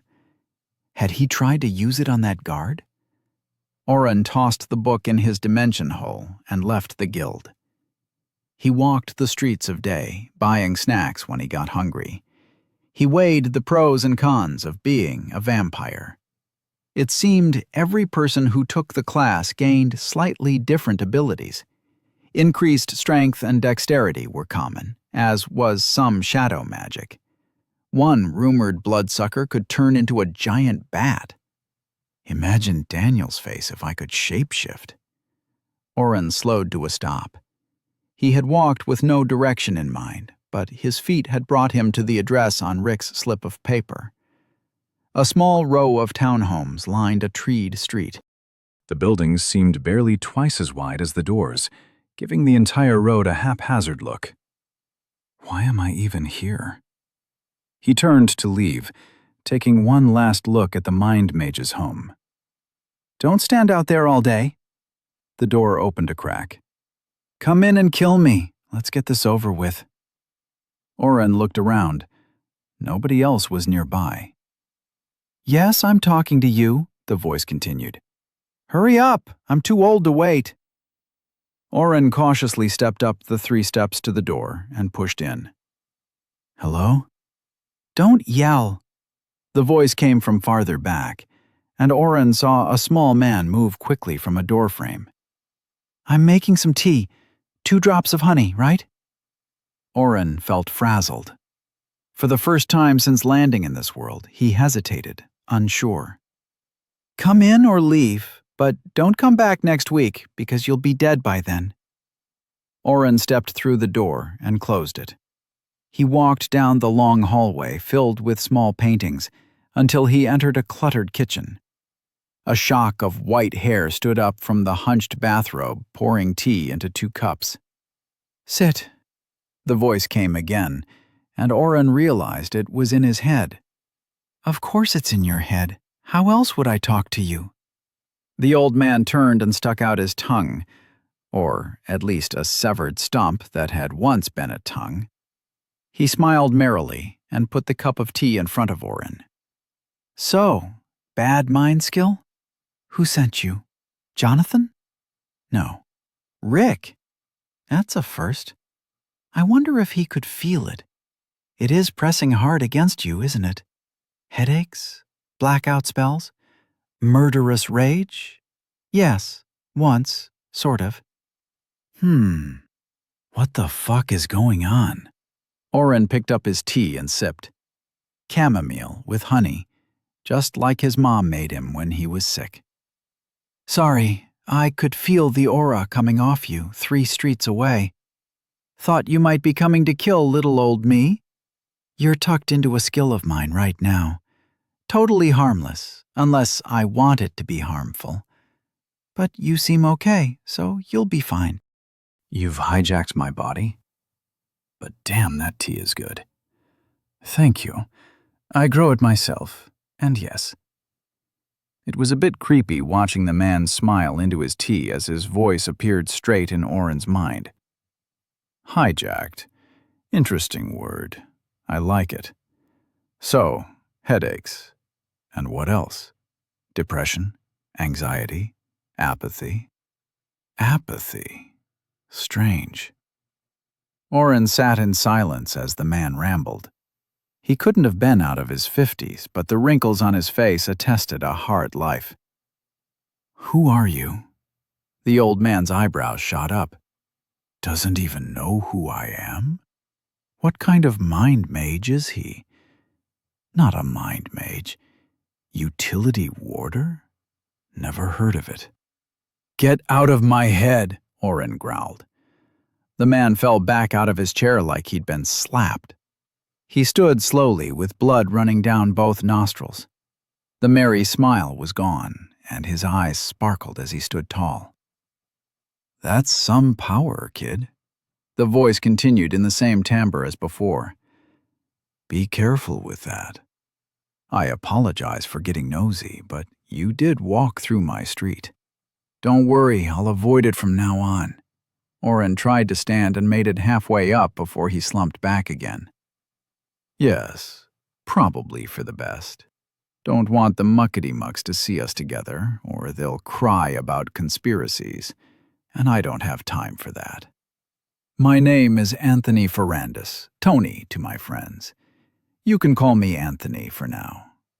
Can I poke around a bit, or do you really want to die? Why do you keep saying that? Oren said through gritted teeth. What? That I'm going to die. Because you are. I need to look closer, but I think 2 or more of your skills are tearing your brain apart. What? Anthony's voice sighed in his mind. Look, I'm the resident mind mage expert because I can use a little telepathy and root around in a sentient mind a little better than most.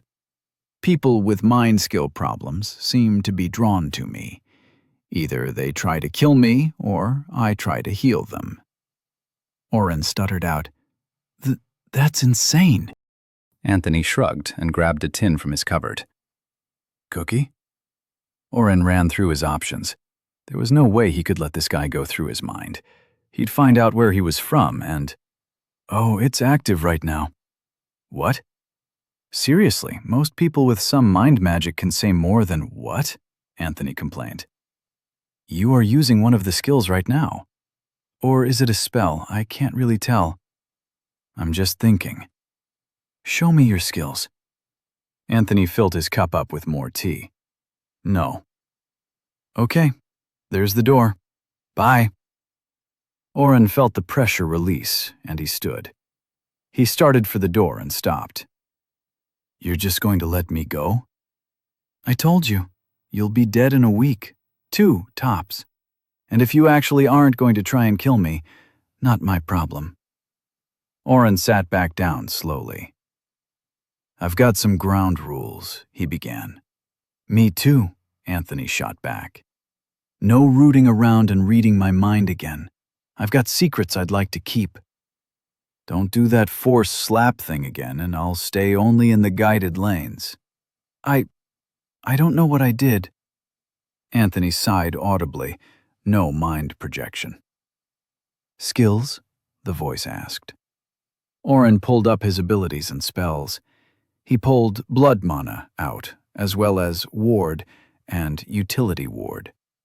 Then he turned the box over to Anthony. Anthony's white eyebrows climbed back into his hair. Oren was spared the ongoing commentary. He suddenly missed it. Where did you get Mind Bastion? I've never ever heard of this. Oren thought of the walkthrough for his favorite game. You don't have to use the underwater materia, but it makes the fight easier. Outside the lanes, Anthony harumphed. That seems to be the problem's skill. I can see it lighting up right now as you try to distract yourself. It does more than just let you control your mind. You actually are numbing yourself. Great for small use, but you're just running it non-stop, aren't you? I am? Oren stopped thinking about different nuts and greens. Yes, but that alone shouldn't be enough to twist your aura up that much. Anthony tapped his finger on his chin. He looked up. You hid something, didn't you? Just class-unique spells. Lie. I won't pry, but if I don't have all the data, you'll be on your own. Oren had just met this man, and already he'd given him more information than even Daniel probably had guessed. He couldn't trust him with the knowledge of blood mana. Shame and fear, the voice said. No, not reading your thoughts, just emotions. I keep my word. Unless you have a skill that you will use to harm others unprovoked, I swear by my name to keep it a secret. Blood mana. Oren offered the skill box. Oh, you sweet fool. Anthony's face fell. No, not a vampire, but you've been converting your own life energy to mana, haven't you? How much mana conversion have you been doing? Oren started trying to do the math and stopped. Multiple pools a day, training non-stop. 11 days of that. Anthony grimaced. I'm going to talk. Listen carefully. I've never heard of blood mana outside of a vampire, and they use somebody else's blood. I'm not getting that reading off you, so your secret is safe with me. Don't reveal that to anyone else. Later, if you survive, I'll teach you how to rename your skill. It costs only 1 AP, and you will need that. If some guard used identify on you, well, you're still alive. That's all that matters. You should be able to only use 2 or 3 mana pools a day with mana potions, the normal way to level. Anything after that, you'll get a mana headache, maybe pass out. Idiots who keep pushing bleed from everywhere, and I do mean everywhere. At least one fool kills themselves of mana exhaustion each year. Your mind bastion has let you ignore the exhaustion and keep going. It also seems to make you a little dick, but that could just be your regular personality. Everything has a cost, though. Mind bastion and blood mana would let you get around needing to rest after 2 or 3 pools. A good night's rest, and you'd be fine. If you turned off Mind Bastion. This is all guesswork, but my skills make my guesses an art form. So what, just turn off Mind Bastion and stop using too much mana? No! Anthony yelled in his mind, and tried to verbalize with his missing tongue as well. No, I mean, yes, but not yet. You've been going too hard for too long. If you don't turn it off, you'll die when your body just can't keep up with your mind. But when you turn it off, all that exhaustion is coming due. So, I'll sleep all night and be fine, right? You'll probably be hit with migraines, rolling blackouts, and more pain than you've ever felt. You could bleed from your eyes. You'll vomit for sure. You'll sleep for a few hours, and then it'll start again. If you're really lucky, you'll sleep longer. A few days, maybe? I don't know, I'm not a healer. I am. I could heal myself and— No, listen. Any magic during your recovery could start it all over again. So I need to just ride it out? Anthony gave a rueful smile. Do you have someone to help? You'll need lots of fresh water and broth, cold, wet clothes, that sort of thing. Yeah, Oren stopped. No, no one. Then may I welcome you to Anthony's House for the Wayward Mind Mage, specializing in recovery and subversion of errant mind skills.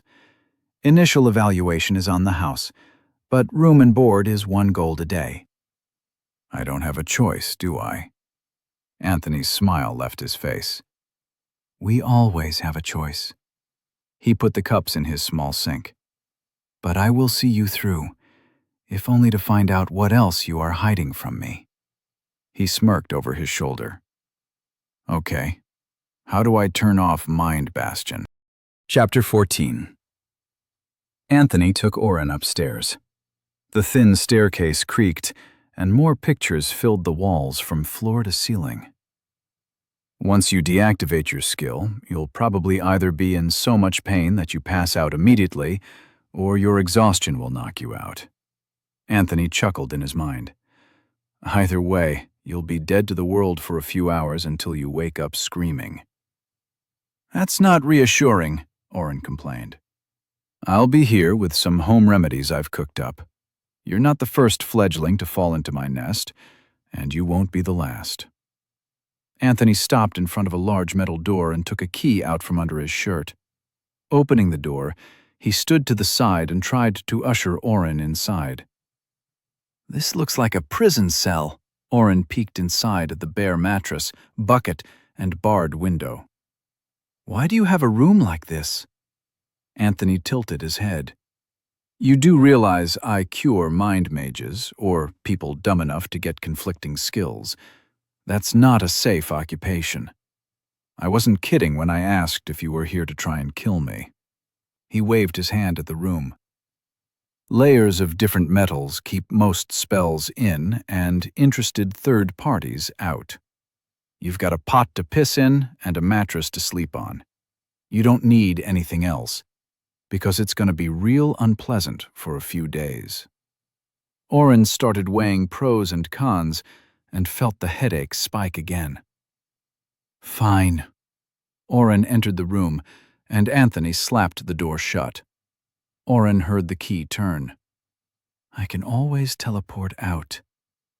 Now sit down on the mattress and pull up your status. Pull out Mind Bastion in a box and squeeze it. Right now, it's in charge. But you can always take control of your own skills. Show it who the boss is. Oren sat on the floor, avoiding the sweat-stained mattress. He pulled up his skill. Mind Bastion, individual, is able to control his own mind and therefore part of his body. He gripped the box in his hand and felt something give in his mind. Oren put more pressure on the blue cube and screamed as shards of ice pushed into his eyes from behind. Sounds about right. Anthony's voice in his mind sounded like 100 rusty nails scratching the world's longest chalkboard. Do you feel it yet? Feel what? Oren was sweating as he held on. Some find a switch or a lever. I've always seen skills as a dial. One poor kid had an entire door he'd open. Something that you control. Find it. Oren had no idea what Anthony meant, but he kept squeezing. The pain increased more with every passing second. Sweat poured down his neck. Then the pain stopped, and Oren felt something new. Instead of a box around his fingers, he held a game controller. An old Atari style with a single button. The stick didn't move, but somehow he knew the button was the trigger. Found it. Flip it, twist it, whatever. Try not to scream too much. Oren hesitated for only a second before pressing the button. Pain. The truck running him over had been a light feather falling on him. The attacks he'd suffered so far, gentle tickles from a child. Pain. The stabbing in his eyes turned to hot fires. His neck hairs prickled as he flushed hot and cold. Scratches ran up and down the inside of his throat. Every beat of his heart pushed molten lead through his veins. Pain. Oren screamed. He cried. Mercifully, he fainted. Oren woke with a scream. Anthony sat beside him, water dripping from a rag. He'd been pressing the cold water against Oren's forehead. Hush, it's early morning. Don't wake my neighbors again. Anthony's voice in his head felt quieter, not as harsh. Water, Oren croaked. Anthony handed him a pitcher, and Oren drank deeply. Want to try some food again? Oren pulled the pitcher away from his mouth. Again? Some block it out. That's not good. You'll try and do it again. Remember the pain, son. Oren frowned and then gasped as images flooded his mind. Days and nights of vomit, crying, and pain. He'd begged and screamed. Anthony had to come in to stop him punching the wall, his fists a bloody mess. Oren cursing Anthony for using his magic to stop Oren from healing himself. Oren lying in Anthony's lap as he sang a soft song. The images flashed by, and Oren felt his bile rise again. Enough. Please, no more. Anthony took a bowl of broth and a slice of buttered bread from under a small sheet. Try, you're improving.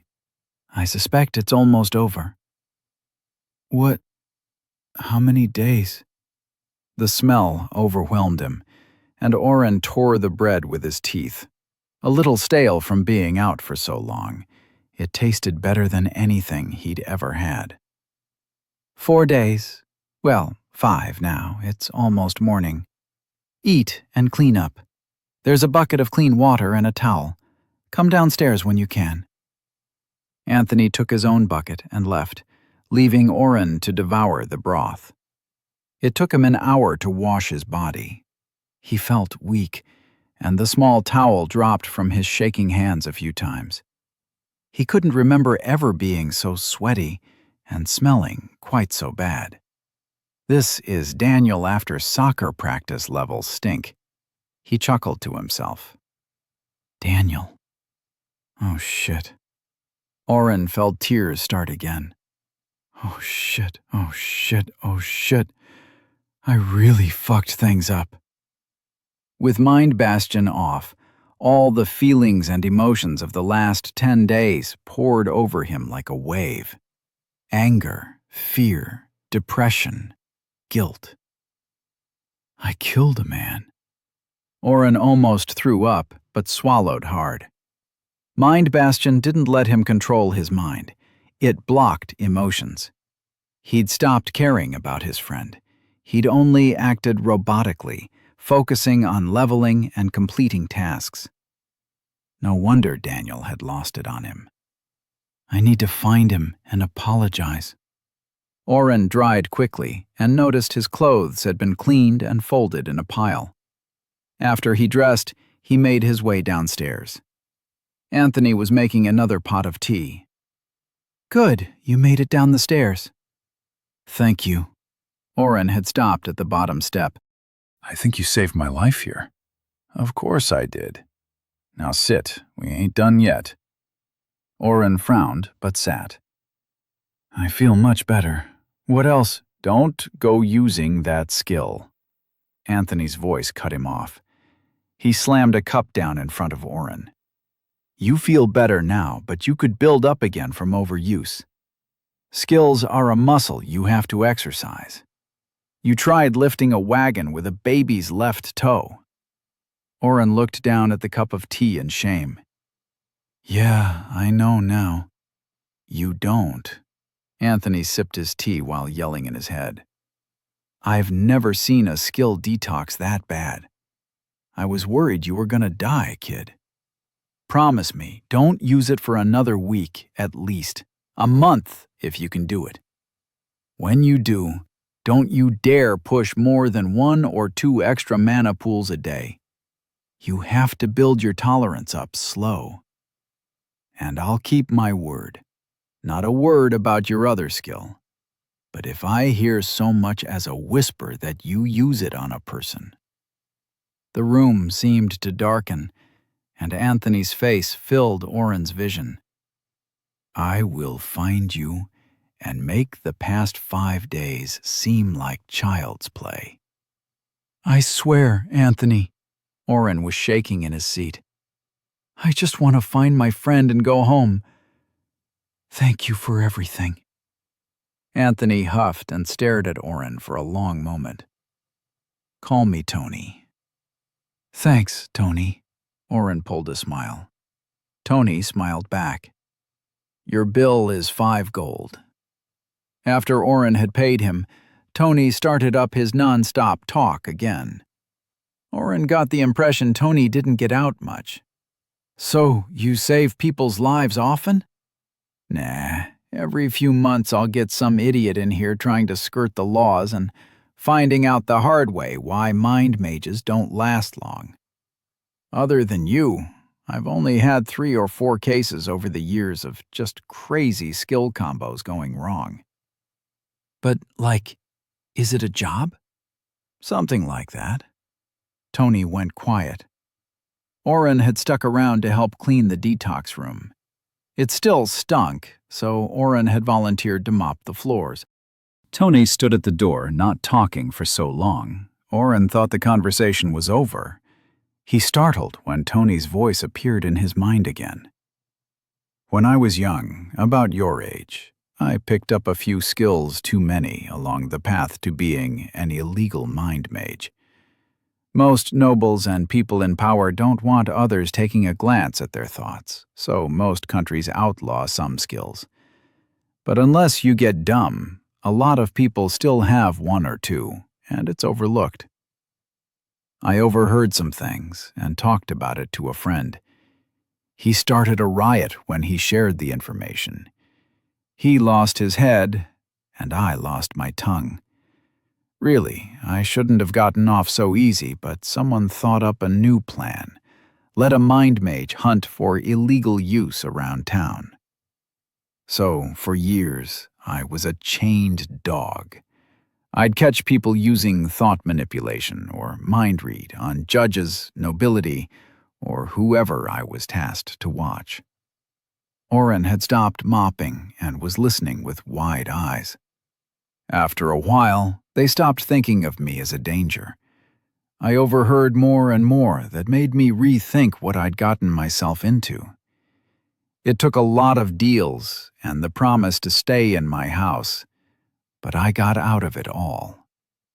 But people still already knew. I was the boogeyman, the one who'd cleaned up others like me. At first, people stayed away. But one girl showed up crying, begging me to help her get rid of mind read. She'd wanted to know if her boyfriend really loved her and got the skill when drunk. More came after her. Now, I'm sort of a therapist/doctor. It's not what I wanted or thought my life would become, but life rarely is what we expect. Oren chuckled. Thanks for telling me. I appreciate it. Tony smiled his crooked smile and pointed to the floor. You missed a spot. Oren spent the morning helping the old man do chores. His body felt weak, but he felt clear-headed. He also knew he was avoiding the one thing he really needed to do: find Daniel. With a wave and promised to check back in a few days, Oren left Tony's and headed back to the guild. He bought some meat on a stick on the way. After 1 bite, he got back in line for 2 more sticks. I need to remember this place. At the reception desk, Oren tried asking after Daniel, but the receptionist just shrugged and refused to give out any information on fellow guild members. He's my friend. I just need to make sure he's okay, Oren tried. If he's your friend, he'll show up. Oren tried to sleep that night, but nightmares now plagued his dreams.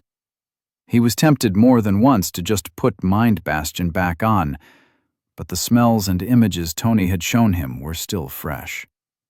He spent 2 days waking early and staying in the front hallway. Every receptionist rejected his efforts to find Daniel.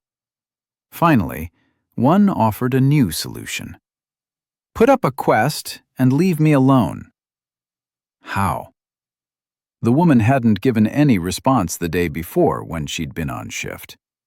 She took her feet off her desk and pushed a scrap of paper forward. Write your quest down. It's 1 silver. You also better pay your reward, or we'll come after you for it. Oren scribbled down, locate Daniel, fighter, dark hair, 5 silver for information, contact Oren, guild. Add credible information, or you'll have everyone telling you they saw him, the woman suggested. Oren did it and paid. Now get out of here. He was shooed away. Oren sat on the steps outside the guild, thinking of other locations where he could look. The sword. Jovi's. He ran down the street to the blacksmith's store. A guard yelled at him to slow down. Oren did a fast walk until the guard turned, and then he darted around a building. He arrived, sweating. "Hi, sir, can I interest you in—" "I'm looking for Jovi," Oren spoke over the sales clerk. The man rolled with the rude interruption and guided Oren to the back, where Jovi was happily hammering. Oren's eyes scanned the walls, and he sighed when he saw the sword, Gertrude, was still there. "Mr. Jovi, this young man," Oren waved his hand at the man. "Sorry, I forgot my money. I'll be back."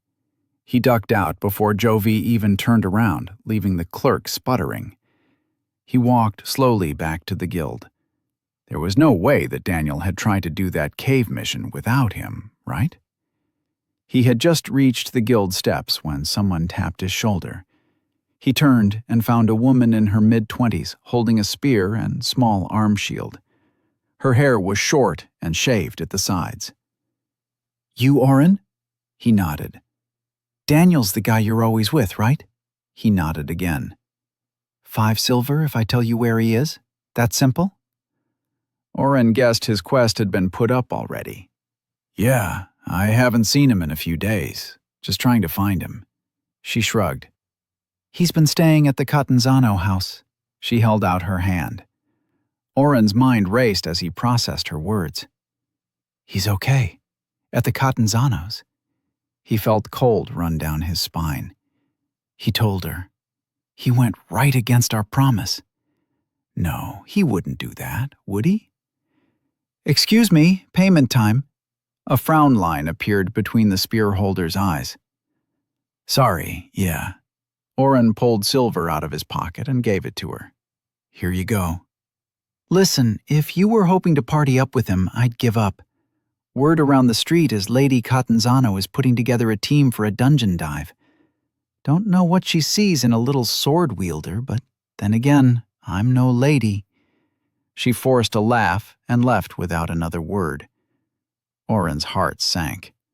Daniel had already found another party. Chapter 15. Oren felt a punch to his gut as he realized Daniel had found another party so quickly. It has been over a week, I guess. He had been stuck in Anthony's house unconscious for most of that time. If only I could have apologized before. The woman with the spear turned back and watched him with pity on her face. "Sorry, kid." She really did look apologetic. If you don't mind me asking, what is it about him? Nobody has ever heard of him, and suddenly all the houses are clamoring." Oren looked away from her face with tears in his eyes. "He's my friend. We had a fight, and he kicked me out of his party." Oren knuckled the tears away. "Thanks for the information." "Yeah, no problem." She hesitated. "Listen, if you're looking for a group to run with, I've only got 2 others, but we are a solid team. We could use some fresh blood. What's your level?" 7, Oren muttered. "A bit low, but not too bad. I'm 18 myself." Water spear. "Probably a bit obvious, though." She nodded at her spear. "My name is Tin." "I'm Oren. Nice to meet you. Sorry, but I don't think I'm—" "Don't say no right away." Tin smirked and playfully pushed his shoulder. "Meet the others. At the very least, grab some food with us. You look like shit." Oren smiled back. Tin was bubbly, but he felt a steadfast personality underneath. The kind of person who would worry after giving bad news to a stranger. "I've been a bit under the weather, but I could eat." Tin pumped her fist in the air. "Great! Emily, our spell slinger, is holding a table outside at Frederick's for the 3 of us, but I'm sure we can pull an extra chair up. I couldn't believe such a simple recon quest was still up. I don't know why nobody found you earlier. Like I said, Everybody's trying to figure out what Catanzano is up to. Do you know that Tin kept up the one-sided conversation as they walked down the street toward the fancier section of town. Restaurants and theaters for the rich lined the road. Oren hadn't spent any time here, and without Mind Bastion running, he felt like a tourist. He turned to watch a sign with stenciled people dueling, showing the name of a play underneath. One building's windows were blacked out, and the doorman was handing blindfolds to people in line. Ing, huh, Oren? Oren blushed and apologized for not listening. Tin just laughed and pulled him along. She began pointing out different places to him and telling him all the rumors and secrets of each chef or theater troupe. And when they found him, Petro had already sewn him into the outfit with his skills. It took burning the cloth to get it off, so the guy was extra crispy when it was all done. Tin let out a loud laugh. Several outdoor diners looked up in disgust at the adventurer. She ignored them. Here we are, Frederick's. Best food in town, but don't tell him that. He'll just raise his prices again. Tucked between two massive buildings with lines around the corner to get in, Frederick's was a small window. Two tables sat chained to metal posts, and a stack of beaten-up old chairs toppled precariously to the side. Oren could just make out a shock of red hair moving behind the window. "Emily, you already ordered?" Tin slumped into a chair next to the only occupied table. While Tin was tall, buff, and carried herself with grace, Emily slunk into the chair as if to escape from her friend. Her dark skin contrasted with the red robes marking her as a fire user. Most mages wore colors announcing their spells. "You were late," Emily muttered. She bent over the bowl on the table and slurped loudly. "Garrett's late. I'm hungry." "Garrett's our third," Tin explained. "Earth Archer. Emily, this is Oren. Oren, Emily, our spellslinger." Emily shook her head. "I'm a fireflower mage, not a spellslinger. But nice to meet you." "Fireflower mage? That sounds cool." "What's your build?" Oren found himself interested. Learning all the different types of classes was a lifetime's work, but it all fit in with his perfectionist min-max mentality from gaming. Emily's withdrawn attitude disappeared as her smile bloomed. "Well, I started off Fire Mage for the first 10 levels, as you do, but then the group I was in found this crevice in the cavern we were clearing out. Inside was a slow-moving lava river with about 100 fire geckos. The number goes up every time she tells the story." Tin slapped his back and walked to the window to order. Emily continued, unfazed. "After we took them out, which is no easy feat, as I'm sure you know, I used Fire Friend to run across the lava. I could feel it calling me, you know? And then I found a mana construct of fire against the far wall from where the lava flowed. A tiny flower of fire." Emily looked pleased and looked at Oren expectantly. "So what happened next?" Emily frowned. "Shit, something I didn't find in the books. Mana construct?" Oren kicked himself. "How do you not know?" "And here's dinner." Tin saved him as she slapped 2 bowls down. Oren dug right in. Heaven. He'd found heaven. The bowl wasn't soup, but noodles. Noodles in a creamy sauce with peas and mushrooms. The flavors exploded with each bite, and Oren ignored everything as he worked on the bowl. "Damn," Tin laughed. "When is the last time you ate?" Oren stopped devouring the food and sat back contently. Wow. Just wow. That is amazing. Emily was still giving him a funny look. "Sorry, Emily. You were explaining the flower? I'm from a small village with almost nobody going beyond farmer, so I'm still learning." He started eating slower. Emily shrugged at that and continued. "Anyways, after I absorbed it, I worked my way up to level 20 and changed classes when I got the prompt. Fire Flower gives me fire growth abilities, sort of a mix of fire and plant magic. She's being modest. Emily is level 24. She can grow a field of fire in a few seconds. She took down a dry apple with a big flower thing that just ate it up. By herself. Tin complimented her teammate between bites. I had to, Emily smirked. Otherwise, Tin would have spent hours attacking it and laughing as it tried to hit her with all its legs. The banter between friends was a balm that Oren didn't realize he'd needed.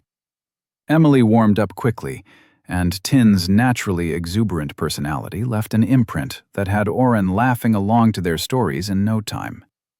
When Garrett, their third-party member, arrived, Oren had already finished his dinner. The man stood a full head taller than Oren, but smiled and shook his hand gently. I see the ladies found some eye candy for us.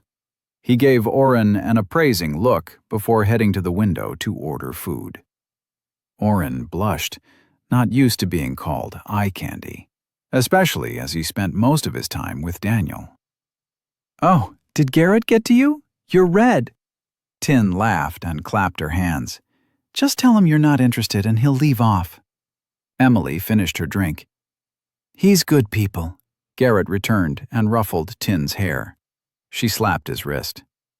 So, Tin finally found us a new man to drag around? Oren had just returned to normal as his skin flushed again. Leave him alone, Gare. Emily closed her eyes and leaned her chair back. He hasn't agreed to join, Tin chimed in. Just dinner and meeting us. So, you must want to know all about me then. Garrett pushed his food around as he looked at Oren. I heard you are an Earth Archer? Oren asked. Yep, level 19. Oren waited. Oh, I don't just put out like these two. I want something in return. Garrett winked. Oren blushed. He stammered, I'm a utility warder. Garrett, Tin, and Emily looked puzzled. That's not one I've heard of, Emily started. Mage or fighter class? Neither, really, Oren hedged. Now I'm actually interested. Garrett's eyes pierced into Oren. I'll play. Earth Archer lets me create arrows from damn near anything. I can make the arrows heavier or lighter, and ignore gravity to an extent. With these two lovelies, I usually just clean up the edges or create nice little rows of big rock arrows to pen monsters up for slaughter. Garrett paused and looked expectantly at Oren. I'm only level 7, but I can heal and buff. I can increase your strength or will. I can also put a ward, a magic barrier of sorts around you that soaks up damage. Garrett's eyebrows went up in disbelief. Then he laughed. Oh, Tin, that's a good one. Where did you find this guy? He's hilarious. Oren frowned a bit. I'm telling the truth. Emily was frowning again, too. Oren, if you don't want to share, that's fine. Only Tin was smiling like she had won the lottery. Is that what Daniel can do, too? Oren's heart sank as he realized Tin had set him up. She just wanted information on Daniel. This was not a real interview to bring him into a new party. He was only level 7. What an idiot. Oren just shook his head. Thanks for the meal. Sorry to have wasted your time. As he stood up, Tin put her hand out. If what you say is true, it's obvious why the Catanzanos snatched your friend up. What kind of buffs are we talking here? Garrett was surprised. You don't actually believe. I believe every word he said. Tin didn't take her eyes off Oren's. I want him on the team. Any complaints? Emily shook her head. Garrett opened his mouth and then closed it again. He shrugged. We'd have to get him up a few levels. Grinding can be fun with the right partner. He smiled a wicked grin. Oren's skin turned red again. Garrett turned to Emily. Oh, I'm so in trouble with this one. So, what do you say, Oren? Want to join our little party? Tin has invited you to a party. Yes or no? I've lost my mind, Oren thought for the 100th time. How else am I going to level? After he declined as nicely as he could to join their group, the three friends had taken it in stride. They invited Oren to hang out anytime, or even come on a quest as a temporary add-on, just to see what we can do. None of them were more than a few years older than him, but they'd all been leveling for years. They'd chatted for a few hours about different builds and skills. Oren shared a little of what he could do. Garrett had still questioned his abilities until he wasted one spell and buffed Garrett's dexterity.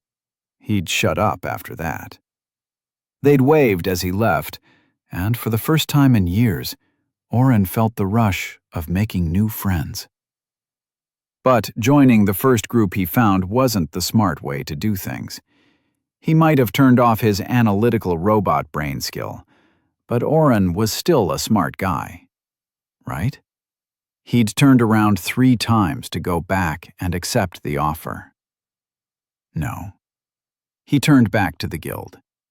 As he slid his coins across the counter, the receptionist tilted her head. "You're Oren, right? Letter for you." Oren took the key and a large vellum envelope to his room. A stylized C was on the front. He rushed to his room and tore it open. To Oren. It has come to our attention that you are attempting to contact Daniel. He has decided to rely on our family as he moves toward the future. While we do not doubt your friendship, we request you do not interfere with his training in the next several months. His will be a hard regimen of training, with no time left to frolic with others. We know that you will make the correct choice. In return for your discretion, your name has been added to the entrance list for both of Day's dungeons. A party of your own may enter as you wish. Best, Lord Catanzano, Protector of Day. Oren read the letter twice. Fuck that. As he neared the Catanzano house, Oren tossed camouflage on. He also pulled up map and activated all the different options. Nothing for party or monster appeared, but showed 3 separate items. The front door had a long rope near the 2 guards, obviously an alarm of some sort. The windows also had a small bar across the inside. If the window was pushed up from the outside, they'd probably break. Another alarm? The third was a general haze around the building itself. While the map itself was blue, a light red washed across the Catanzano estate. Trying to zoom in farther only showed the roof. I guess I have to be inside for more. Oren had briefly considered just showing up and knocking, but if Lord Catanzano had tried to buy him off, he would likely just throw him out before Daniel even knew he was there. Maybe I can try inviting him to a party? Oren probed the menu until a prompt appeared.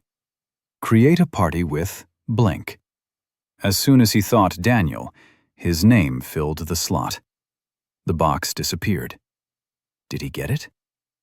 Oren had no idea how party creation worked. He'd never asked Daniel. After waiting a minute, nothing happened. He went back to his original plan, infiltration. While didn't make him invisible, in darkness he was merely a dark blob moving. Even if he was caught, he hoped he could make enough noise that Daniel would hear him. He made his way to the servants' entrance and waited. Only 2 minutes went by before a young maid brought a full trash can out. She hefted the can with one hand and gently placed it down among the other rubbish. Before she turned back, Oren had already darted inside. He found himself in the back of the kitchen. It was almost 10 at night, so nobody was actively cooking, but a few people were up cleaning. He stood against the wall and shuffled his way to a door, ducking through as fast as he could. He slammed into someone coming the other way. Sorry. Oren? Daniel stood in the door for only a second before grabbing Oren and dragging him up the nearby stairs. He threw Oren through an open door. Oren landed on a heavy carpet. He looked up at a 4-poster bed, a small balcony, and Daniel's armor gleaming on a chair. "How did you get in here?" Daniel whispered as he closed the door. "I've been trying to find you for a week. What happened to you?" The abrupt manhandling and Daniel's concern etched across his face broke the little remaining calm Oren had. He let out a single sob as he tackle-hugged Daniel. "I'm so sorry." Oren held his friend. "It's no excuse, but my skills were messing with my head. It's fixed now, but I was sick and unconscious for days. Then I couldn't find you anywhere, and people were saying you were here. It's fine if you told them. We'll work it out. I'm just so sorry for what I said and how I treated you." Daniel slapped Oren's back and pulled him away. He looked him over and smiled. "I'm sorry, too. I felt like an idiot right after you left, but I couldn't catch up to you in time.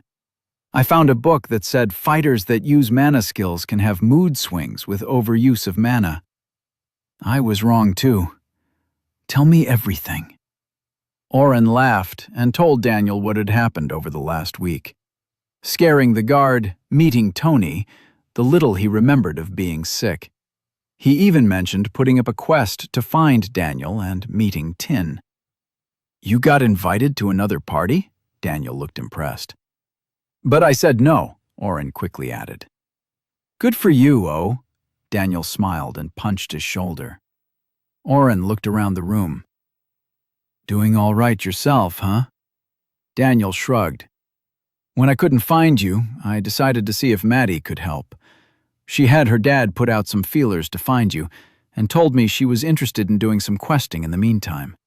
She agreed to help so fast that I was a little suspicious, but nobody has used the H word. I just got back an hour ago. We hunted these panther things in the forest. They attack from the trees and weigh a few 100 pounds, but I'm up to level 9 now." Daniel puffed up. "Then I got your party prompt and knew you were outside. I'm in a party with Maddie and didn't want to drop it. I was just drying off from my shower. They have showers here.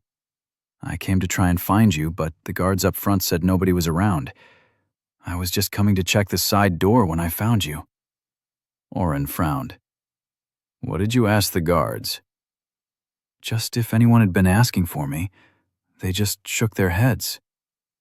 "You didn't use my name?" "No." Daniel caught Oren's anxiety. "Oren, what's up?" Oren sighed and handed over the letter he'd gotten. Daniel read, and Oren watched his normally affable friend get angry. "D. There could be a perfectly reasonable explanation," Oren started. The door to the room suddenly opened. Maddie and Lord Catanzano entered the room. "Of course there is," the man said as his wheelchair came to a stop. Guards flooded in behind him. "Why don't we have a nice little chat?" Chapter 16. Daniel moved quickly, his sword springing to his hand.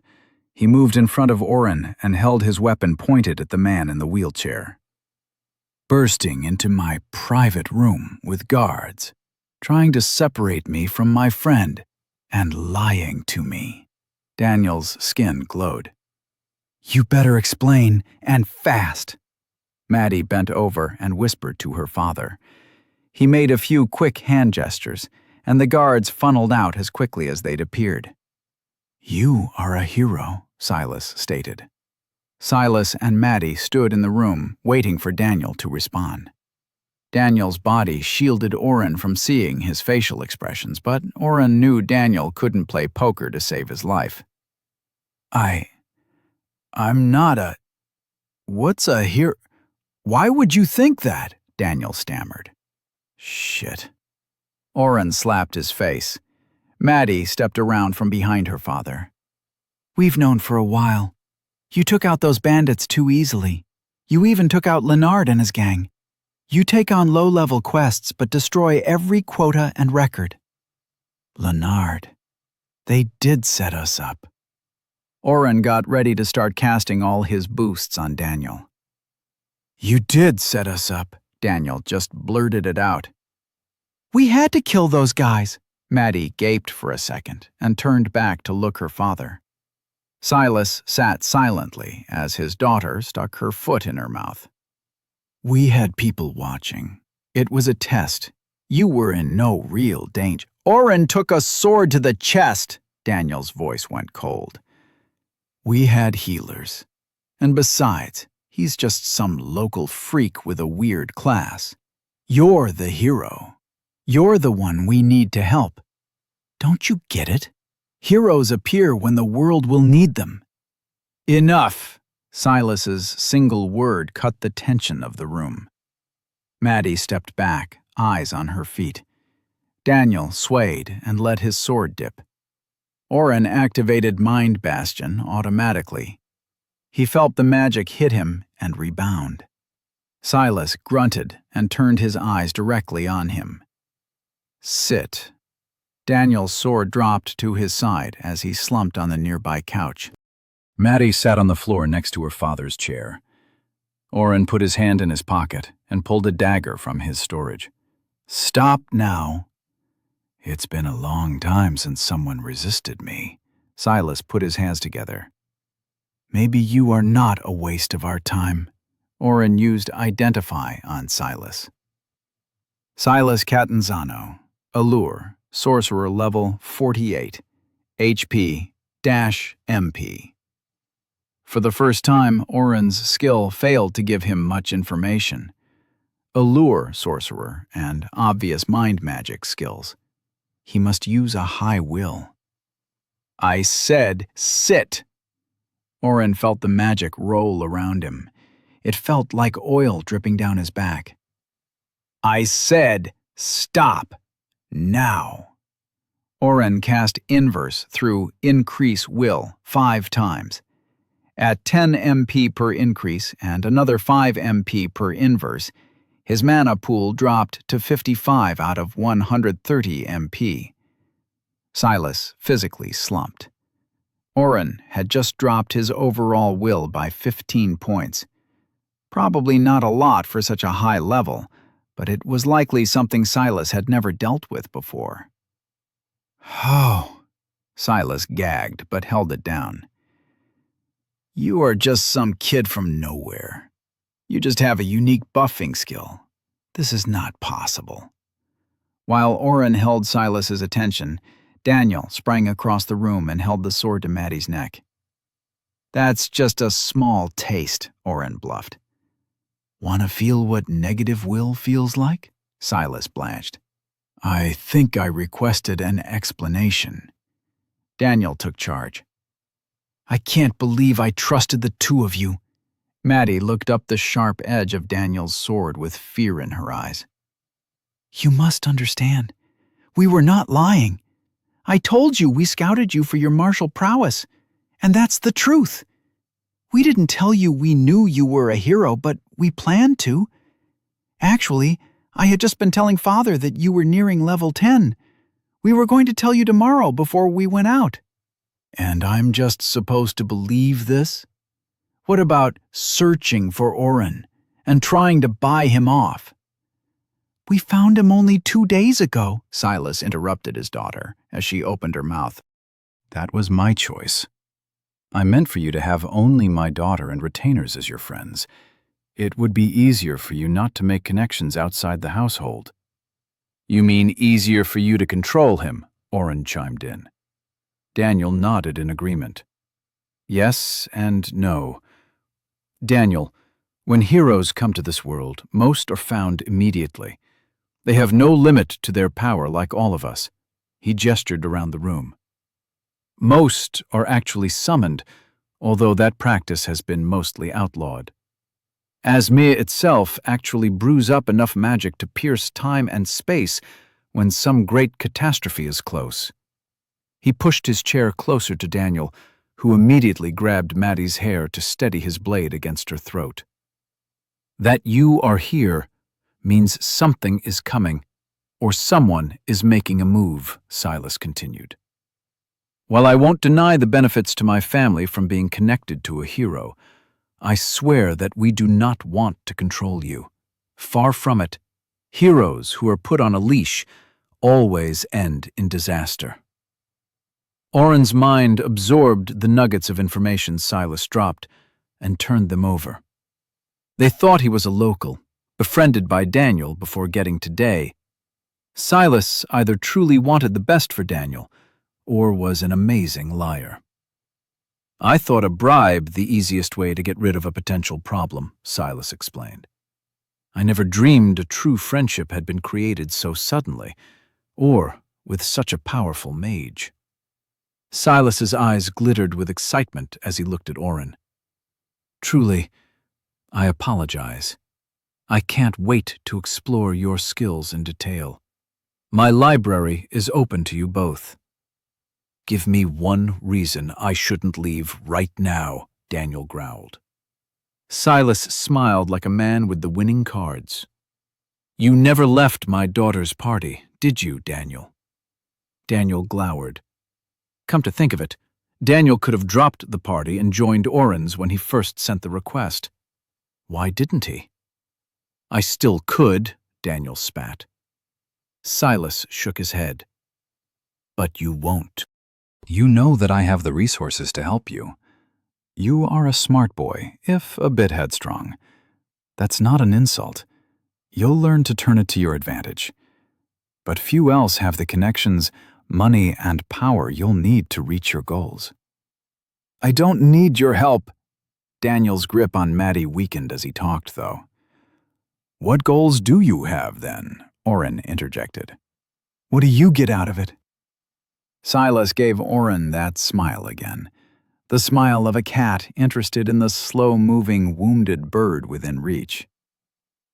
Besides the prestige of being known to help raise a hero, tell me, Oren, did your village have many stories of what heroes do? Just play along. Better he think I'm some local than another summoned hero, Oren thought. Just a few. Mostly those who defeated demon lords and destroyed the world. Heroes bring change. There have been a few that were actually here to save the world from a demon lord. But Darius stopped that about 1,000 years ago when he created the Sea of Fire right on top of the demon's homeland. Heroes now are sent to uproot despots, create new magics, or end wars. So if my family helps, we gain political power. I would have been upfront with you about all this, Daniel. I just did not think it time yet. Oren shared a look with Daniel. Fuck, they think demon lords are not even an option. We should tell them, right? No way. They'll freak out and kill the messenger. It was apparent to me as soon as I knew you had multiple quests. My guess is Asmia brought you here to stop the war in Odrana. They are our closest neighbor, and coupled with the placement of your arrival here, it makes the most sense. Oren didn't actually think quicker with Mind Bastion on, but it definitely increased his analytical side. Robot brain makes it easier to be logical. Maybe I should call it Spock brain. If they lied and said Daniel was here to stop the war, Silas would want the quest shared. He probably wanted the boost for his daughter, as well as the prestige and benefits of bringing up a hero. If only he could create quests.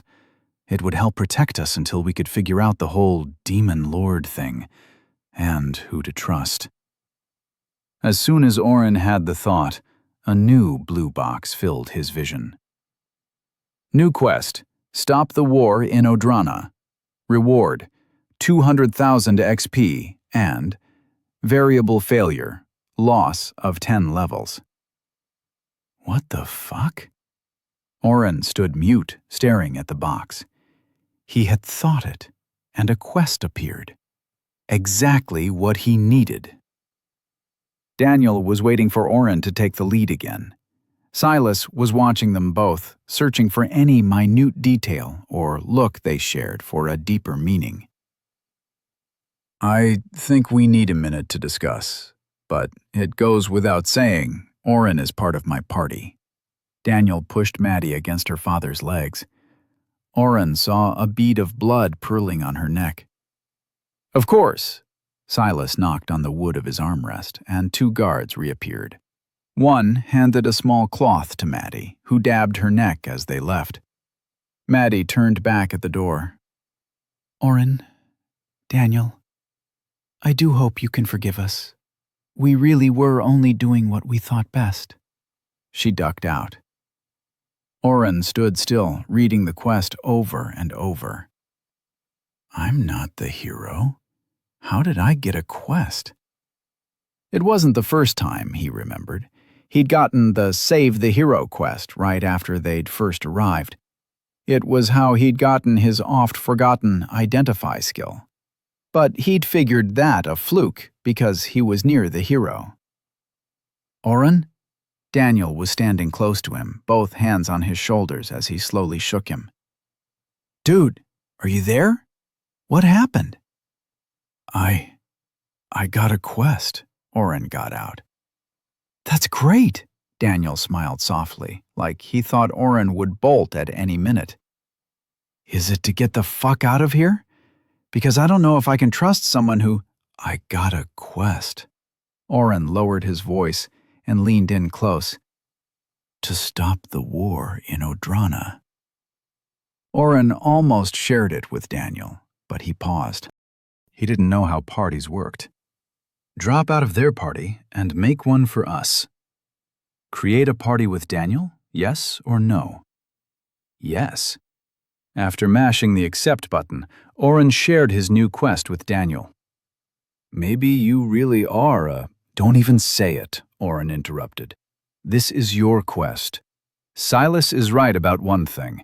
They have much better resources. That group I was talking to complained about how hard it is to get a dungeon. Maddie and Silas can get us in. Plus, he mentioned something about hitting level 10 for you. They already know you're a hero. You didn't even try to deny it. What we should do is... Daniel slapped Oren's cheek. Not softly, but not enough to knock him over. What the hell? You're using that skill again, I can tell. I want to talk with Oren, not this logical and unfeeling thing. Oren hesitated. If he dropped Mind Bastion, then Silas could... No. Oren pushed against the skill. He was in charge and could make his own decisions. He deactivated Mind Bastion. Hey, there you are. Daniel smiled as Oren's eyes filled with the anxiety he had been holding back. I just attacked a leader of the community. Oren put his hands in his hair. Silas is going to have me killed. He already has tried once. Damn it, Daniel. How do we keep getting into shit like this? Daniel chuckled and patted Oren's back. Listen, as long as we stick together, I'm fine using them a bit. Maybe they can help you find a way to use your skills without becoming an asshole. Oren shrugged Daniel's hand off his shoulder. Too bad that's just a permanent fixture of your personality. Daniel laughed out loud. There he is. You really think we should go along with this? What if they... Oren whispered the rest. Find out about the other quests? We already shared the wall quests with her. Daniel shrugged.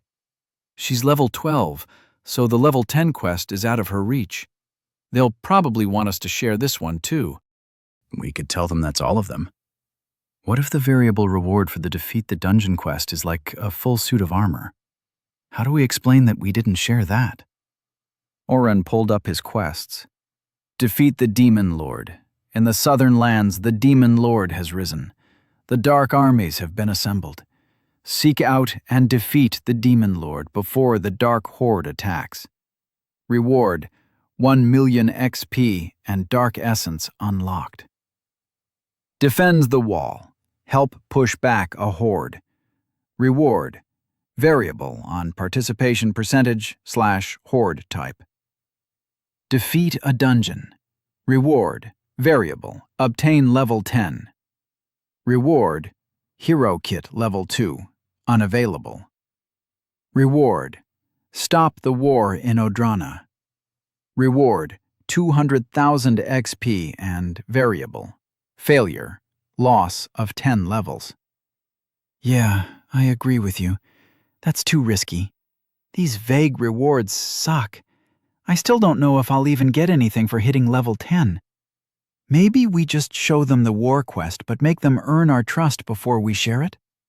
Defeat a dungeon we can give to Maddie, as I'm guessing Silas is killing 2 birds by using the hero to power level his little girl. Daniel nodded. She's been with me the whole time. She's no slouch, though. She uses light magic, but totally different than you. So, is that our choice? Are we really going to stick around with them? Oren hated the idea, but Daniel appeared to be warming up to it. For now, Daniel decided. There's nothing to say we can't just leave when we want to. I know someone who's pretty good at disappearing when he wants to. Oren blushed and stammered out another apology. I said I was sorry. Daniel punched his shoulder as he walked to the door. So, to recap, stick with them, war is my hero reason, and you'll be my trusty sidekick from Asmia.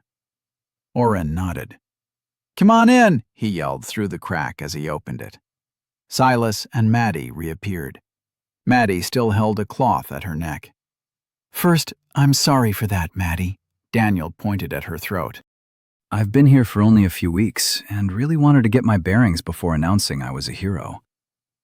For all of Silas's blustering earlier, his eyes went wide. So it's true. Daniel, my boy, I was mostly sure, but my identify only told me you were a fighter class. You have no idea what— Hold on, Daniel cut in. I don't appreciate being used. By anyone.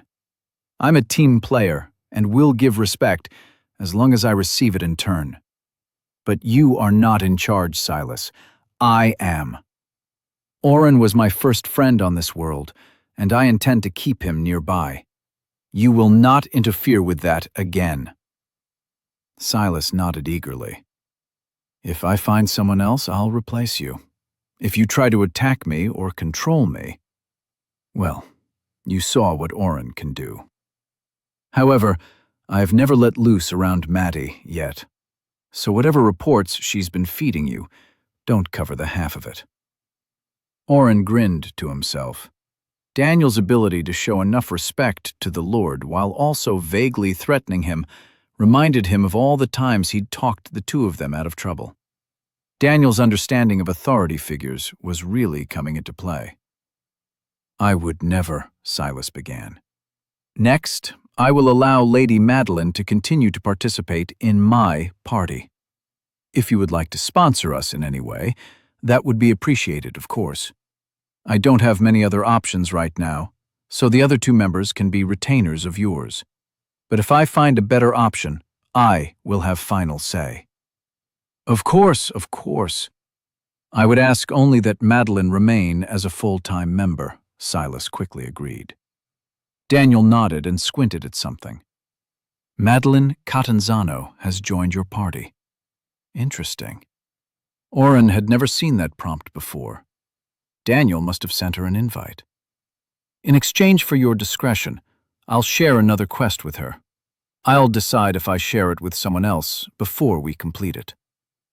Oren just watched as Daniel threw another prompt at Maddie.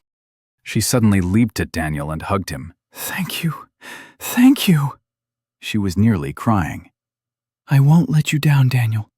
May I ask? Silas began. Maddie looked up at Daniel, who nodded. She turned around and handed an invisible blue box to Silas. Variable. From the texts I have, that's rare. To have 2 quests with variable rewards, he trailed off. Daniel, Oren, I do apologize for my earlier behavior. I agree to your terms, of course. Silas wheeled himself to a long nightstand and poured some water for himself. Defeating a dungeon is no easy feat. You must get through every layer of defense, fight floors of monsters, destroy the final guardian, and then figure out how to break the dungeon core. He sipped from the cup. A variable reward Also means if you wait for a simple dungeon to spawn and defeat it, the reward won't be as good as if you try to take on one of the more established dungeons. But those have not been defeated for decades or centuries. I'll begin gathering information on all of it, regardless. Silas turned from Daniel to Oren. And you, sir, although I must admit I'm quite peeved that you broke into my home, I hope you become friends enough with my daughter to put yourself at risk for her, as you have for Daniel. Oren didn't hear an outright threat, but a chill ran down his spine as Silas turned away. Chapter 17. Daniel decided that Oren would spend the rest of the night with him. The room he'd been given was big enough, and Oren didn't mind sleeping on the plush carpet. Maddie wheeled Silas out of the room, excitedly chattering about different options for a dungeon run and possible rewards. Oren closed the door and put his hand in the air. Dee, that was a masterpiece. Oren slapped Daniel's hand. Daniel smirked a bit. You tired? Daniel asked. It was late, but Oren felt buzzed. Maybe the flipping on and off had some lingering side effects, but he was still wide awake. Want to talk strategy a bit? Daniel leaned in close, staring into Oren's eyes. What the heck, man? Oren pulled away. Just making sure you are not using it. Daniel shrugged. What do you want to talk about? Oren explained his purchase and use of teleport. I think it's too expensive to use right now, especially if I'm going to be cutting back on cycling. Tony told me I can probably get away with 2 or 3 full mana pools a day. That's about average for people using mana potions too. He also told me that if I try to cycle and use a mana potion, I'll be able to do 6 full mana pools a day, but will most likely have a headache the next day. But what I really want to know, Oren paused, is what is it like fighting in a full party? Daniel scowled. It sucks. Oren was taken aback. From how Tin had talked, he'd assumed the group thing would be awesome. Why? Maybe I'm being too harsh, Daniel backpedaled. I'll explain. Maddie uses light magic. It does some damage, but it also disorients monsters. She can do minor illusions too, so they'll get misdirected. But everything we fought had a good smell sense, so that didn't help. Daniel started picking pillows off the twin bed. There were way too many pillows. He dumped them on the ground and tossed a blanket on them as he continued. Brant is actually pretty capable on his own, but he hovers at Maddie's shoulder. I had to physically drag him into the melee a few times. We had another knight there too, John. He fights like a berserker, super strong, but just goes off on his own. Silas also hired a fire mage from Veskar to join us. He's a much higher level for sure, but only cast a few spells. Honestly, I did like 99% of the work. Daniel finished making a pillow nest just as he stopped talking. So, lots of moving parts and no teamwork. Oren knew that would drive Daniel crazy. Having grown up playing every sport, Daniel was used to being team captain and being listened to. Exactly, Daniel threw up his hands. And when I tried to give pointers, the only one who listened was Maddie. But she actually does her job fine. The Veskar mage just ignored me and said he was hired by Lord Catanzano to protect his daughter, not listen to a lowly fighter. Daniel and Oren spent a few hours talking about potential plans. As Oren couldn't go all out anymore and had to be more judicial in his spell use, they agreed it would be best for him to buff the team once before a fight, tag monsters with his light strike, and then save as much as possible for emergency healing. I know it will really bring down the total damage output having me there, Oren admitted. Thanks for fighting for me. You are wrong, Daniel argued. The extra damage the other 4 party members do from having their stats increased is better than having another sword swinging about. I didn't even realize that dexterity let me hit more accurately and quicker until I didn't have your boosts. John's entire build was dexterity-based. Just hundreds of small cuts to bleed a monster dry. Oren nodded as he realized Daniel's argument was sound. I could increase dexterity to level 3? Just cast that as needed? Maybe wait until you have all the increased skills ready to level. Then Utility Ward is what you should use. It's cheaper and hits us all at once. How many ability points do you have? I've been saving mine still. Oren winced as he remembered that conversation. I've got 8. Daniel ignored his wince and asked, What else are you looking at still? Increase heal small wounds to level 3. Mana pool, but that costs 10. Get Utility Ward to level 2, but again that's 10 and 200 MP to cast. And Merge, but that costs way too much. I think you should hold off and try to get that mana pool. From what little the fire mage said, most mages run out of MP too quick to be really useful. That's why so many people go with the fighter class instead, or do something mixed. Oren agreed, especially now that he couldn't just cycle back to full. They sat in comfortable silence for a few minutes. So, are you planning to mix in any magic? Oren questioned. Maybe something with wind magic, Daniel responded. I'm planning on building out lots of strength, and wind magic will allow me to make sure I actually hit. For all Silas's faults, they have an incredible library here. I learned things that were most definitely not in anything we bought.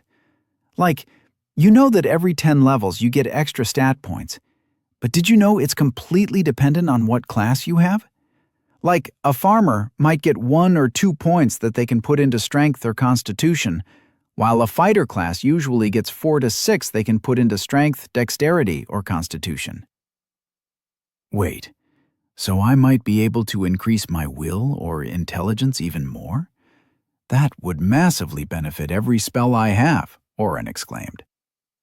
That must be why level 10 is a cutoff for going into a dungeon.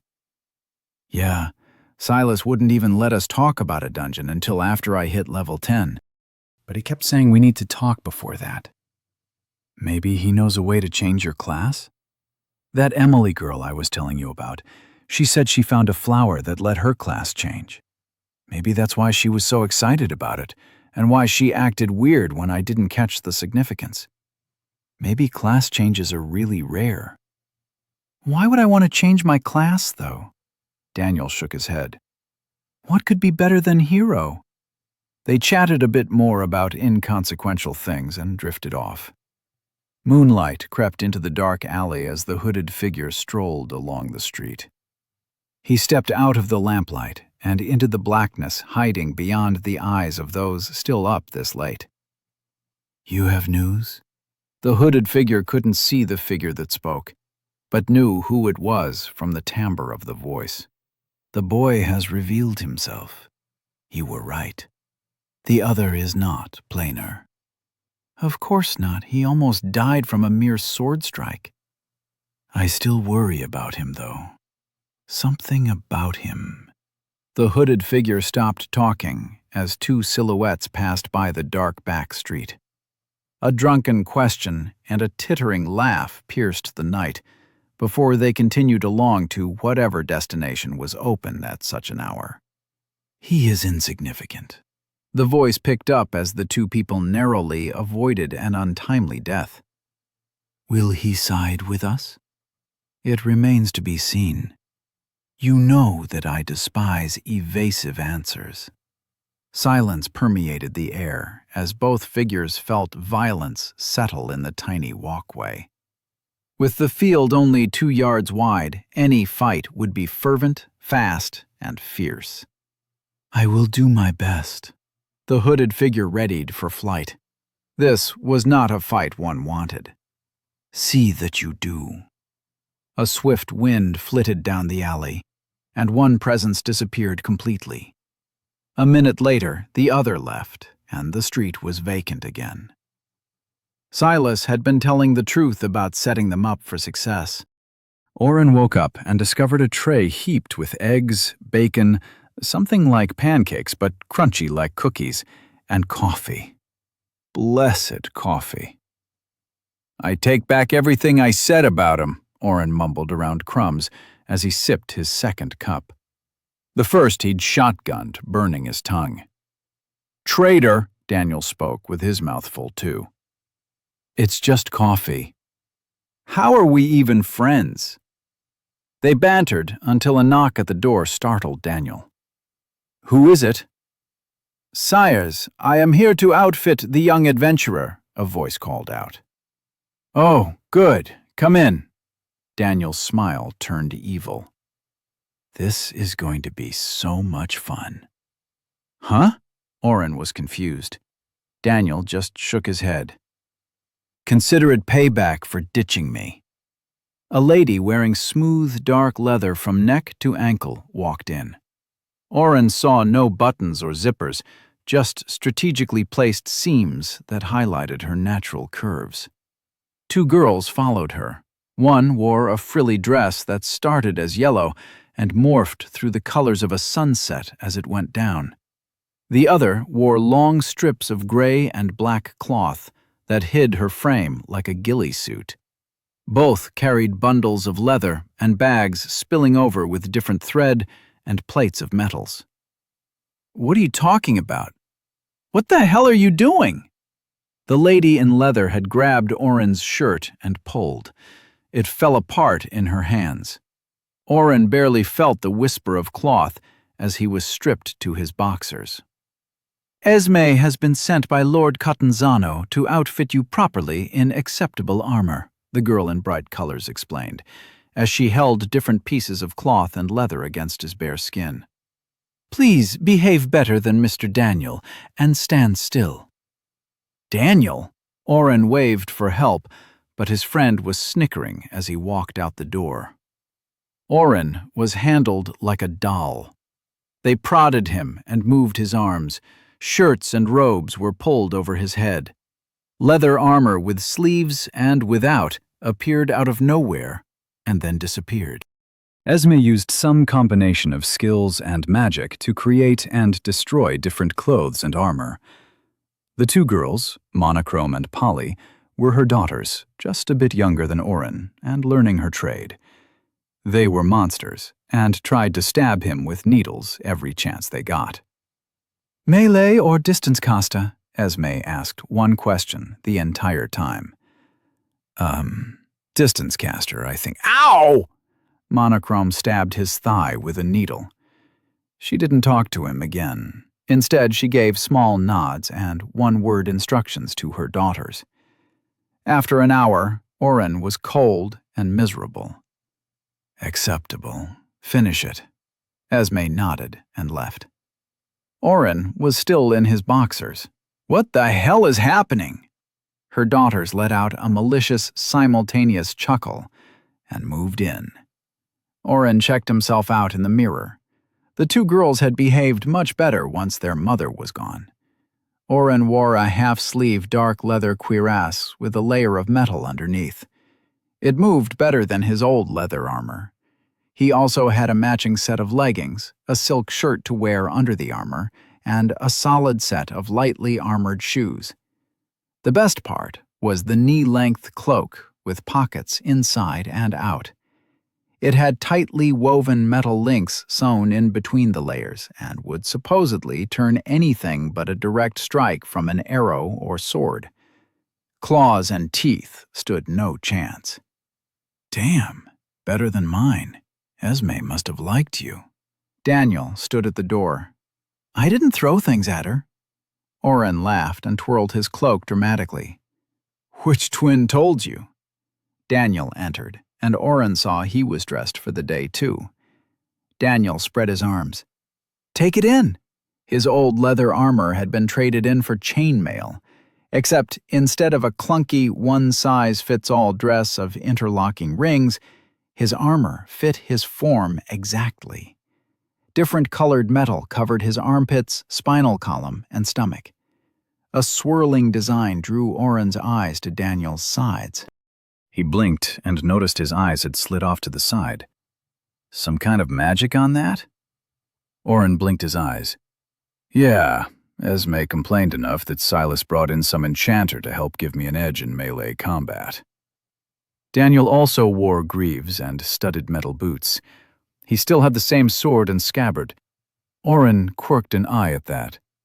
I know, Daniel shook his head. Esme wanted to do a whole thing with straps and my sword, but I couldn't justify it. I'm getting Gertie as soon as I can. This sword is fine for now, but... He trailed off. They spent a few more minutes striking poses and laughing at each other. So, what's the plan today? Go kill some things and level? Hit their library? Oren questioned. Silas wanted to talk, but then probably go hit the forest.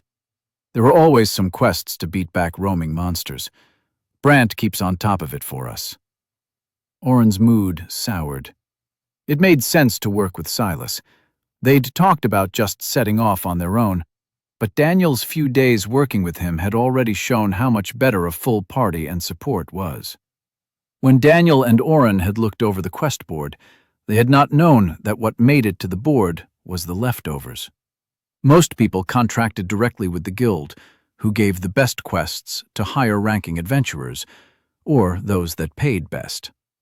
That meant that while Daniel and Oren had fought rats for scraps and low experience, Maddie and Daniel took on cloud sabers, the panther things that Daniel had mentioned before. Although cloud sabers were only a few stars stronger than rats, they had a better return on investment.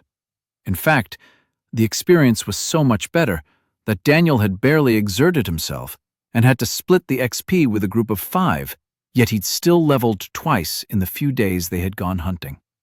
Connections in this world meant everything to getting the first chance at sightings for high-experience monsters. They gathered the few things they'd need, Oren putting a few extra pancake cookies into his dimension hole for later. Daniel walked down the upstairs hallway. He obviously already felt comfortable in the Catanzano's house. Oren kept close. A few guards and maids nodded at Daniel as they walked, but nobody stopped them from going farther into the house. At the end of the hall, they found Sir de Guise sitting on a stool with his hammer leaning on the wall. "Jude, how are you?" Oren smiled at seeing a familiar face.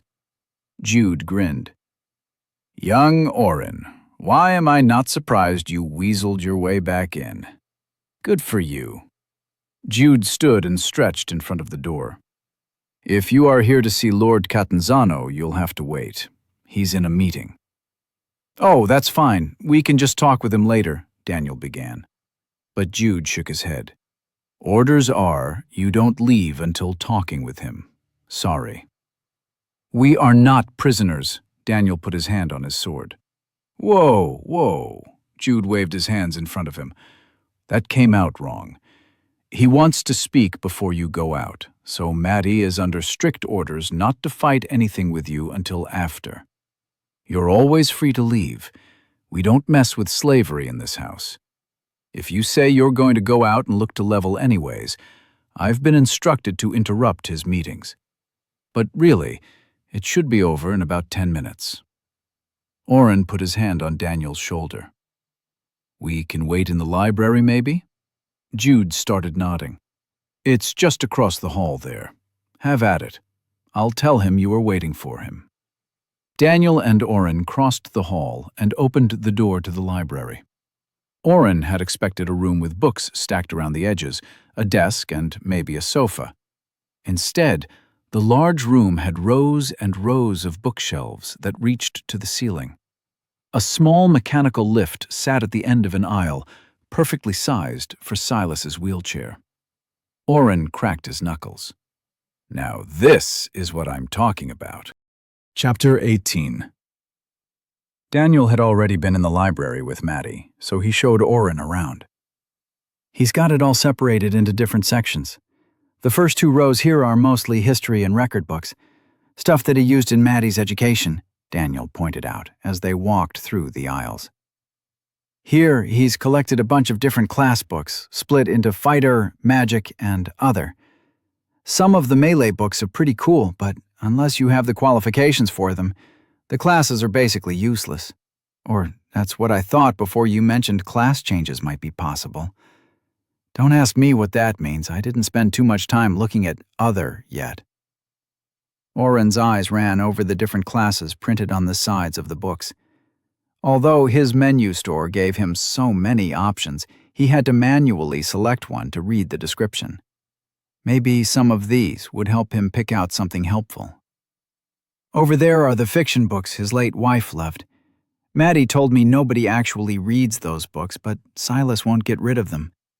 The aisles in between are everything else he can get his hands on. Lots of different skill builds, theory books, strategy guides, and stuff like that. That's where I found my idea to combine wind magic with my class. There's a book on past heroes. Daniel ran his finger along the books until he found what he was looking for. He pulled a battered-looking book out and handed it to Oren.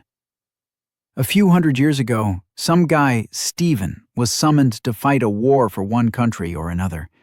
He used wind magic to partially become the wind, attacking with some custom weapon he had made. Hand-held triple punching knives is what it says. I swear if it wasn't for the fact that he lived about 400 years ago, I'd say he was cosplaying Wolverine. Oren held the book close and started reading over the other book spines. He pulled out a few that looked interesting. Spatial magics, alchemy, and you. How to avoid getting stabbed or crushed. I see you two are already preparing. A voice came from behind them. I respect that.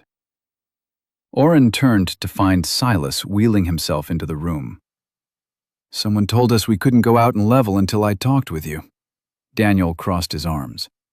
Silas waved away his comment and rolled past them. Come on, this is what I want to talk about. Oren stuck close as Daniel followed Silas to the far side of the library. These were my wife's. Silas ran his hand along the shelves, wiping dust off. He rubbed the dirt between his fingers and looked off into the past. He turned and smiled at the boys. The best place to hide something is in the open. He took 4 books out from the middle of the stack and reached behind the resulting hole. Shorter than the fiction books he held, he pulled a thin and shabby book out. Nobody would search a sentimental keepsake of a widower. As far as I know, this is the only copy of this book still in existence. He handed the book to Daniel. Secrets to being a hero? Silas's eyes lit up. So it's real? What? Daniel looked up as he opened the book. I was sold this book when I was a young man. It gives off a distinct magic flavor, but no intelligence or scouting magic could pierce the hidden text. The crazy old man who sold it to me swore on everything important to him that it was a book for heroes, by heroes. It's nice to have it confirmed. Oren peeked over his shoulder. It's blank. Silas's sneer was quickly controlled, but Oren saw the judgment. Of course it is. Only heroes can read it. Thank God, Oren thought. With all the weird things happening lately, he was glad for this little confirmation that he was not in charge of saving the world. Other books I've read have mentioned things like this, Silas continued, as Daniel flipped through the pages. Help sent through the ages from one hero to another. One of them.